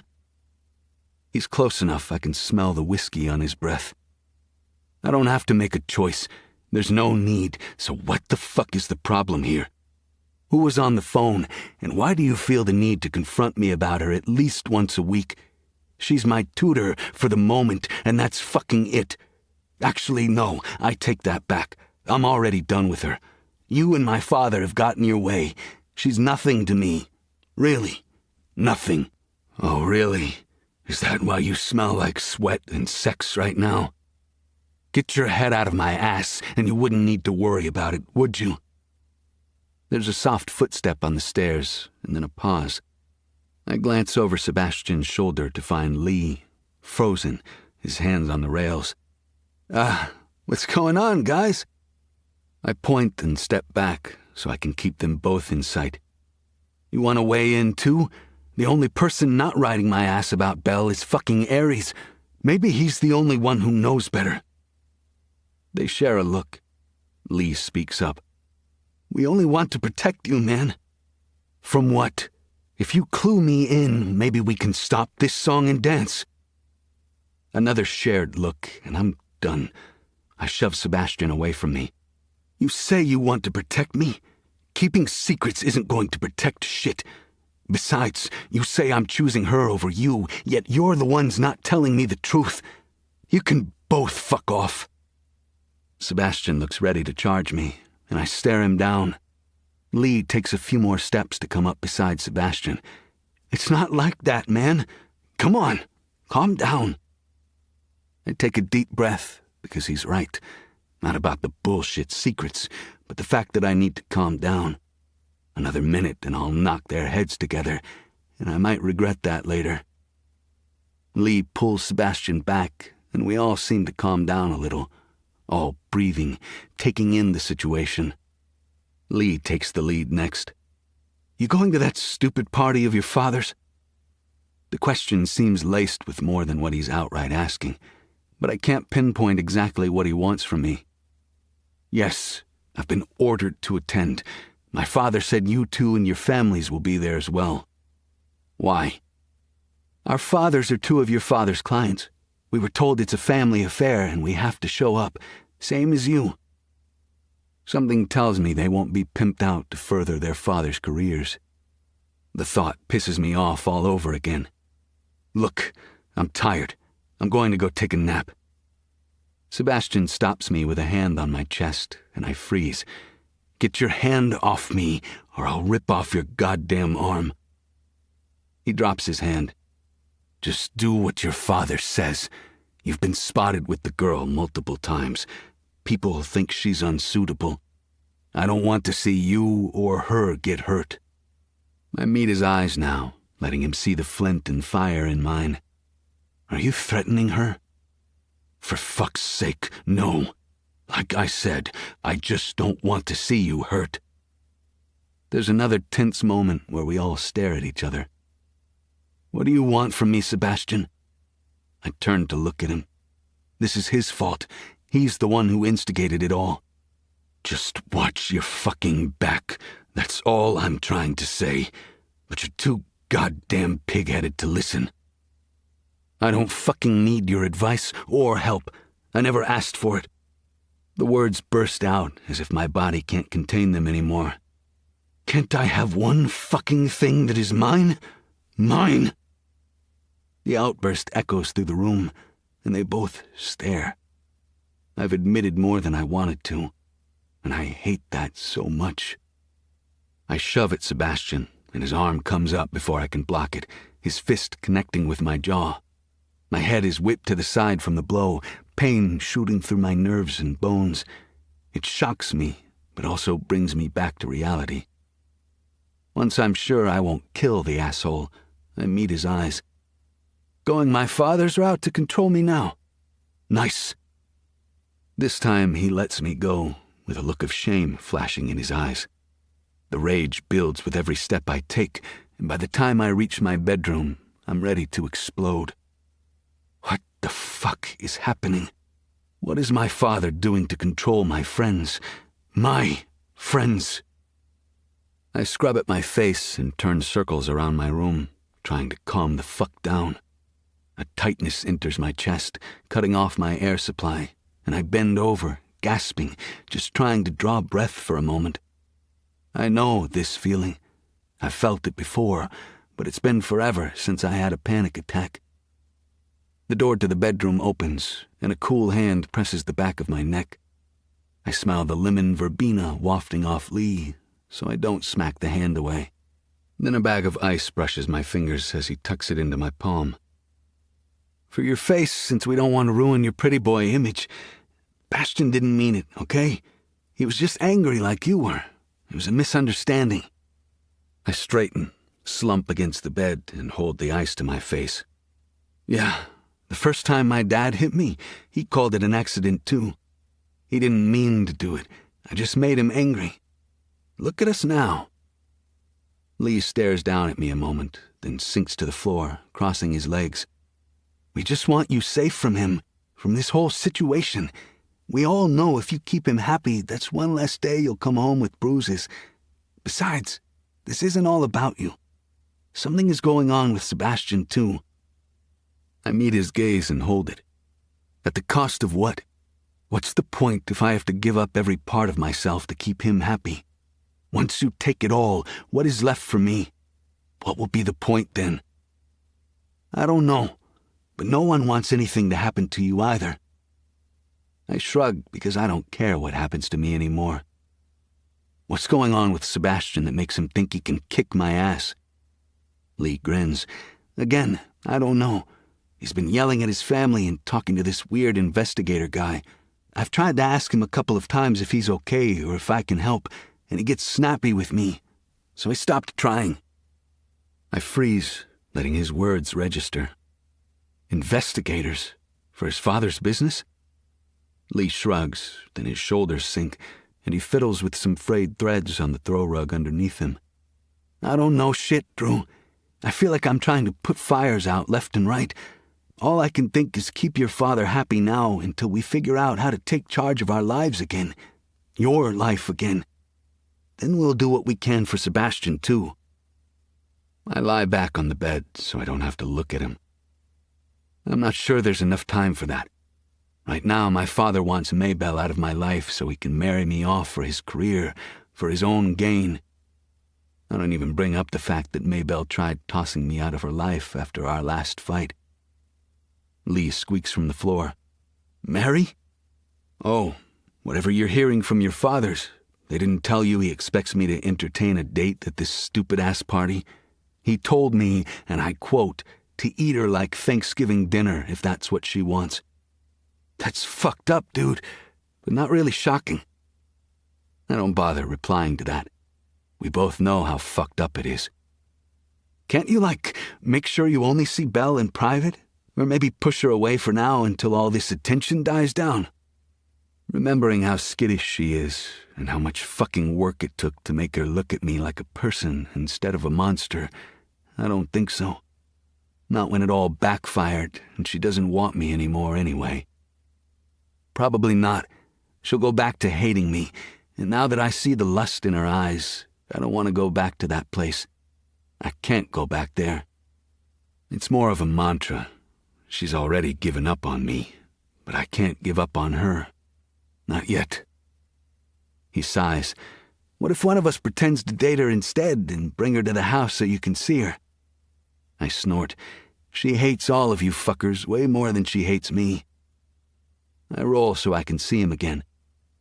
Besides, you all think it's better to stay away from her anyway. Dude, real talk. I've never seen you like this about a girl before. She's mine, I whisper. She's not special or important, but she's fucking mine. And I'm so goddamn tired of giving everything up for him. Mom, the house, Belle. Soon he'll separate me from you guys, like he's already trying to do, then force me into his company to become a drone, his perfect carbon copy. Another body he can use to make himself more money. That's always what it's about for him. I let the silence grow, staring at my friend. How did it come to this? We've always been so tight, impenetrable. This year, though, we are turning on each other. For what? I fucking hate this shit. There's a knock on the door, and Sebastian enters, a permanent scowl etched into his face. He throws a garment bag across my desk chair. This just came, and there's a note attached. He tosses it on top of the bag and stalks back out of the room. Lee stands, graceful as always. Let me try and figure this all out. I refuse to let anyone break up our brotherhood. I nod and watch as he leaves, just like Sebastian did. In the end, we've solved nothing. We've done nothing. I feel powerless, and I fucking hate it. I stand and grab the note, ripping it out of the envelope, as if that small act of retribution will make me feel better. The creamy white paper is an embossed invitation. Scribbled on the back is a note in my father's messy, loopy handwriting. I expect you to be early, so you're here before your date. I crumple the piece of paper up and throw it across the room as hard as I can. Fuck him and his orders. Fuck it all. I almost laugh at myself because of how ridiculous it is. As much as I say that, we both know I'll be there. At least until I can find a way to get myself and my mom out from under his fucking thumb. Chapter 30. Belle. I'm still thinking about what happened with Drew a day later. I feel raw, like a wound that hasn't healed. Part of me, the hopeless part, thought he'd have said something by now, or at least tried to fix things. No luck, especially not when I haven't received a single text from him. I'm trying to figure out my tutoring schedule and who I can convince to come back and work with me. When I blew up this whole thing with Drew, the last thing I'd been thinking about was the money. My phone vibrates beside me, and I snatch it up, hoping it's a client. The number for the hospital flashes across the screen, and I hit the green answer button and press the phone to my ear. Hello? Ms. Jacobs, this is Dr. Mitch. I'm just calling because your mother missed her appointment today and she's not answering my calls now. I'm worried. I was going to send an ambulance, but I wanted to call and check with you first. Time stands still. My heart is lodged in my throat so tight I have to clear it. What do you mean? I thought her appointment was tomorrow morning. That's what she told me. I was going to come with her. I'm afraid not. She was due to come in today for the first of the experimental treatments she signed up for. I sigh. Mom, what are you doing? Knowing how apprehensive in the beginning she was to do this, I'm not really surprised. She probably thought she could skip it without me knowing. I'll go check on her. Is it too late to show up for the appointment? No, it's just a simple injection. You can come anytime. Please let me know if she is okay, though. I need to confirm. Of course. I'll be in touch soon. I hang up the phone, grab my purse, and run out the door. Rushing to my car, I throw the door open, climb inside, and turn the key, bringing the engine to life. I back out of my spot and start toward the house. Part of me is angry. Why would she lie to me like that after all I'm doing to help her?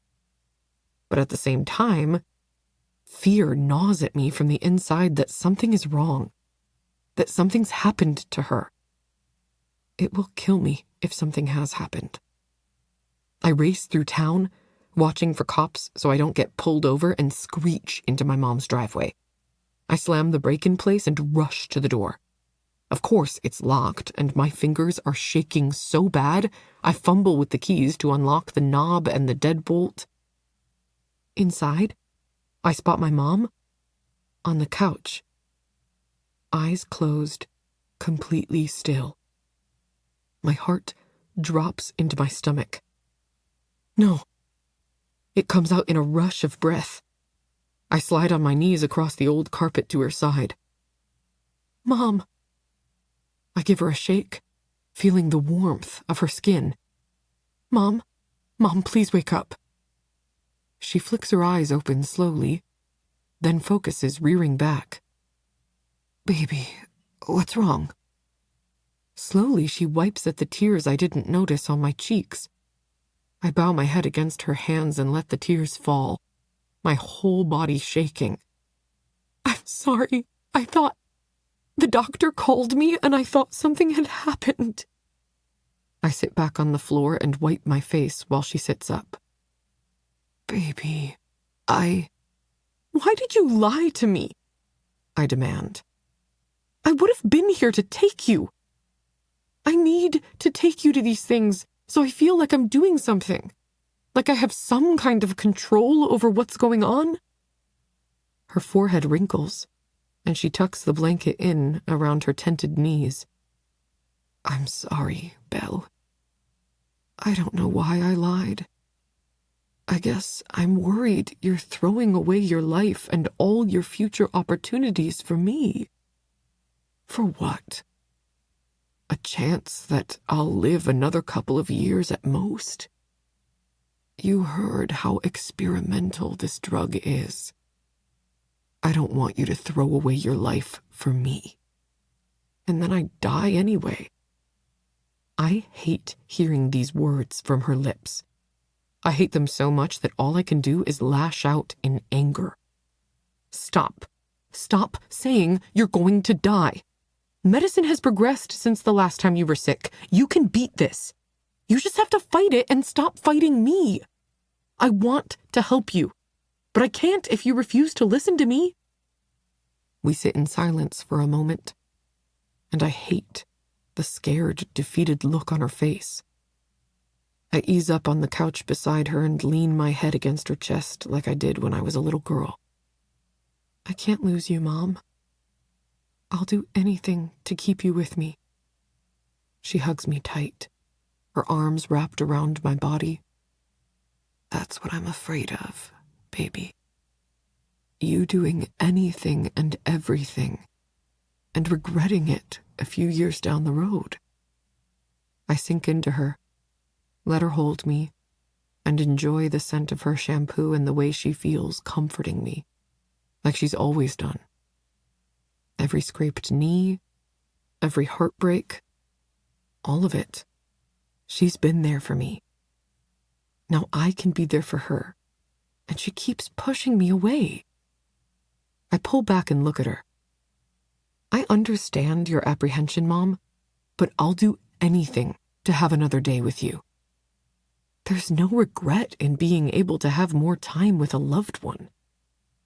If you're up for it, the doctor says we can still go get your treatment. Standing now, I turn to face her. Come on. I'll get you cleaned up, and we can go. Maybe stop for pancakes at the old diner while we're out? She frowns and gives me a look of defeat. What am I doing wrong? Is there something I'm missing that she isn't telling me? She's so determined to give up. It makes me think there is more than what she's shared. I help her up off the couch and then into the bathroom. Soon I have her bundled into my car and on the way to the hospital. I try to make small talk with her on the way, but she doesn't give me more than a few words or sounds. At the hospital, I grab a wheelchair to make the long trek to the treatment room easier on her.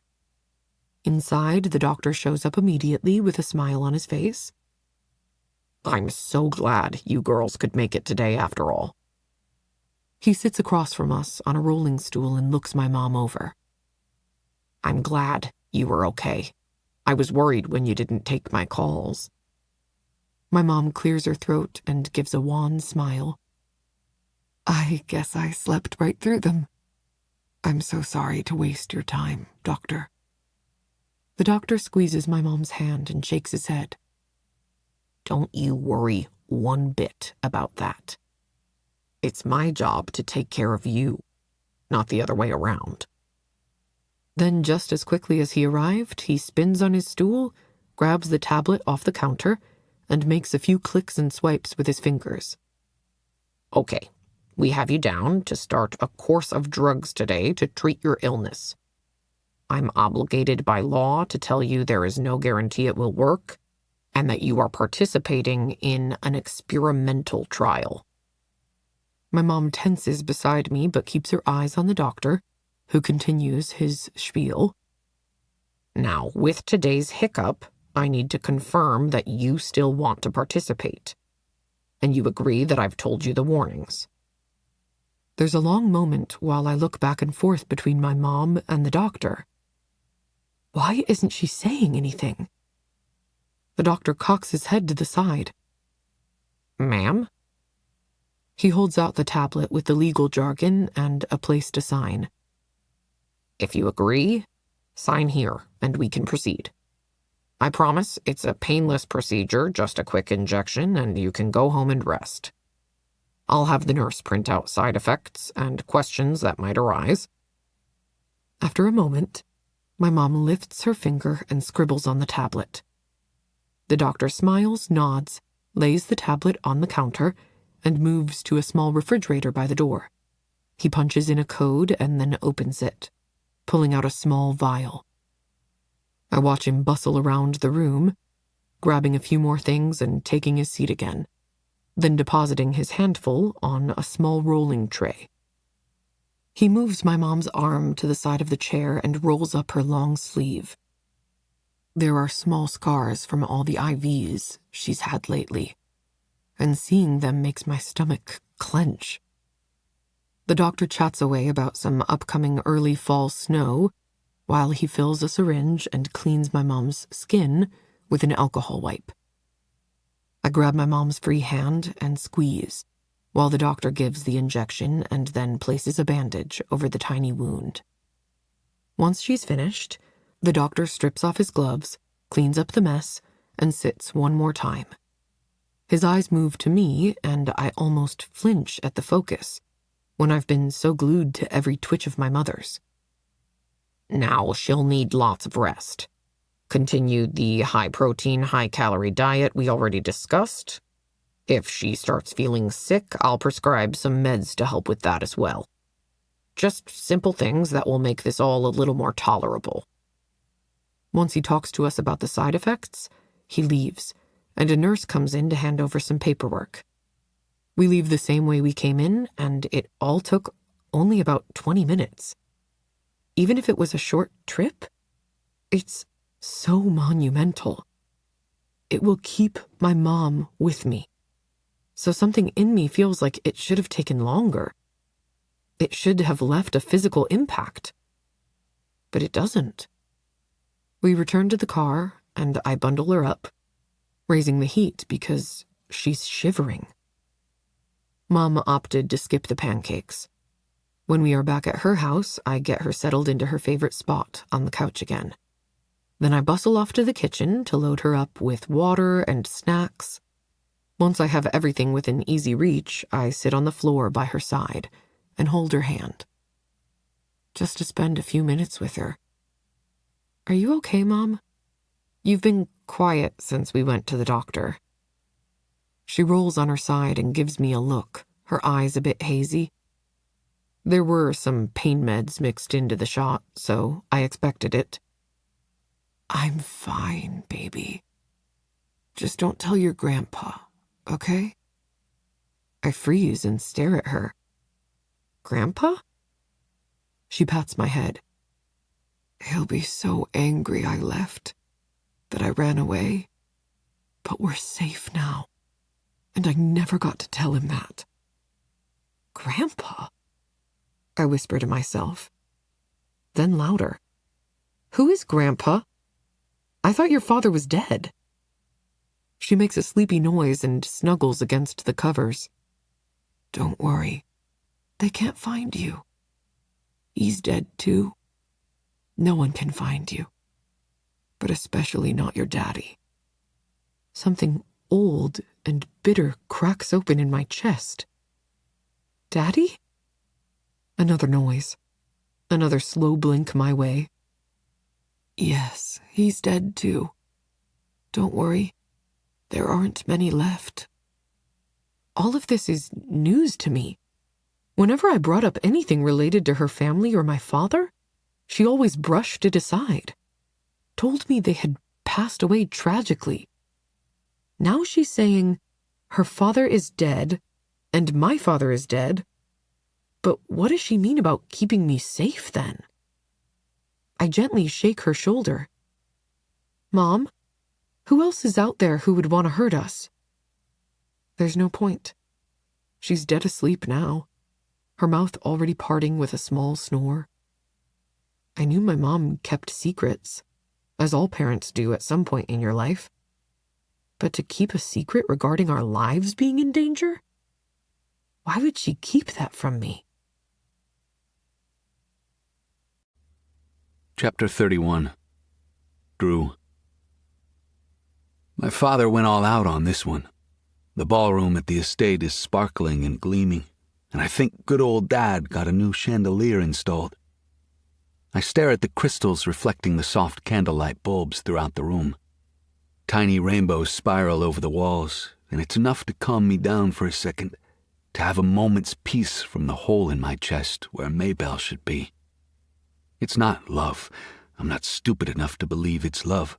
There's no such thing, but it's like she's taken something from me, something vital, and I fucking want it back. Just as quickly, the panic returns. Is this where the money is going? Why he's pimping me out to a client's daughter? It makes me grit my teeth and drag my eyes to the already large crowd. It's packed in here, and the waitstaff circles with trays of food and drinks. At least I don't have to endure a formal dinner. I spot Lee's parents on the other side of the room, and Sebastian's parents lingering near the bar. Not unusual for them. They'll stay there all night, probably. I snag a glass of something brown from a passing tray and throw it back in one huge gulp. It burns all the way down, but it's nothing more than an uncomfortable heat. As I move to grab another, I spot my father on the other side of the room with his client and her daughter. The parents are talking, but the girl already has her eyes trained on me, locked and loaded. She knows what she wants, I'll give her that, but if she thinks she can just have me, she'll be mistaken. I turn and head in the opposite direction, needing a little more time to put on my game face, the mask that saves me at these things. I spot a sulking Lee over in the corner, clutching a drink to his chest as he keeps his eyes open. If any of his father's friends are here, that explains his desire to hide. Which is for the best, because he's gained 20 pounds of muscle this year, and I'm not sure he wouldn't kill one of them if they tried anything. There's too much history there. Sebastian is near the door, scanning the scene, assessing as ever, playing the part of dutiful son. It makes me roll my eyes. Fuck him and how easy he makes it look. We still haven't talked about the fight, about whatever the fuck is going on with him. When I walked in the other morning, he'd been shouting at his phone. Something serious has happened, but he's not talking to any of us about it. I shift my gaze and spot my father, his client, and my fucking date crossing the ballroom to my side. My father smiles and claps me on the back, and I barely contain the flinch his touch always causes. You remember my client and her daughter, Spencer? He waves at the woman. I smile, barely showing teeth, and turn to the younger woman. Ah, yes, of course. She looks pleased. Oh, you do remember me. I wasn't sure you would. Since she almost had her hands down my pants the last time we met, of course I fucking remember. Her mother beams down at her and then up at me. You two go dance. It's a party, right? get into trouble. My father laughs. Not too much trouble, though, am I right? I lead her toward the floor, but she winds her arm around my elbow and tugs me around the dancers. I missed you. Bullshit. I don't say that, though, giving her a non-committal grunt instead. Logic goes out the window, and she takes it as encouragement, just like her type does. If this girl joined the hunt, she'd be training fodder for all the guys who love an easy catch. They'd take her one after the other and leave her in the woods to piece herself back together. They might let her come if she screamed prettily enough. She snags a glass of wine, and I pull another whiskey off the tray. I'm going to need so much of this tonight, if only to keep the stench of her perfume from burning my nose. My Wallflower always smells so clean, like strawberries and coffee sometimes. I can't think about her here, not in this world, not tainted by these assholes. I let Spencer lead me along where she wants. Eventually she stops, and I get a look at the gown she's wearing. Green silk hugging tight to her tall, lithe frame, a slit that goes up to her fucking hip almost. I wonder if Spencer picked out her dress, or if her mother did, since she's wearing something similarly racy. It doesn't matter. I won't be taking it off her, even if that's what she thinks will happen. She turns to face me and gives me a smile. You want to dance? I hold my arm out, and she grabs my hand instead to place it against her lower back, almost at the curve of her ass. God damn, this one is needy. Not enough guys at her school to torment. My entire body cringes as I touch her, and I do my best to hide it. We linger at the edge of the dance floor so I can make a quick escape if I need to. She, of course, steps into my chest, her tits brushing against me with every move. It's hard to waltz with you so close to me. Her tone tips as her eyes rake over my body. Who says we need to waltz? Hold me close and we can just sway. This isn't the fucking high school prom.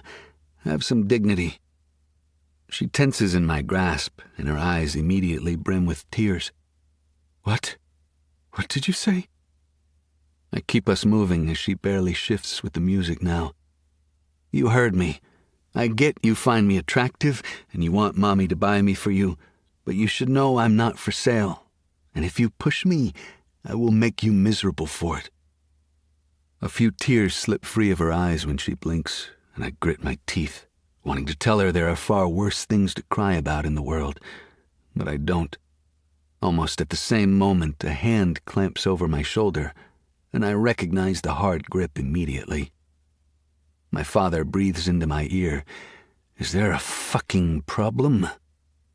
I glance down at the girl, who still looks upset, but whose eyes are trained on my father now. Of course not. However, you're interrupting our dance. My apologies, but I'd like to have a word. My father's charming voice replaces the venomous one he just gave me, and Spencer smiles, taking a step back from me. My father whirls me around and leans into my ear. I already know what he's going to do. His goal is always the same. You better get your shit together and do your fucking job, or there will be hell to pay. What about Mom's next barrage of drugs? You want me to accidentally forget the pain pill regimen the doctor has worked so carefully on? He wouldn't fucking dare hurt her to get back at me. And still, his face has never been more serious. Don't believe me? How about you test me and find out? I want to call him a bastard and elbow him in the face until a satisfying spurt of blood comes out, but acting out in violence wouldn't change what's already happened. He's not worth it. This is the exact reason I never fight him, why I always stay in line like a little toy soldier.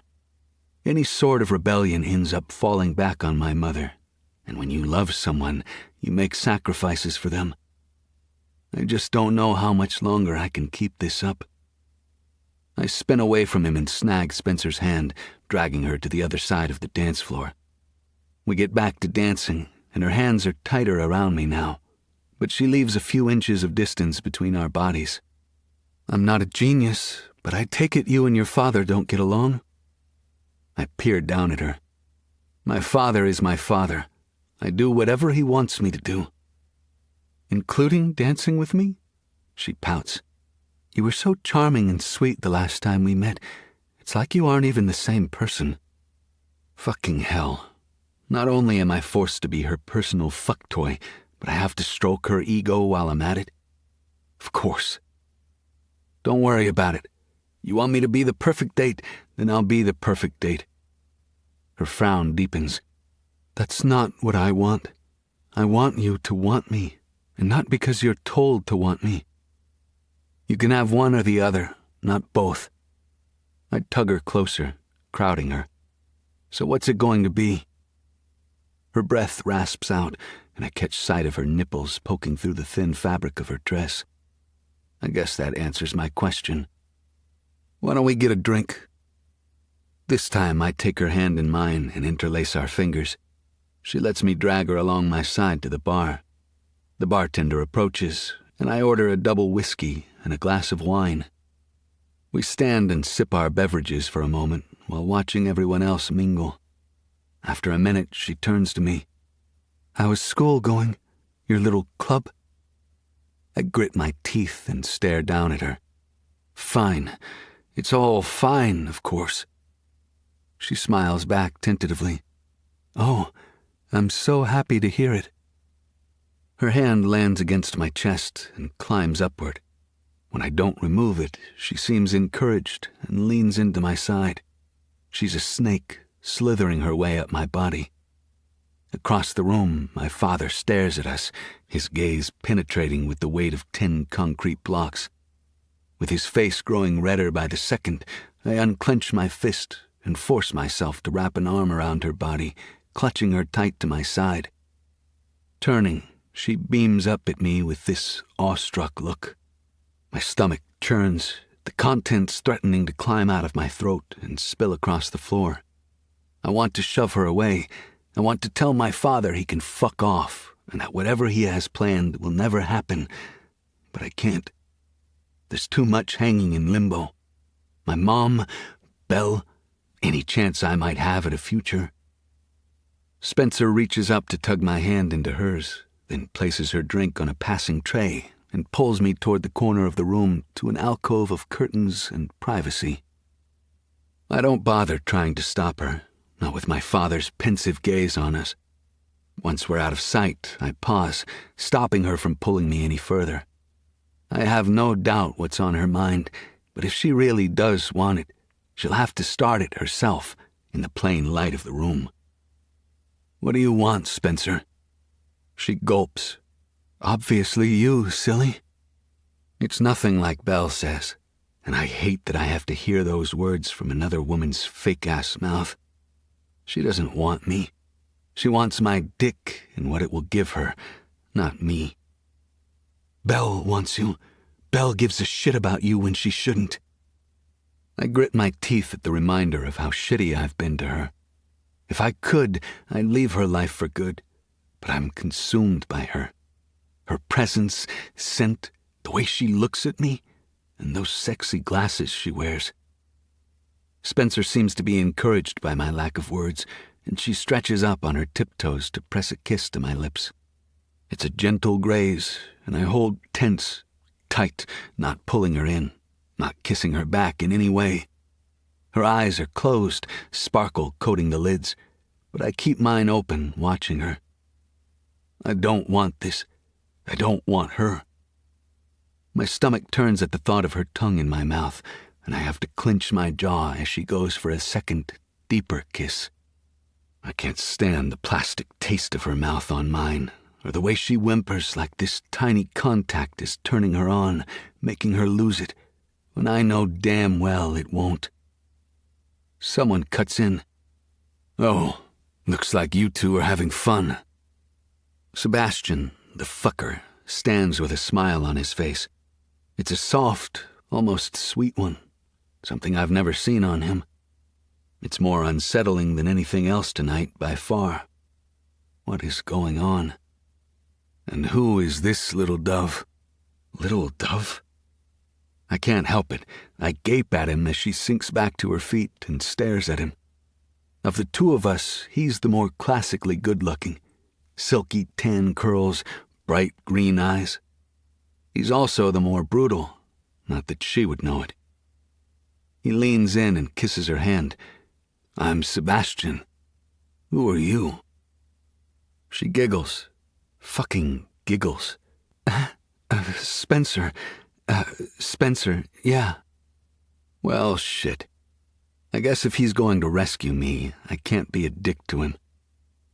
He glances at me and smiles that stupid grin again, and I can't help but smile back with how dumb he fucking looks. In a flash, he turns his attention back to her.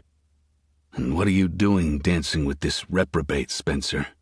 Didn't they tell you that if you're going to date a guy from the mill, it should be me? Or maybe, he taps his chin like he's thinking, only Lee is prettier. She giggles again, and he points out Lee, who is still pouting in the corner. Should we go cheer him up, do you think? He looks like he could use a drink or two. She turns her attention back to me, her body more relaxed. Is he your friend? My smile is more real than fake now. Yeah, I guess he is. She follows Sebastian over to the other side of the room, and for the first time so far tonight, I feel like I can breathe. Lee tenses when they approach, but relaxes under Sebastian's pointed teasing of both him and the girl. I turn, intent on another damn drink, but the ground beneath my feet disappears. My eyes collide with another pair of pretty green eyes. Belle. She's standing behind the bar, her eyes wide, face as white as a ghost. There's no doubt by the heartbroken expression she wears that she hasn't missed a minute of what happened, including that kiss. Chapter 32. Belle. It's like my body completely froze from the inside out. The tray in my hand shakes and threatens to topple, so I slide it behind the bar on instinct alone, while the rest of me stays locked in place, staring at Drew over the high-top bar. He whispers my name, and it breaks the spell, allowing me to move my legs and take one stumble backward. His eyes stay on mine, and his hand comes up like he might reach for me even though we are several feet apart. No one else is in the room, and that thought scares me now. All I see is him, and on repeat in my head, the highlight reel of her kissing him, of her touching him. What the fuck is happening? The bartender moves my tray. What the hell are you doing? The natives are getting antsy. Go circulate. The hard line of the tray hits my chest. I take the weight and stare up at the large 40-something bartender as if he's speaking another language. What? Take this round and go. Come back when you need more. You're holding me up for custom orders. I look up at Drew again, and he's closer now. Only the bar separates us. Belle. He breathes, and even with the music, the crowd, I hear it anyway. It doesn't matter. I can't do this. I can't face him after what I witnessed. It hits me all at once that I know nothing about him. His grades, his schoolwork, how he feels inside me. But nothing real, nothing substantial. Has he had a girlfriend this whole time? The thought shoots through me, and I can't face him. No, not like this. I turn and I fucking run, like the coward I am. Leaving the tray on a side table near the door, I race right into the service hall that runs along the ballroom. It's empty now, but it doesn't take long to hear the sharp tap of dress shoes on the linoleum chasing me. Mabel, stop. He never uses my full name, and I hate him for doing it here, now. Fucking stop, Belle. Damn. I'm moving faster, cutting across another hall that leads into the kitchen to the other hallway that runs perpendicular to the main one. This place is a maze, but I will find my way out of here or die trying. He continues to follow me, and I continue to ignore him. You really want to do this here? Go ahead and run. It doesn't matter. I'll always find you. I'll always catch you. I glare at him over my shoulder, still moving. He's slow. Slower than I know he can move. Let me guess. You say that to her too? Did you chase her down and take her in the woods too? Claim her virginity and fuck up her life? He huffs and stuffs his hands into the pockets of his tux. A fucking tux he looks incredible in. You sound desperate, little Wallflower. If you stop, I can show you what I really think. Fuck him, and fuck this. No, I snap, and up my pace. You know I like it when you run from me. His words make me want to stop and fucking deck him. Especially since I hadn't heard a word from him since he left my room the last time. The distance between us is so thick that I hadn't yet figured out how to breach it. I think that's on him, not me. If he's saving himself for some tall, willowy rich girl, me throwing him out means nothing, despite his protestations. When the next door comes up, I sweep through it and back into the party. It's all diamonds and big hair. All these people have far too much money and time on their hands. Drew follows me, pausing as he scans the crowd again. I grab a tray from a passing server and swing through the crowd into the big knots of people to keep him off my tail. He can't confront me in here, not in front of these people. I stop short when a 6-foot-tall giant cuts me off. He snags a champagne flute from the tray and stares down at me, a wrinkle in his brow. You okay, my dear? I risk a glance at Drew walking up behind me and give the man a megawatt smile. I'm fine, sir. Do you need anything? Are you comfortable? His eyes flick to Drew, who hovers behind me, waiting, no doubt, for the opportunity to sweep back in and drag me away. I pass the man who is still staring at me, a curious expression pinching his features, and move on to others, extending the tray, doing the job I'm being paid for. When I break out of the crowd, a hand grips me by the arm and drags me through another side door. Drew shoves me hard against the concrete brick wall adjacent to the door, until my shoulder blades ache with the impact. Shit. He's scowling now, his eyes locked on me as he pinches my chin between 2 fingers and tilts it up. Now you will listen to what I have to say because you don't have a choice, Wallflower. I stare deep into his eyes, making sure he can see and feel my defiance. He doesn't get the last say here. That's where you're wrong. I always have a choice. Now tell me what you want so I can get back to work. The question drags up all the memories of us together, of all the times I've asked him that same question and never gotten an answer. Thinking about it, he probably wanted this with me all along. Someone to fuck with and play games. This time, he leans in and whispers against my mouth. We never made any promises. In fact, you are the one who told me to walk the fuck away. Remember? I jolt as his words sink in. That's what he wants to say when he's practically kissing me? I shove at his chest. Get the fuck off me. You're right. We didn't make promises. Except the second I even look at another man, you freak the fuck out. So, that tells me something is happening, right? Or maybe it doesn't go both ways. You can claim to all your friends that I'm your girlfriend so they don't touch or mess with me. Meanwhile, you can see anyone you want, but I have to sit around until you decide to come to me? He huffs, his warm whiskey breath fanning my skin. Belle. No, you're right. We never made promises.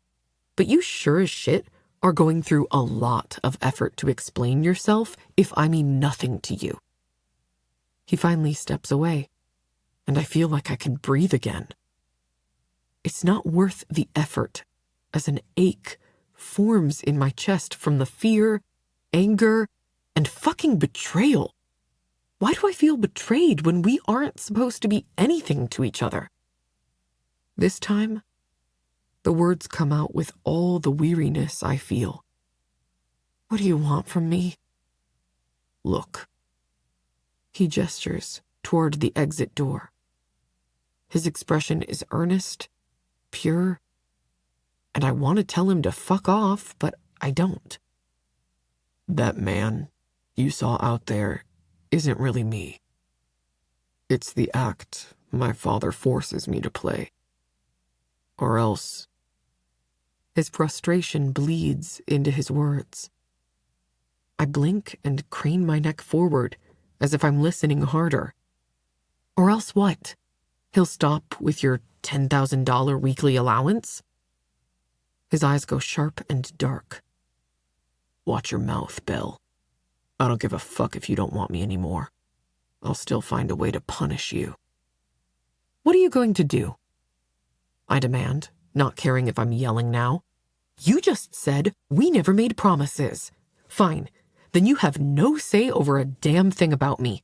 If I want to walk out into the ballroom and kiss the first man I see and tell him to take me home and fuck the daylights out of me, then I will. You, Drew Marshall, do not own me. His fist comes out of nowhere, slamming into the wall above my head, and I flinch before glaring up at him. I'll repeat myself, but only once. The man out there with that woman isn't really me. It's me doing what my father says, taking part in the family business. It's not what I want, Belle. I cross my arms over my chest. And that woman's tongue down your throat supports the family business how? He cups my face as tears slip free from my eyes and trail down my cheeks. Fucking hell. I'm trying to stay strong here. You're the only one who sees me, Belle. The only person who sees the real me. That's what I want from you. His voice drops to a husky whisper that almost unmakes me. I want you to be the one who tethers me to sanity. That keeps me from doing stupid shit. From ruining everything. Who doesn't just let me give in to my demons, but fucking embraces them. Tears are falling hard and fast now. And I'm relieved when they block his view slightly. Please let me go. I'm obviously not what your family wants for you. If that, what did you call it? A show? Was anything to go by? The heartache is too much. All of this is too much. His fingers tighten, and he dips his thumb under my jaw to tilt my face up. I'll never leave you alone. Now cut the shit and listen to what I'm telling you. I blink through the tears and wait, happy I'm at least not sobbing in front of him.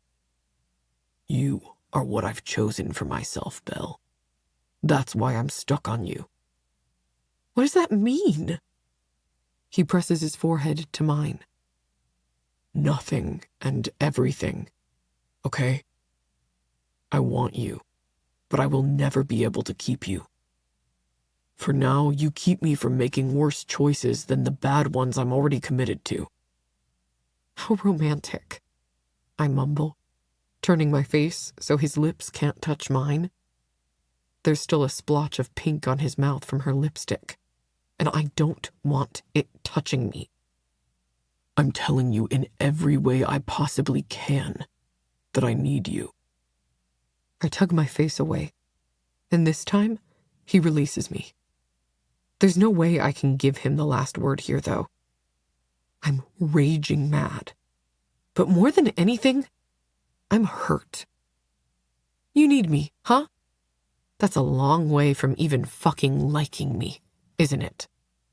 You like my pussy, my body, The way I scream for you, right? But not me. You say I see you? Well, you know what?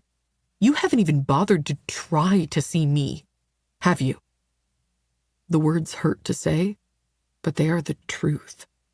Now let me get back to work. Unlike you, I don't have a daddy to hand me everything I want whenever I want. He blinks but takes a step back. Of course, it's not a big enough one to allow me to leave without touching him. I wiggle between him and the wall until I'm free. Then I stalk down the hallway, putting as much distance between us as I can. Drew follows because of fucking course he does. And I keep splitting my attention between his brooding frame and the door at the end of the hallway. Paying more attention to him leaves me distracted, and I walk right into a broad, tuxedo-covered chest. Great! I freeze on impact because this man is definitely not Drew, but he looks like Drew, just older. He steadies me gently, grabbing me by the forearms. Whoa, miss, are you all right? His tone drips money, and I stare up at him. I don't know if it's better or worse to know what Drew will look like in another 20 years or so. Drew's dad glances over my shoulder, and I turn to spot Drew rooted in place. He looks like a statue. His father's gaze ping-pongs between us. Then he scans my features and down my body. It's not lecherous, but there's an edge behind his genial mask. Something close to surprise? He covers it with a smile that makes me nervous. Well, this is interesting. Young lady, why don't you head back to the party? I'm sure you have work to do. His words are solicitous, but there's an edge to his tone I can't place. I nod and step around the man, staring at the door in front of me. Drew hasn't moved. His hands are still in his pockets as his dad crosses the space. Do I leave him? What a ludicrous question. The man is his father, after all. I have no reason to be concerned or be a part of whatever conversation they plan to have. Drew made it very clear to me many times over that his life is off limits. And from the single look they exchanged with one another, this is a very personal matter. The crowd's noise closes in around me, and I get back to work even though my heart aches inside my chest.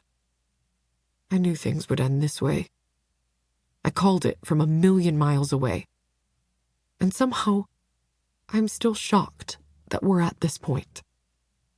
The only person I have to blame for a broken heart is myself. Chapter 33. Drew.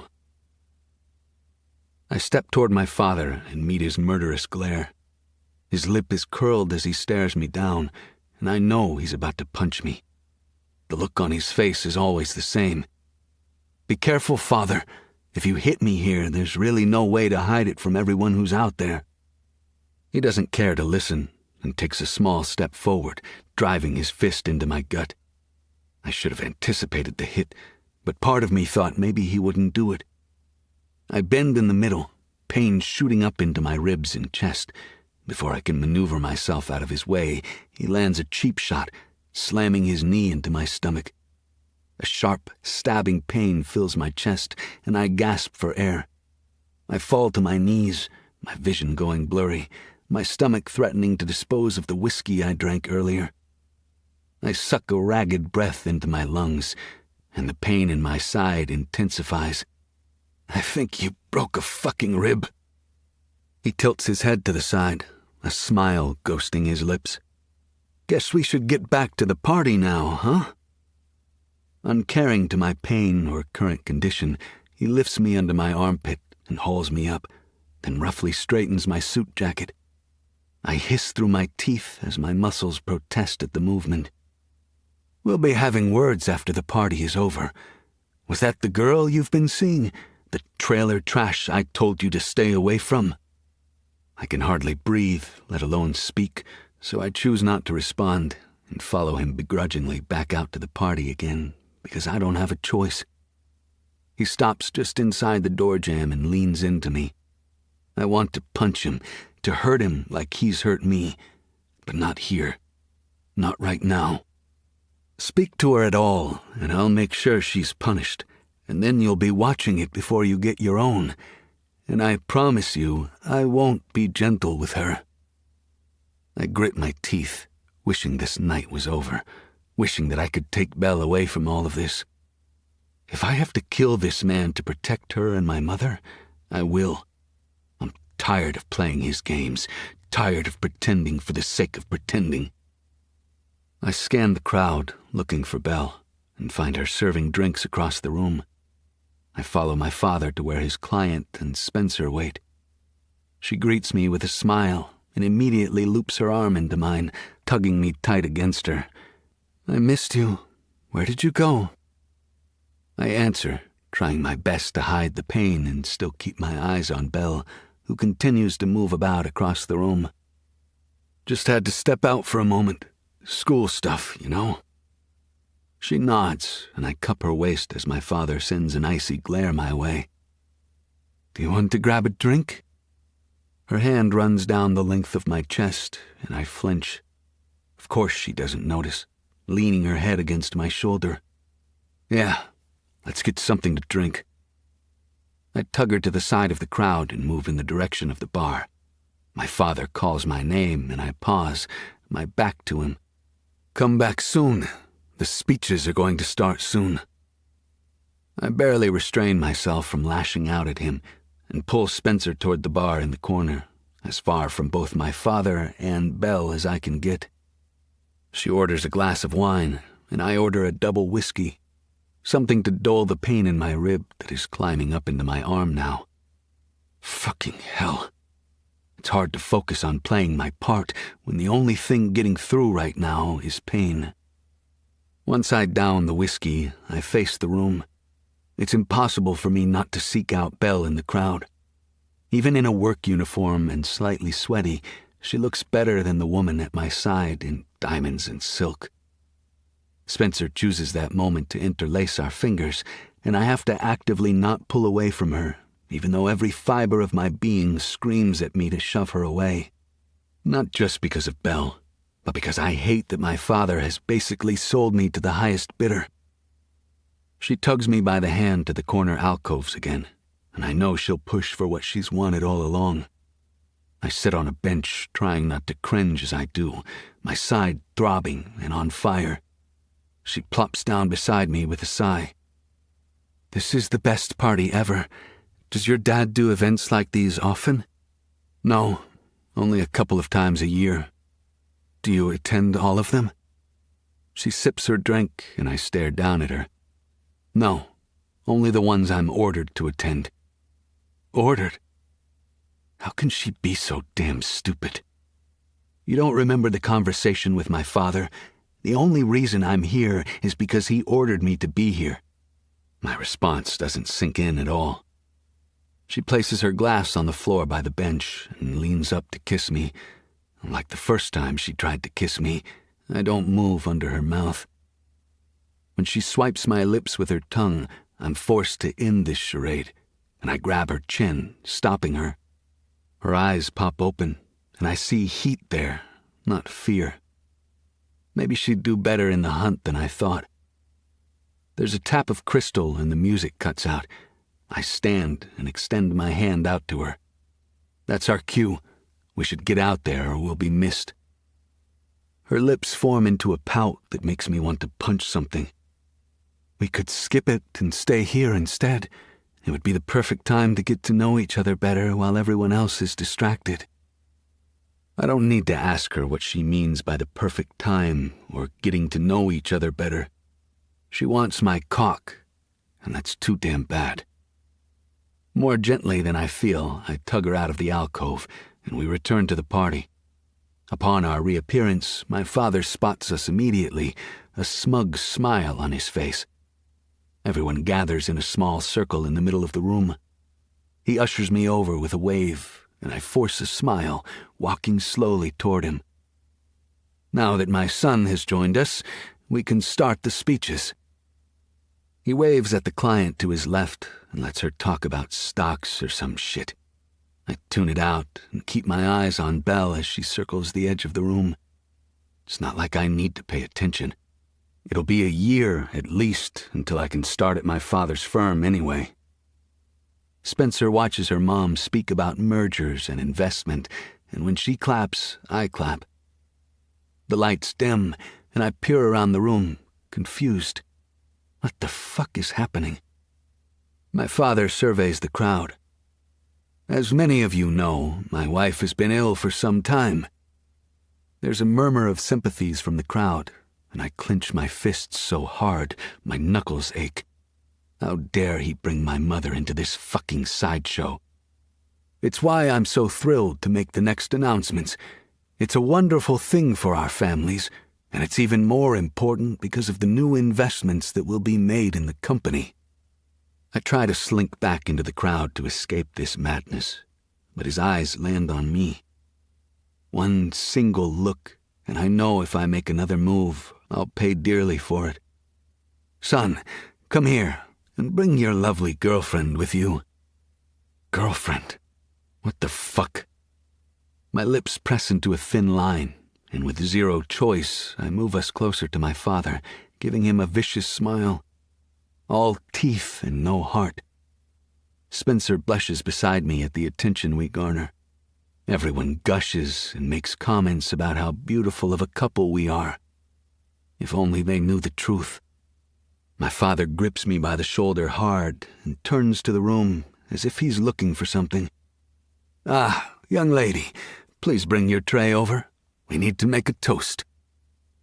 I realize he's motioned to Belle, and she looks like she'd rather be anywhere but here. Regardless, she weaves through the crowd and extends the tray to my father. She keeps her eyes on the floor, refusing to look at me. I can't say I blame her. My father gives her a grateful smile and passes flutes of champagne to me, Spencer, her mother, and then takes one for himself. It's my pleasure to announce the engagement of my son, Drew, to Miss Spencer Kelly. With their marriage, we'll join our two great firms and become an unstoppable powerhouse. There's a pause before the crowd applauds, but I hear nothing and see nothing. Nothing but Belle's horrified expression. Every single part of me wishes to reach for her and explain that it isn't what she thinks, but I can't. I can't fucking fix it, not here in front of everyone in this room. Spencer grabs my hand, and my father comes over to shake my other hand, pressing something hard into my palm.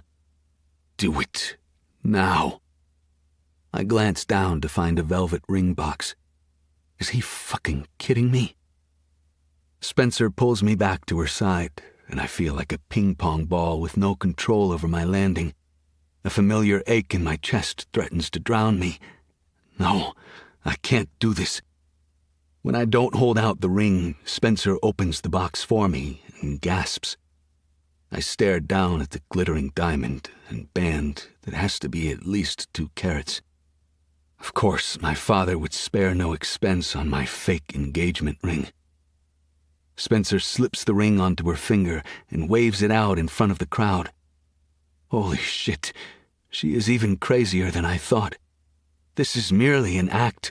She can't actually think that I'll marry her, right? She turns to face me and lifts her chin like she wants a kiss. My father squeezes my shoulder, and once again I'm stuck between them.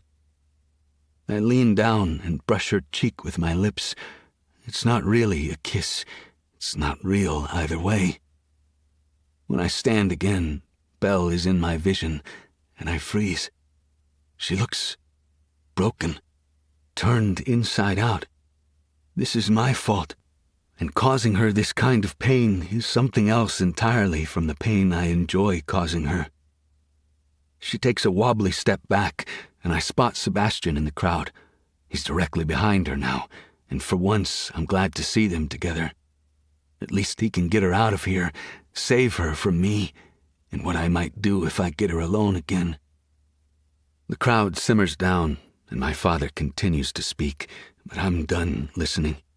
I'm pinned between the betrayal in Belle's eyes and the way Spencer grasps my arm tight against her body.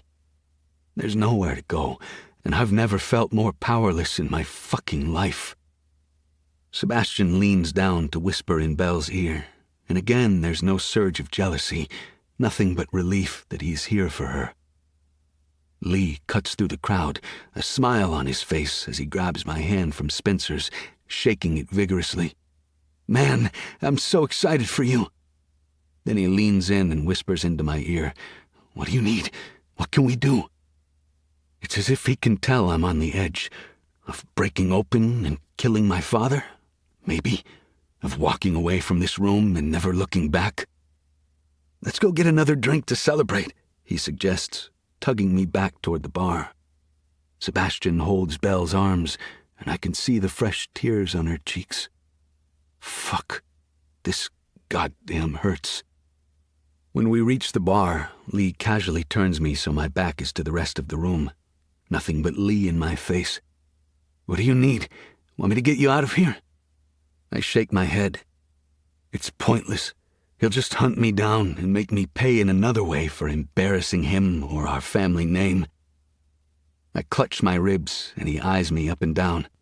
"Wait, did he already hit you? That fucking bastard!" My father's discipline has never been a secret among my closest friends. They try to help, but they can do nothing except save me from the destructive warpath I go on afterward. He grabs me by the shoulders and gives me a little shake. "Snap the fuck out of it, man. This isn't you. You control the school, the mill, all of it. You don't bow to the whims of one damn asshole. Get yourself together and take care of this, or are you going to let your father continue to humiliate your girl?" I turn and find Belle had been beckoned once again to pass out drinks. There's a spotlight on Spencer's glowing face as she shows everyone within 6 feet the fat, princess-cut diamond on her finger. I'm hopeless. There's nothing I can do, not yet at least. Once this is over, maybe there's something, but you guys aren't going to like it. He snorts and takes a swig of a beer. "We don't like throwing ourselves in front of 300-pound linebackers to save you either, yet we still do it." My father seeks me out in the crowd, his pensive gaze on me, and I let out a sigh of defeat and walk back out to the floor. It's all a circus act. My father may be the ringleader for now, but he can't hold the crowd's attention for long.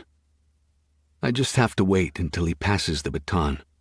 And when he does, I'm going to fucking destroy his pride and joy, his company, his entire fucking world, from the top down. Chapter 34. Belle.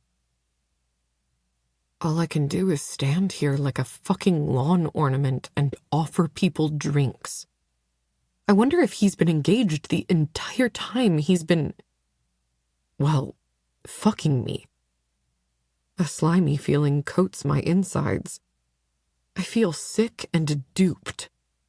He was right before when he said we never made any promises. He made demands, and I acceded to him. He doesn't owe me anything, and I don't owe him anything. If that's true, then why does it feel like my chest is caving in? Like he put his big foot inside and stomped all over my damn heart. I circle the group, keeping my eyes locked on the tray. I count down the seconds until I'm out of drinks so I can run away to safety. I'm desperate to get out from under the scrutiny and judgment of all these fucked up people. Or hell, even worse, their indifference. They don't think I see it, but I do. The way their noses tick up at me as I pass by. I'm nothing more than a walking drink dispenser to these fucking people. I keep my distance from Spencer and the sparkling symbol of my stupidity on her finger. There's no way he wasn't at least fucking her and me at the same time. God, please explain to me how I missed this. How could I have been so stupid? Engagements take time, commitment. All the things he wasn't willing to give me, clearly since I was nothing more than a secret fuck. Perfect for fucking in a dusty library, but not bringing home to Daddy. My heart races in my chest, and yes, I know I should have expected this, since things like this are the entire reason I refuse to date or do anything with a man. But I thought Drew cared. At least a little bit. He told people I was his girlfriend. Yes, it was only to keep people away, but it had to stand for something. When the last glass is plucked from my tray, I make a beeline through the crowd to escape. I'm standing smack dab in the middle of the party towers, everyone wanting to congratulate the couple, so it takes a moment of fighting, using my tray to practically shove people out of the way. My vision blurs, my lungs ache as I hold my breath, and panic bubbles up in my chest.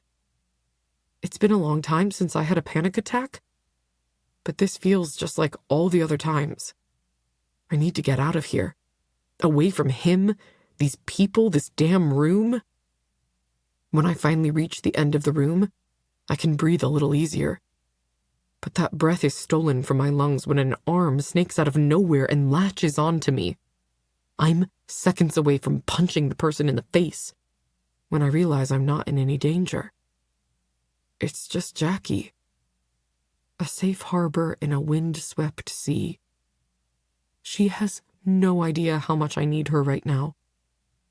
All the broken pieces I've been holding over the past few minutes push me over the edge, and I immediately break down, letting out a horrendous sob on her shoulder. She doesn't say anything. Then again, she doesn't have to. Holding me tight against her chest, she turns us so my back is to the room and lets me release all the tears I've been holding back. All the pain, sadness, and heartache spill out of me and onto the floor like I've been cut open. After a few minutes, she finally speaks. It's okay, Belle.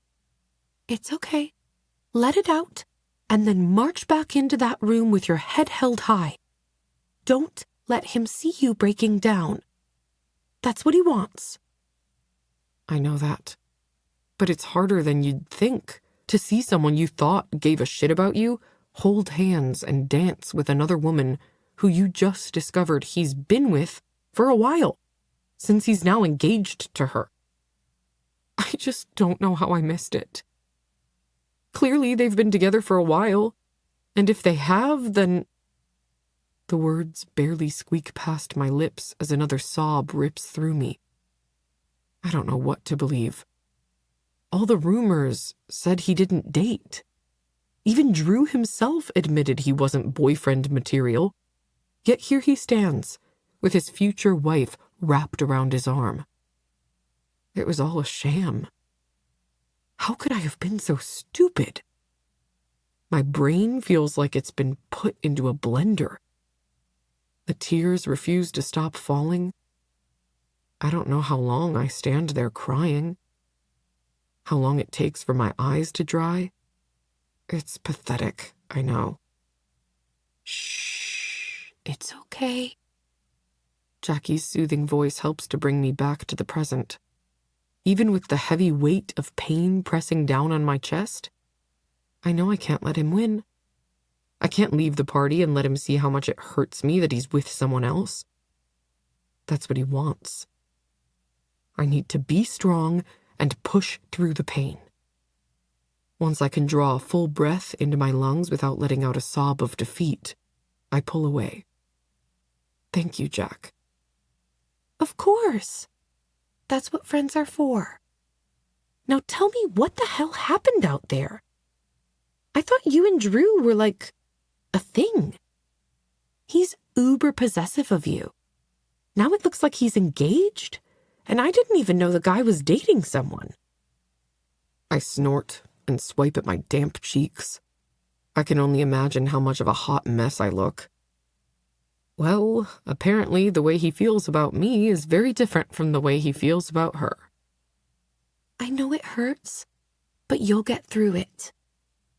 She holds my tray up, and I hug it tightly to my chest, like it's a shield that can save me from this nightmare of an evening. Look at me. Why are you here? Why are you doing this? To work? No, wrong. You're here for your mother. Remember that. This is a job, and you're here to earn money, to pay for her treatments, and to put food on the table. You're not here for him. This isn't about him. Another sigh passes my lips, and my shoulders seem to ease with the reminder of why I'm here and doing this at all. You're right. I'm here for my mother. To help her. Exactly. And if you go back out there and make any kind of scene, they will kick you out of here. And this whole night will have been for nothing. We have over $1,000 in tips accumulated for the night. I'd hate to see you lose all that over one stupid guy. Per usual, she's right. She's always right. I tug her into another quick one-armed hug, the tray trapped between us. I'll pull it together. I can always lose my shit later. She leans back and winks. And I'll steal one of these pricey bottles of champagne to help with that breakdown. Emotional crises always feel better with some good alcohol. A laugh escapes me, and I turn to face the bar. More drinks, more endless circles. Only a couple more hours and I can go home. All I have to do is make it through the rest of the night, and I'll never have to see him again. Jackie gives me a hard smack on the ass as I walk away, and I turn to glare at her over my shoulder playfully. Go serve those drinks, she calls, and I shake my head. The bartender and his assistant load my tray, and I make the rounds again.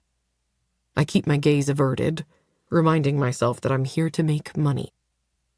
But then I catch a glimpse of Sebastian out of the corner of my eye. It feels like he's hovering at my back. But he's not doing anything wrong, so I don't bother confronting him. I notice that he's got his phone pressed to his ear, and there's an uncanny expression etched into his features.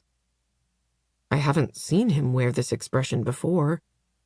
It's not sadness, but something deeper.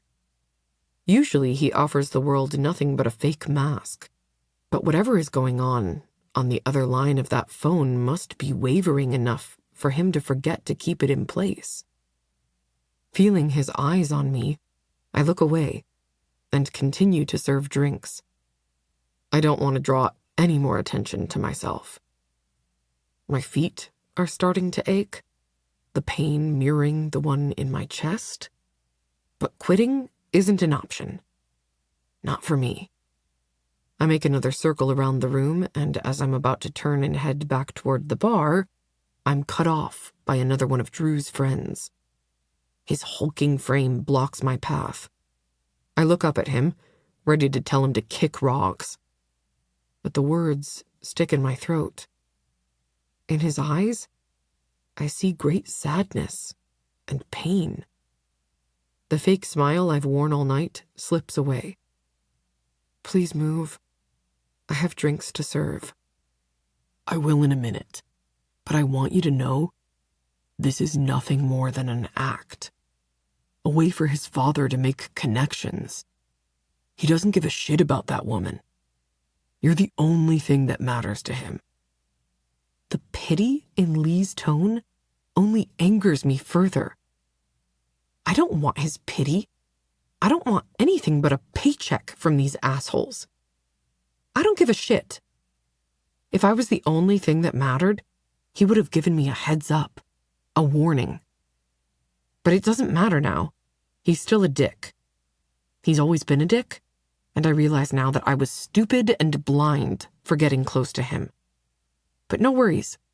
I understand my place now. But just to keep things interesting, tell him if he wants to continue tutoring, I'm doubling my fee. Let's call it asshole inflation. I shove the last drink on my tray into his chest and slip past him, walking away with my head held high. Now that the speeches are over, some of the partygoers start to funnel out, and the people inside thin out. It's tempting to skip out early, But I can't risk it, not with so much money on the line. Which sucks when all I want to do is run.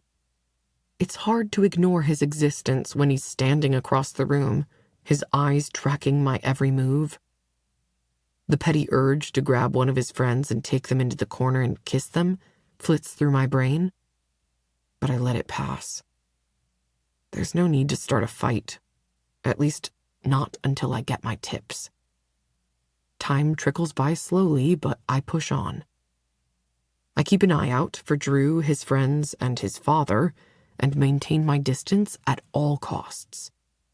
Any minute now, I'll be able to walk out of this place and never have to look back to this terrible fucking night. On my last trek to the bar, I noticed Drew's father standing by the back door leading out to the service hall. Something is wrong. I can feel it. Drew saunters up behind him, and I cut my gaze away from them. It's none of my business. He's not my business. He made that very fucking publicly clear. Then why the hell do I care? Why am I wondering if he's okay? If something is going on? Despite trying my hardest not to glance back at that door, I do. I can't shake the bad feeling that's intensifying in my gut with each passing second. I catch a glimpse of Drew's dad holding him by the back of the neck, pulling him into his side. Pain pinches Drew's features. What the hell is going on? My eyes dart to his father, and I stop cold between a few guests. That look I recognize easily enough. I've seen it on Drew's face plenty of times. It's rage. He's pissed at Drew.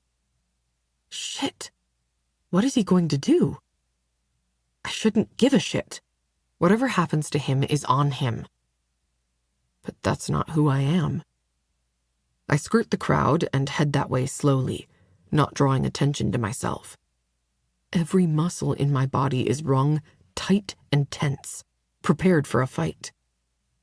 Sebastian and Lee stand by the bar, not paying attention to me or to Drew and his father. When they disappear into the door, I turn and face the other end of the room. Shit. The only way to get into that hall without being seen is to go the other way. The long way. And even then, the sterile lighting might give me away. But which of these assholes pays attention to servants, anyway? I duck into the door and press against the wall at the farthest end. Voices carry down the long hallway, filtering into my ears.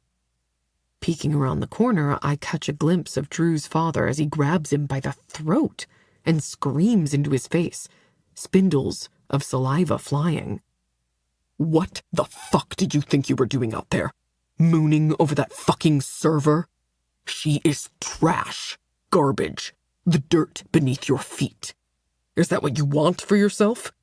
Our family legacy and namesake is on the line, and all you can think about is some white trash pussy? Does anything mean a goddamn thing to you? I place a hand over my mouth to stop myself from reacting. His father's words sting, as if he slapped me with them. When I chose to attend Oakmount, I knew I was attending a university for the rich and elite, but I also knew that no matter what or where I went, I would never fit in. I guess I never anticipated my financial status to become that big of a factor in my life. Drew makes a small noise and mumbles something that I can't make out. My emotions are wavering, and conflict brews deep in my gut. What the hell do I do? I force air into my lungs and try to remind myself that this isn't my problem. Like Drew told me many times, I should keep my nose out of other people's business. I shake my head, my heart clenching tightly in my chest. This isn't my business. It's not my job to protect him from his family or anything really, since it's clearer than ever that I was never anything to him. I can't believe you.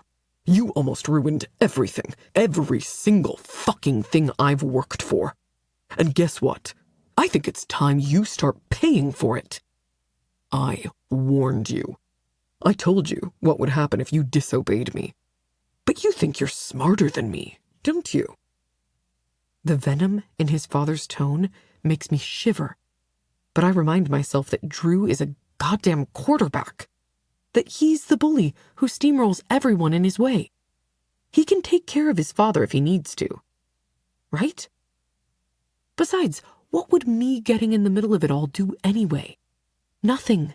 That's what.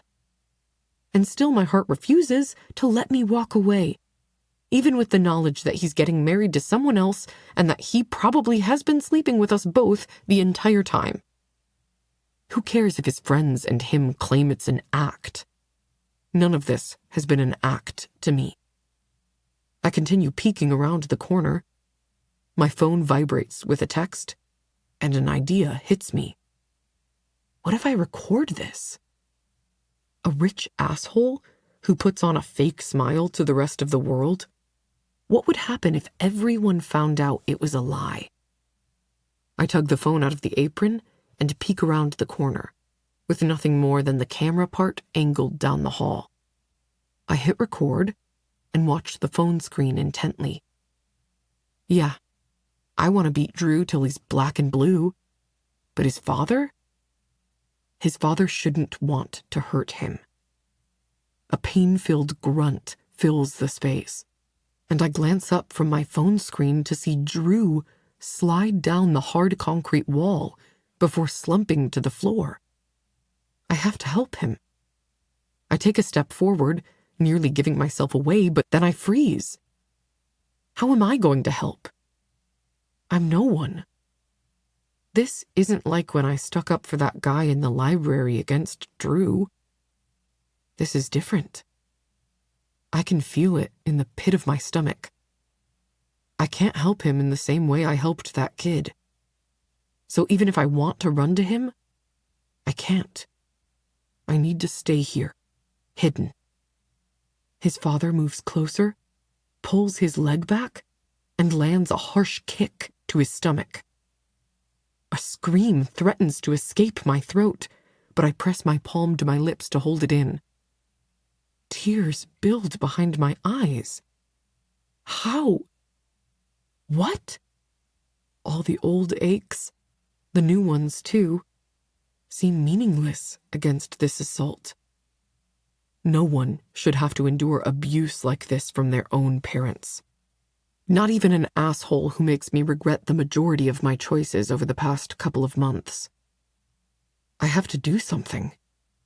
I step back and turn to peer back through the door that leads into the party space. Lee is on the other side, casually standing, acting as if he knows nothing about what is happening on the other side of that door. How can they call themselves friends? No, there isn't anything I can do to help. But they could. They're rich and powerful. Money can buy you anything you want, right? Rage drives me forward, and I march right up to them. I push any and all fear aside and press a finger into Lee's expensive suit jacket.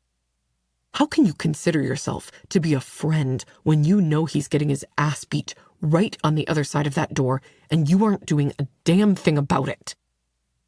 The look he gives me at that moment should have me tucking my tail between my legs and running for the hills.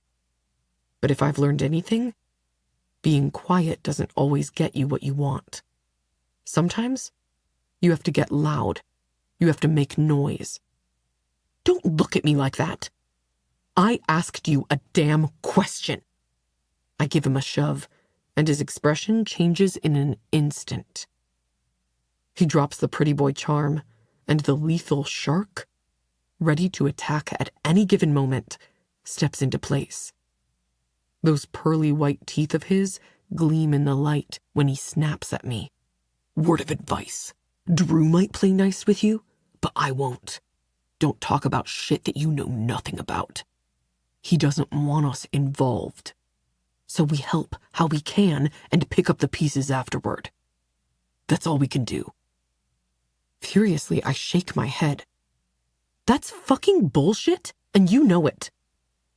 Maybe I'd be scared of him under different circumstances, but not today. If he wanted us to help, he'd tell us. Now run along, because as smart as you appear to be on paper, you sure as hell don't know when to leave well enough alone. Flickering flames of rage burn deep inside my chest. I clench my fist tightly, wanting to lash out and inflict pain on this idiot. He's not a friend. He's nothing. Even as the urge to wipe the pointed look of annoyance off his face rips through me, I know he's not worth it. Not even a little. Smarts have nothing to do with being a friend. I hope the guilt of doing nothing eats you alive. Maybe you can stand to sleep with that, but I can't. If you won't do something, then I fucking will. Where is Sebastian? Maybe he'll listen to reason. None of your business. You'd have to have a conscience to feel any type of guilt, sweetheart. Drew's been enduring this shit much longer than you've been around. His dark tone is a warning. Don't assume I don't give a fuck about my friend. It might lead you to find yourself in a world of trouble. Fuck off. I growl and spin on my heels, stalking back to the other entrance. I'm not going to waste any more time sparring with that asshole. I notice as soon as I cut through the hall that it's empty. My pulse spikes, and I barely catch sight of the kitchen door swinging open. Shit. I rush down the dimly lit corridor, not bothering to stay quiet. I can't hear much of anything except the heavy beating of my own heart and the ragged breaths entering my lungs. My adrenaline spikes once I reach the end of the hall, and slowly I peek around the corner and into the kitchen. I catch sight of Drew's father holding him down by the neck against the counter. The room is empty, though I imagine there might be someone guarding the door on the opposite side of the room. Of course, a rich man like him wouldn't want anyone to discover the truth, to see the real monster beneath the perfectly painted mask. His father leans down and whispers something into his ear. Drew's entire body goes still. A statue cast in pain and anger. Whatever his dad just said hurt him far more than any of the punches. It's a good thing I don't give a fuck about any of their rich asshole bullshit. Chapter 35. Drew. Bitter cold sweeps through me, a numbness if you want to call it that, though I can already feel the bruise forming on my cheek from where I hit the wall. There's a table beneath me, but I don't feel it. All I hear are his words ringing in my ears. Did you take a good look at the girl, Drew? She looks like someone you know, doesn't she? She certainly looks like her whore of a mother, but maybe you recognize someone else there, too. I know I recognized it when I saw her back in that hall. What the fuck is he implying? I try to push against his hold, but it's iron. What are you talking about? How do you know Belle's mother? Then it hits me, like a 20-pound anvil on my chest. The illness she's been dealing with her entire adult life, according to the medical records I glimpsed on Belle's laptop. It's the same kind of illness my mother has. The doctors have always documented it as cancer or something akin to it. Leaning into my face, a sickening look fills his eyes, and when he speaks his words, they shatter my existence, the existence he's been trying to break for years. She's your half-sister. No, that can't be true. No. This is another one of his fucked-up games. It has to be. My stomach twists into a tight knot, except the eyes, the sparkling green eyes of hers that she hides with her cute little glasses. We both have green eyes. My father has green eyes. I try to tamp down the terror and heartbreak threatening to consume, but I can't. I'm drowning in it. No. No. No. I slide to the end of the table, and bile rises in my throat. This can't be true. This can't be. Before I even attempt to stop it, I'm vomiting off the side of the counter. All the whiskey I drank earlier to keep myself in check and make the night easier pours across the shiny floor. It's by the grace of God that I remain standing. That and Father's hand still clutching me tight. When the puke splatters across his shoes, he releases me with a curse. I crash into the wall, barely keeping myself upright. Pull yourself together, son. It's sickening, I know. But lucky for you, I saved you from doing something stupid, like getting that whore pregnant. Don't talk about her like that, I growl as the copper tang of blood fills my mouth. I know reacting is nothing more than pouring gasoline on the fire, but I've spent my entire life taking his shit. I can't bear to stand here and listen to him speak so ill about someone he doesn't even know. The world goes quiet, and I can't be bothered to move or try to block his attack, so I let him hit me again, his fist slamming into my already tender and swollen ribs. The pain is nothing but a dull ache. It's like I can barely feel it as I sink into myself and forget, float away, try not to focus on anything until it's all over. After the damage is done, I'll feel it. But I've learned that if I crawl deep inside that secret place in my mind and simply endure, it's easier. My father's image blurs in front of me, and I feel his fingers digging into the back of my neck.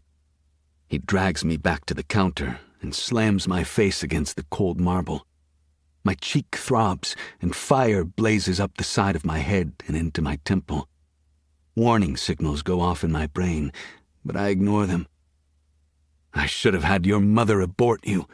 I swear you've been nothing but a stain on this family since the day you were born, yet you're the only heir I have that's worth anything. He digs his fingers into the back of my neck, squeezing, and then repeats his action from moments ago. Maybe this is where it all ends. I can hear my heartbeat in my ears. Thump, thump, thump. The world around me goes silent, and more blood fills my mouth. It's all I can taste. Without warning, I'm moving, flying through the air as my father tosses me across the kitchen like a rag doll. With blurry vision, I look down and realize I'm on the floor now, barely missing the spot of vomit. I want to crawl deep inside my mind and hide there, wait for this to be all over. No one can save me. Save yourself. A voice echoes through my mind. Protect them. Fight for them. Belle, your mom, protect them.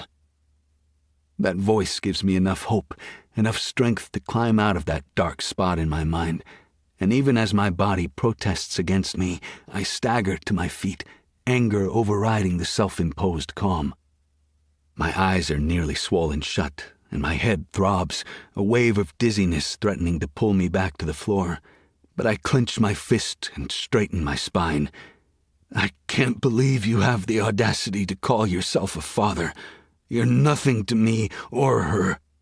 I wonder what all your friends would think if they discovered the real person beneath the mask, if they found out you sold me to the highest bidder and pimped me out to your client's daughter just because she's a spoiled brat who has never heard the word no in her life. As I stand there, another jolt of abject fear hits me. What would he do if he got his hands on Belle? A woman to throw around and sell to his friends to be used, abused, and discarded. He's never given a shit about me, and he raised me. But her, he's spoken 5 words to her. If this is how he treats someone he supposedly loves, I can only imagine what he will do to her.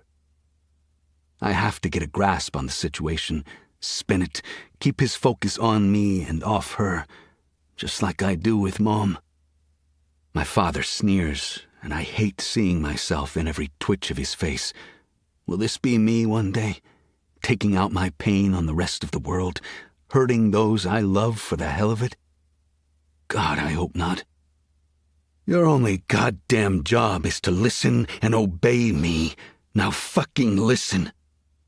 He crosses the room in a flash, his hand circling my throat, his long fingers digging into my flesh. For an old man, he's strong as shit. "And obey!" He screams the words into my face. I don't so much as blink at the rage he expels upon me. "What do you want?" I grit out, barely able to draw enough breath to speak. I have to do what I can to keep them safe until I come up with another plan, something better, a way to get rid of him. "I just told you." He shoves me again, and I crash against the stove, barely catching myself. We stare at each other, and I know that things will get progressively worse if I don't obey him. There's no saying he wouldn't keep me here and send one of his stupid goons to attack Belle, and then we'd all be fucked.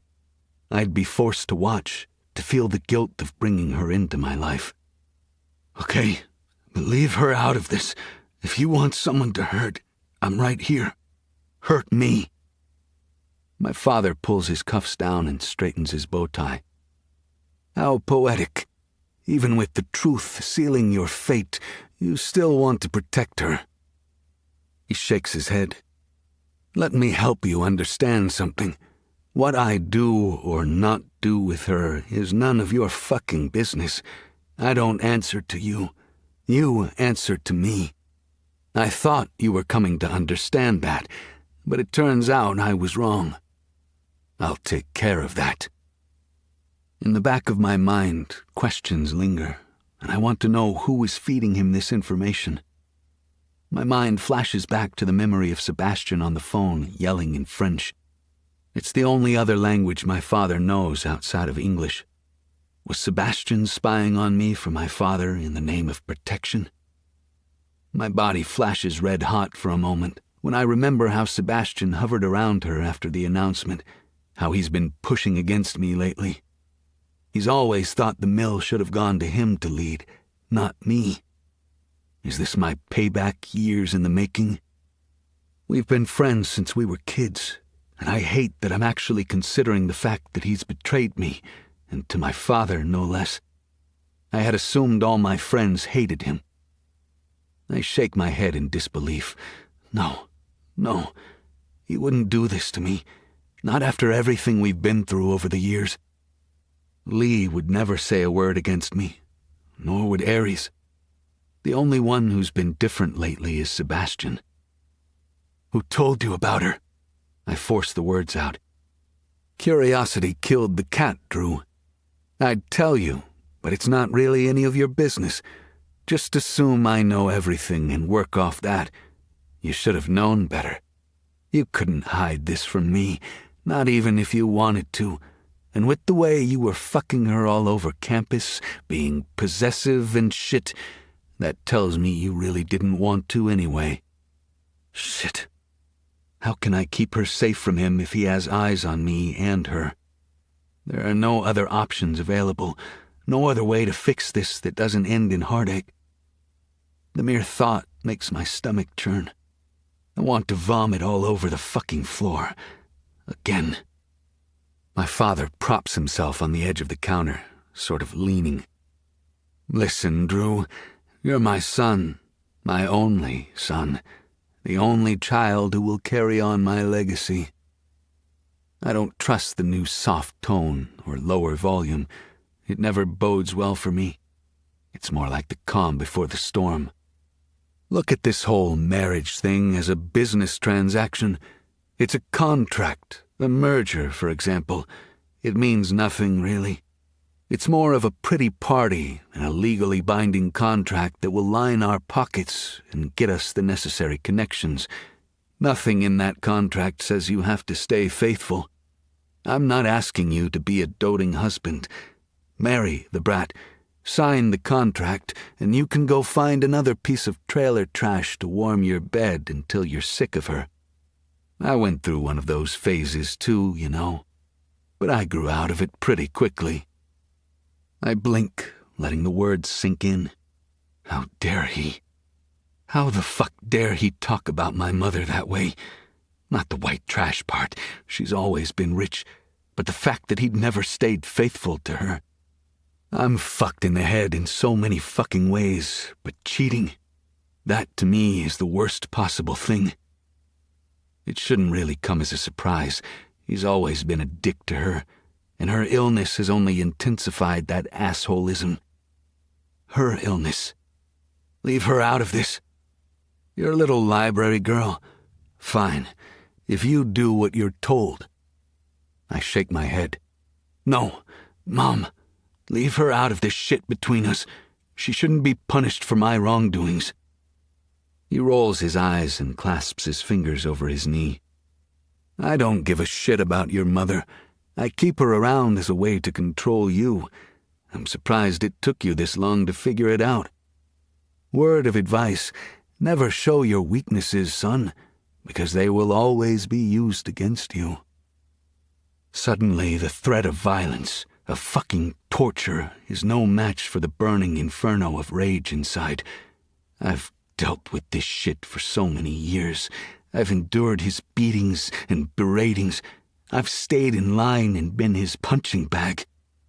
I'm done. I launch myself at him, taking him down to the floor. With both hands, I grab him by the head and slam him against the tile floor. Then I tighten my fist and punch him in the face. I only get one good shot in before a set of burly arms wrap around my middle and pull me off him. I don't need to look to see who is grabbing me. I already know. My father's goons. There's 2 of them with him tonight. Roscoe secures me around the chest, his hold tight so I can't move, while Baxter helps my father to his feet. Once standing, he swipes at his face with the back of his hand and spits a wad of blood onto the floor before looking at me. It's so fucking satisfying to see his teeth stained red and a trickle of blood trailing down over his lip from his nose. Looks like I broke it, and I don't even give a fuck. I'd kill him if I could. I'm losing my fucking mind. A bubble of manic laughter escapes me, and Baxter steps forward upon a wave of my father's hand and punches me hard in the gut, forcing me to double over the best I can while still being held in Roscoe's iron grip. Still, the best moment I've had in a while, and if he puts me in the hospital, it will mean I have something to enjoy as I dream. At least I know he won't kill me. He needs me far more than I need him. My father grabs a towel and some ice from the freezer and then approaches me slowly, his eyes gleaming as he studies me like an animal in a cage. I had high hopes for you, son, but now I see you need a little more preparation. All those beatings you endured over the years didn't do shit to toughen you up. Looks like we'll be starting over, and this time I won't stop. Not until I fucking break you and piece you back together as I see fit.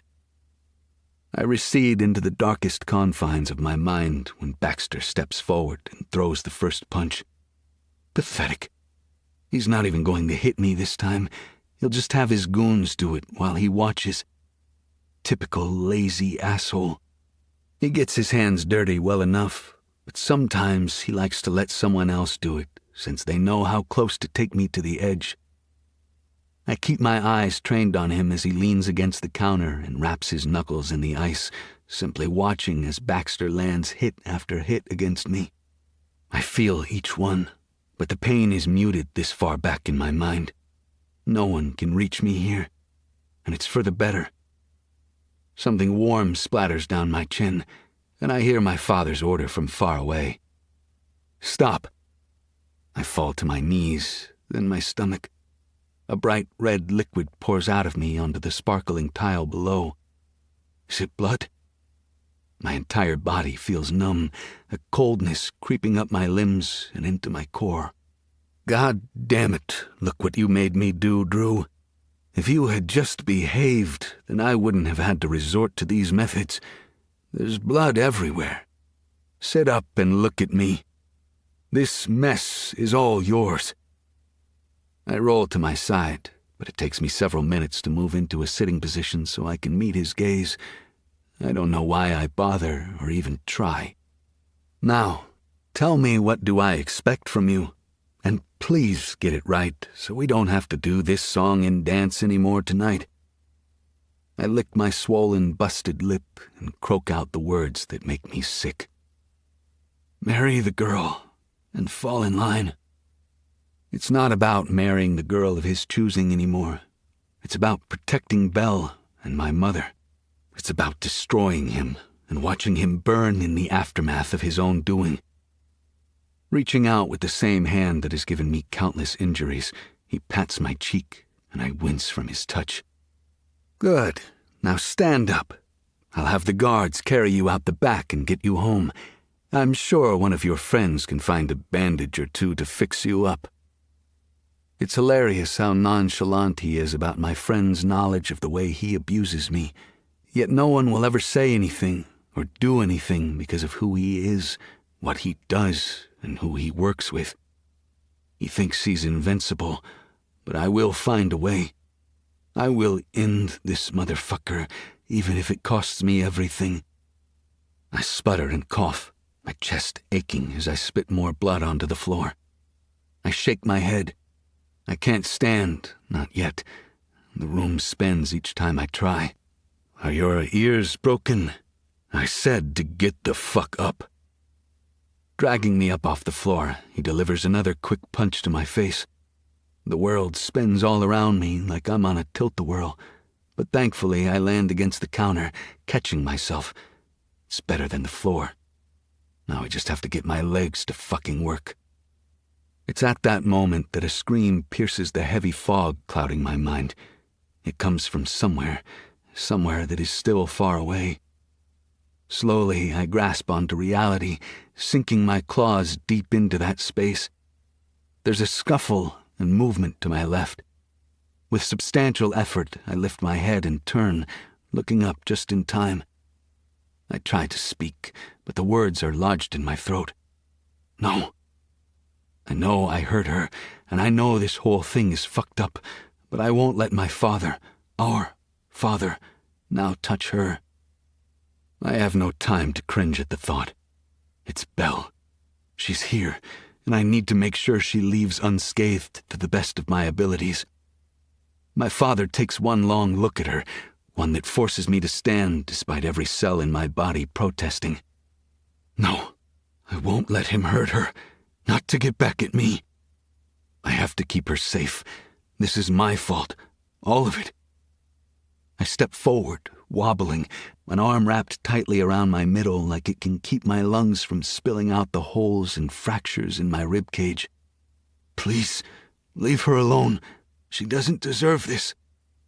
I move between them, shielding his gaze from her. He sneers at me. What are you doing? Stopping you from doing something stupid. She's just a girl trying to earn some extra money for school. That's it. She has nothing to do with our world. His eyes narrow once more. She has everything to do with our world, son. More than you can comprehend at the moment. That's why we need to get rid of her. Get rid of her? His words seem so final, and there's no way he would actually kill her, right? He's crazy and fucked up, but surely he's not a murderer. I take a step back, forcing Belle to take one as well. From experience, I know she's not going to let him break her, not like he's broken me over the years. Belle is stronger than I'll ever be. Caught up in my thoughts, I don't notice one of my father's men moving in on us, not until it's too late. A thundering crack echoes in my ears, and the world catches up real fucking fast. I twist around just in time to witness with horror as Belle's head is forced to the side, her fragile features absorbing the impact of Baxter's hit. Something inside me snaps, and I charge forward. My shoulders slam into Baxter's stomach, and my feet don't stop until we crash into the wall. I pull my arm back and land a punch against his face. The sound of bone cracking fills the space. Don't ever fucking touch her again. I seethe, barely standing on my own 2 feet. Baxter snarls his lips at me, but doesn't move. My father chuckles from the other side of the room, and I slowly walk back toward them. Every step takes significant effort, and I take even, shallow breaths to stop the pain from swallowing me whole. Father, stop. Let me take care of this. Let me prove myself. I'll do whatever you want me to. Just don't. Please. I've never in my entire life begged my father for a single thing, but I will do it today if it means I can save Belle. He stands proudly like he's won the battle. He has no fucking clue that this war has barely begun. Fine, if that's what you want. Deal with her. But I expect her to be out of the building and away from here in the next 10 minutes. That, or she will be coming back to the main house with us. There is plenty for her to do there. I nod and turn my attention to Belle. Her face is a mask of confusion and hurt, and when she looks up at me, those two emotions morph into something softer, sweeter, something only she shows me. I hate that hurting her is the only way to protect her, but it's what must be done. Someday she'll understand. I know she will. Leaning forward, I skim a finger across her cheek and down the side of her neck. She trembles, her eyes darting between my father and me. I'm sorry, Belle. I'm so fucking sorry. I can feel my father's gaze hot on my back. He's watching every move I make, and I need to make this as believable as possible. When she nuzzles her face against my hand and relaxes into my hold, I slice my fingers through her hair and twist her long braid around my fist. Then I slip the mask of fury and rage into place. What did I say about you minding your own business, Wallflower? Her eyes are frozen lakes of fear, and I think, no, I know this. This is how he will break me, for good. Chapter 36. Belle. His hand tightens in my hair and I jolt. This isn't like it has been in the past. This fucking hurts. My entire scalp is on fire. I claw at his hands, but his fist is anchored in my braid like a fucking vice. Let go of me, I whimper. I only came here to help. He leans in closer, his swollen face giving him an even dark edge. What the fuck makes you think I need someone like you to save me? You're nothing. His words sink through the painful haze, and I drop my hands. Yes, he can be mean, a downright dick at a multitude of times, but he's never been this cruel. Even at his most rageful, there have always been cracks of light shining through in the darkness. There's always been a softness that he seems to carry just for me. I'm so confused. His friends tell me it's all an act, but this isn't an act.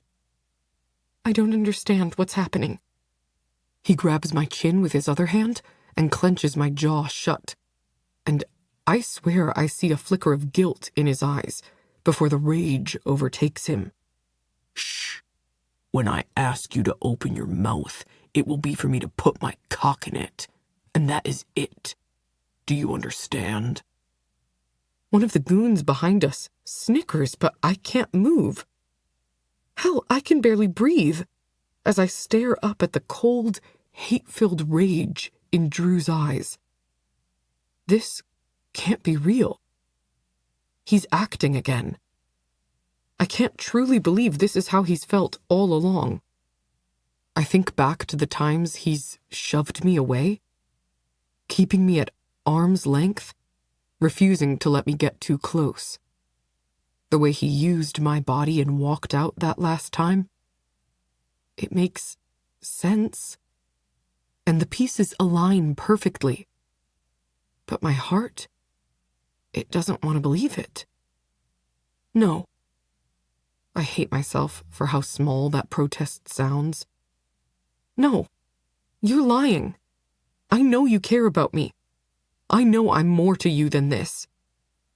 His grip grows tighter, and it feels like he's going to rip my hair out of my head. A scream rips from my throat, and I claw at his hands and kick his legs, but he's had practice fighting off women in his precious psychopath games, so I'm easily subdued. Not so fast. You're staying right here until I say you can fucking go.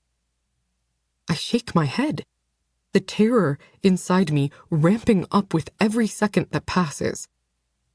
This isn't him. I refuse to believe it. He told me everything at these parties is an act. Is that what he's doing?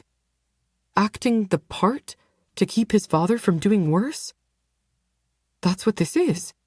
It has to be. The thought gives me a glimmer of hope.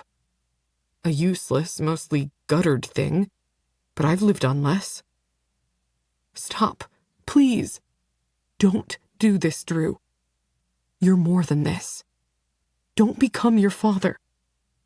He sneers, and there's not a hint of the man who drove me up sheer cliffs of pleasure and threw me off, only to catch me at the bottom. This isn't him. His face moves closer to mine, and even though I want to push away, I can't move. His lips are so close to mine I could touch them. I look into those emerald depths and see nothing of the man I've come to care for. The Drew I caught glimpses of is nowhere to be seen. It's almost as if he never existed at all. See, that's going to be a problem, because as it turns out, I am my father's son. It's not my fault you refused to see the real me this whole time, that you romanticized something that never existed. I need you to understand something, and I know you're smart, so lock it away in the confines of your mind. You're nothing to me, Maybelle. Nothing but white trash with a nice little cunt that I enjoyed fucking for a short time.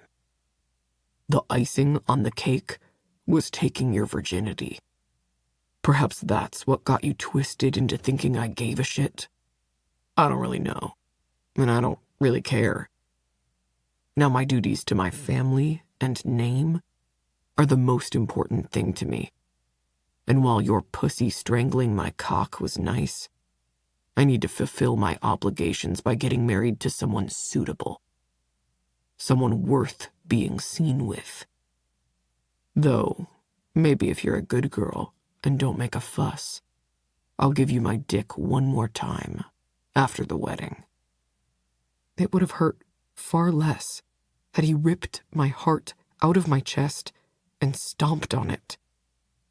I don't think. All I can do is react. I pull my hand back and slap him hard across the cheek. The smack rings through the room, the burn of it enveloping my palm. Silence settles over us until all I hear is his heavy panting above me. Is that all you got, Wallflower? If so, then you're fucked. He shoves me backward, and I lose my balance, my body tilting sideways. Horror flashes in his eyes, and I watch in slow motion as he reaches for me, his fingers missing me by a breath. It's like a car accident happening right before my eyes. One moment, I'm standing, and the next, my head collides with something hard and unforgiving. Red-hot pain stabs through my skull. The world spins around me, my stomach churning and threatening to empty onto the floor as I land on my hands and knees.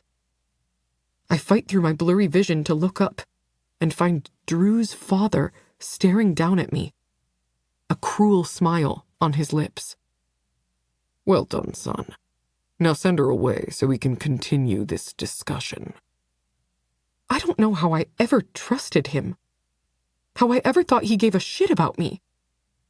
If this is an act, then he deserves an Oscar. When Drew stalks forward, my only thought is to escape. I no longer know this man, nor do I trust him not to hurt me. My head feels heavy, like it's a fishbowl. But I don't let that stop me. I skitter backward like a crab on my hands and feet, to keep him from touching me again. When I hit the wooden door behind me, I know I'm trapped. Trapped between him, the door, and every shard of syllable he's slicing me open with. He crouches down in front of me, and the memory of when he did that same thing in the woods pops into my head. The scent of earth and damp forest all around us. It's time for you to leave, Maybelle. You can take the trash out yourself, or I can take you out. Either way, this ends tonight. You're nothing to me, and you never were. Nothing more than a warm hole to sink into every once in a while.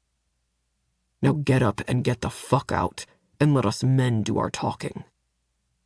I don't know why, but my heart forces me to cling to some type of false hope. I can't possibly believe any of this is real. Not when I know what I felt. This isn't you, Drew. I shake my head, fighting back tears. Every single fiber in my body tells me to believe his words. But my heart tells me to look deeper, to notice the little details. He shakes his head as if he can't believe I'm questioning him and reaches into his pocket. Tugging his wallet out, he thumbs through it and pulls out a wad of cash. The dollar bills rain down on me. I forgot to pay you for the last time we were together. That should be enough, right? If you need more, stop by the mill. I'm sure one of the guys will be happy to let you suck them off for a little while. You know, for your mommy. My heart collapses into my stomach. His words are salt in a never-healing wound. She has nothing to do with this, or any of you assholes. You don't even deserve to speak about her. His lips twist up into a heartbreaking smile. Oh, there she is. I was afraid I might have put out your fire. Nice to know you're still in there. Now, do you want to keep fighting, kitten? Or do you want to go home with whatever remaining fucking pride you have left? I slowly push off the floor, using the stationary door for support to gain my footing. A wave of dizziness hits me, and I take a slow breath into my lungs, steadying myself. When I meet Drew's gaze, I swear I see concern, but when I blink, it's gone. All that's left is his stupid, smug smile. You're a disgusting, self-righteous prick, and I can't believe I ever thought there was a single ounce of good inside you. I want to hurt him, to stomp on his heart the way he's stomped on mine. But I don't know that I can. Not when I'm not even sure there's a heart inside him. He doesn't appear affected by my lashing of words. The apple doesn't fall far from the tree. Isn't that what they say? I look back and forth between him and his father. I guess not. Not surprising, really. You're just like him. I thought I had witnessed the real monster that night in the woods. But it turns out he never really showed me his face. Not until today. He takes a step toward me, and I shield my face with my hands, afraid he might hit me. But he doesn't. Instead, he grabs me by the wrists, my skin burning where he touches me, and using the weight of my own body, he shoves me backward. He pushes me hard enough to dislodge the swinging door behind me. The doors fly open with the weight of my body, while I spill out onto the floor, ass first. Pain registers in my mind as my tailbone throbs from the fall. But instead of sitting there like a damn statue, I scramble off the floor and onto my trembling legs. I hate you. I hate you, and I hope that when you realize how much you've messed up, you experience the same pain I am right now. I hope you see that I was the only one to give a shit about you. I don't need you to give a shit about me, Maybelle. I'll find another tight cunt to keep my cock warm. That's all you ever were to me anyway. A nice warm hole to fuck. Those are the final nails in my coffin. There is no point in me continuing this conversation or trying to understand. I'm only prolonging the inevitable. I turn to leave, my eyes full of tears making my vision blurry. My first reaction is to run, but I don't. I won't let him run me out of here. I don't know. I don't know what I thought. Whatever we shared or whatever semblance of what we shared has been shattered and blown into a million pieces. It doesn't matter. I've lived without him before, and I'll do it again. Fuck him and this whole fucking world. When I make it to the door on the other side, I pause. Anger threatens to swallow me whole. He doesn't get to throw me out like trash when he's the one with the secret and the shitty family. This is not on me. It's on him. I turn and stare down the long hallway, watching as a woman comes through the back of the kitchen. She's in a server's uniform like me, and I think maybe she's going to tell them someone called the police or to break up the argument. But she walks straight into Drew's father's arms. My gaze travels back to Drew. He's clenching his fists as his father leans in and kisses the woman passionately. It's at that moment when he sinks his fingers into her hair and she lets out a terrible giggle that I recognize who she is. Jackie. The ground beneath my feet shifts. I can't be seeing this correctly. The world spins and I feel bile rising up my throat. No, she wouldn't do this to me. Jack is my friend, my best friend. She'd never. The betrayal cuts through me like a dull knife cutting through meat. How could she? What the hell is going on? You know what? It doesn't matter. None of this matters. Not Drew, not this fucking family, or the money. Tears fall hot and heavy, making tracks down my cheeks. But I don't feel them. I continue forward. But the door on the other side swings open the second I reach it, and I almost walk into someone. I sniffle and duck my head, trying to hide my red face and tear-filled eyes. Sorry. Gently, as if I'm made of glass, the person grabs me by the shoulders. I lift my head and stare into a pair of eyes that have never shown an ounce of concern or care for me. Sebastian. This day keeps getting more and more fucked up. Come, Belle. Let me take care of this. Why is he looking at me like that? And what is he talking about? What is there to take care of? I try to shrug out of his hold, but his grasp is ironclad. There is nothing to take care of. I'm done with him, and I don't give a fuck if I ever see him again. I understand that, but they don't get to treat you like this. To toss you out like trash. You're not trash. You're fucking royalty. I'm so confused by his words that I have no response. Instead, I find myself staring at him. His cheeks are pink, his curls tousled and shoved away from his face. His bow tie is undone as he surveys my face. And I swear I can feel his eyes penetrating the spot on my cheek. The bruise already forming from where that stupid goon hit me. The concern melts into red-hot rage as he takes in my entire face, clearly seeing something that angers him. He releases my shoulders, his huge hand circling my wrist instead. Come, he orders, gently tugging me down the hallway back toward Drew and his father. I must have hit my head harder than I thought because nothing about this man, the care of my body and being safe, should ever be used in the same sentence. But that's how I feel with him by my side.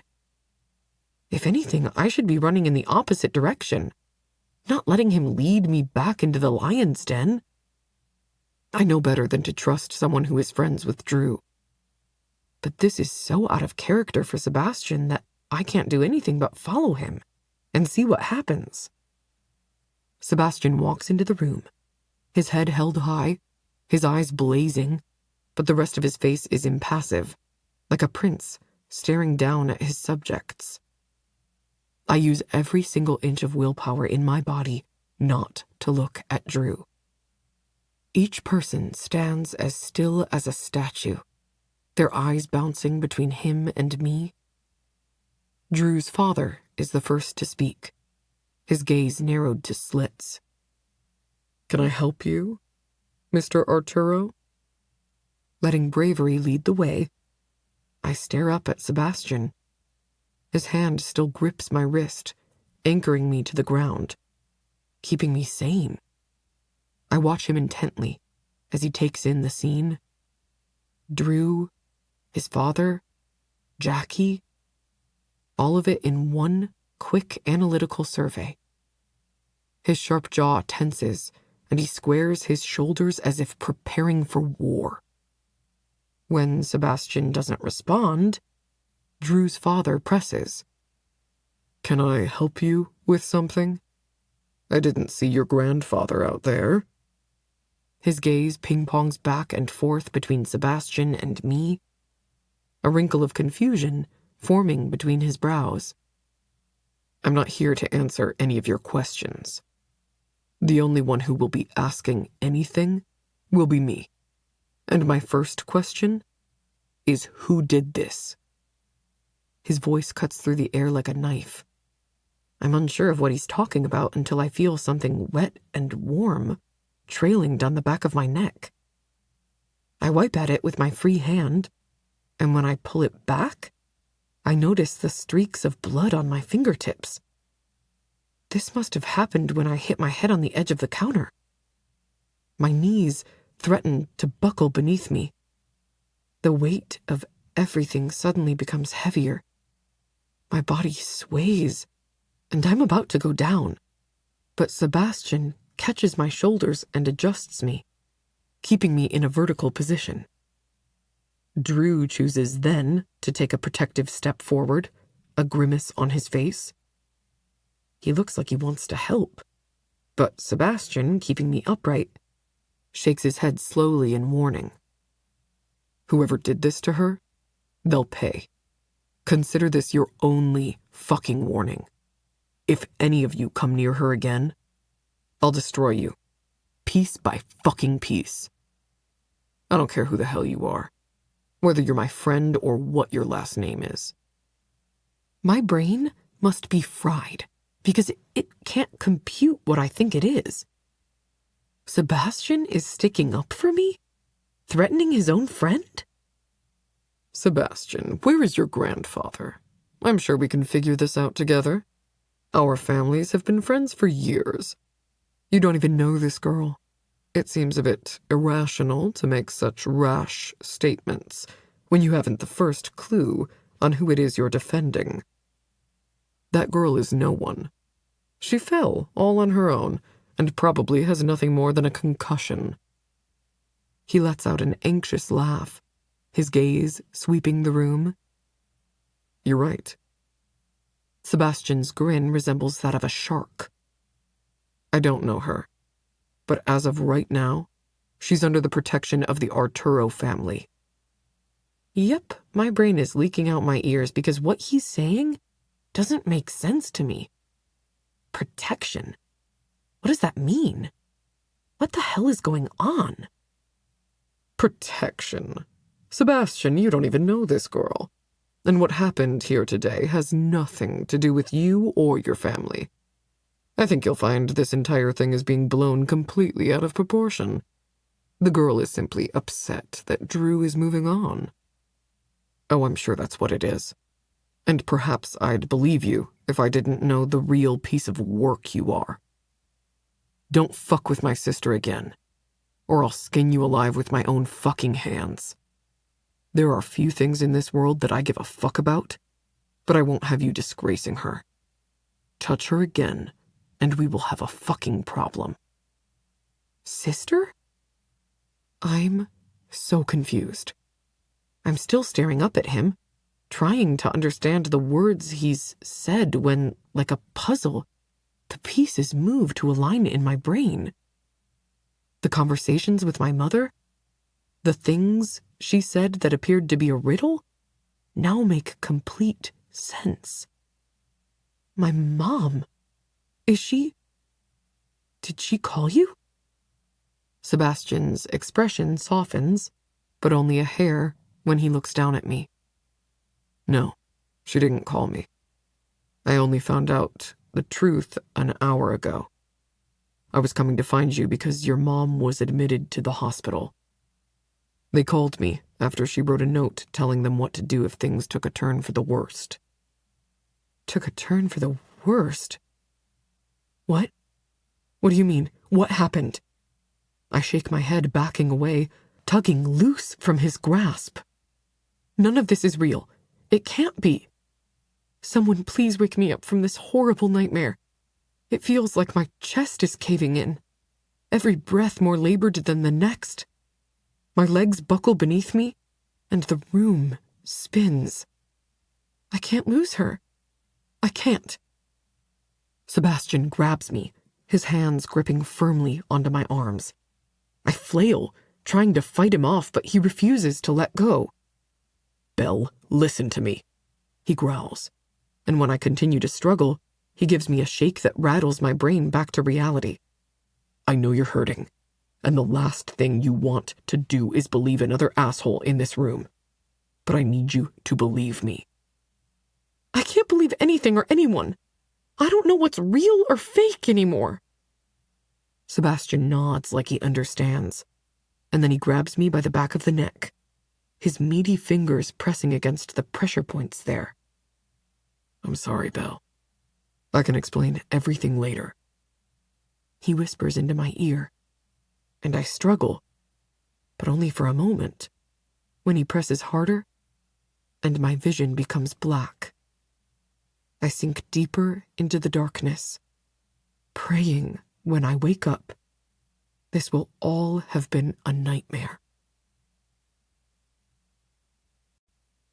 This recording of The Wallflower was presented by Dreamscape Media, LLC. Narrated by Renee Thorne and Ryan Stone. Produced by Haley Taylor. Text copyright 2024 by J.L. Beck. Sound recording copyright 2024 by Dreamscape Media, LLC. This recording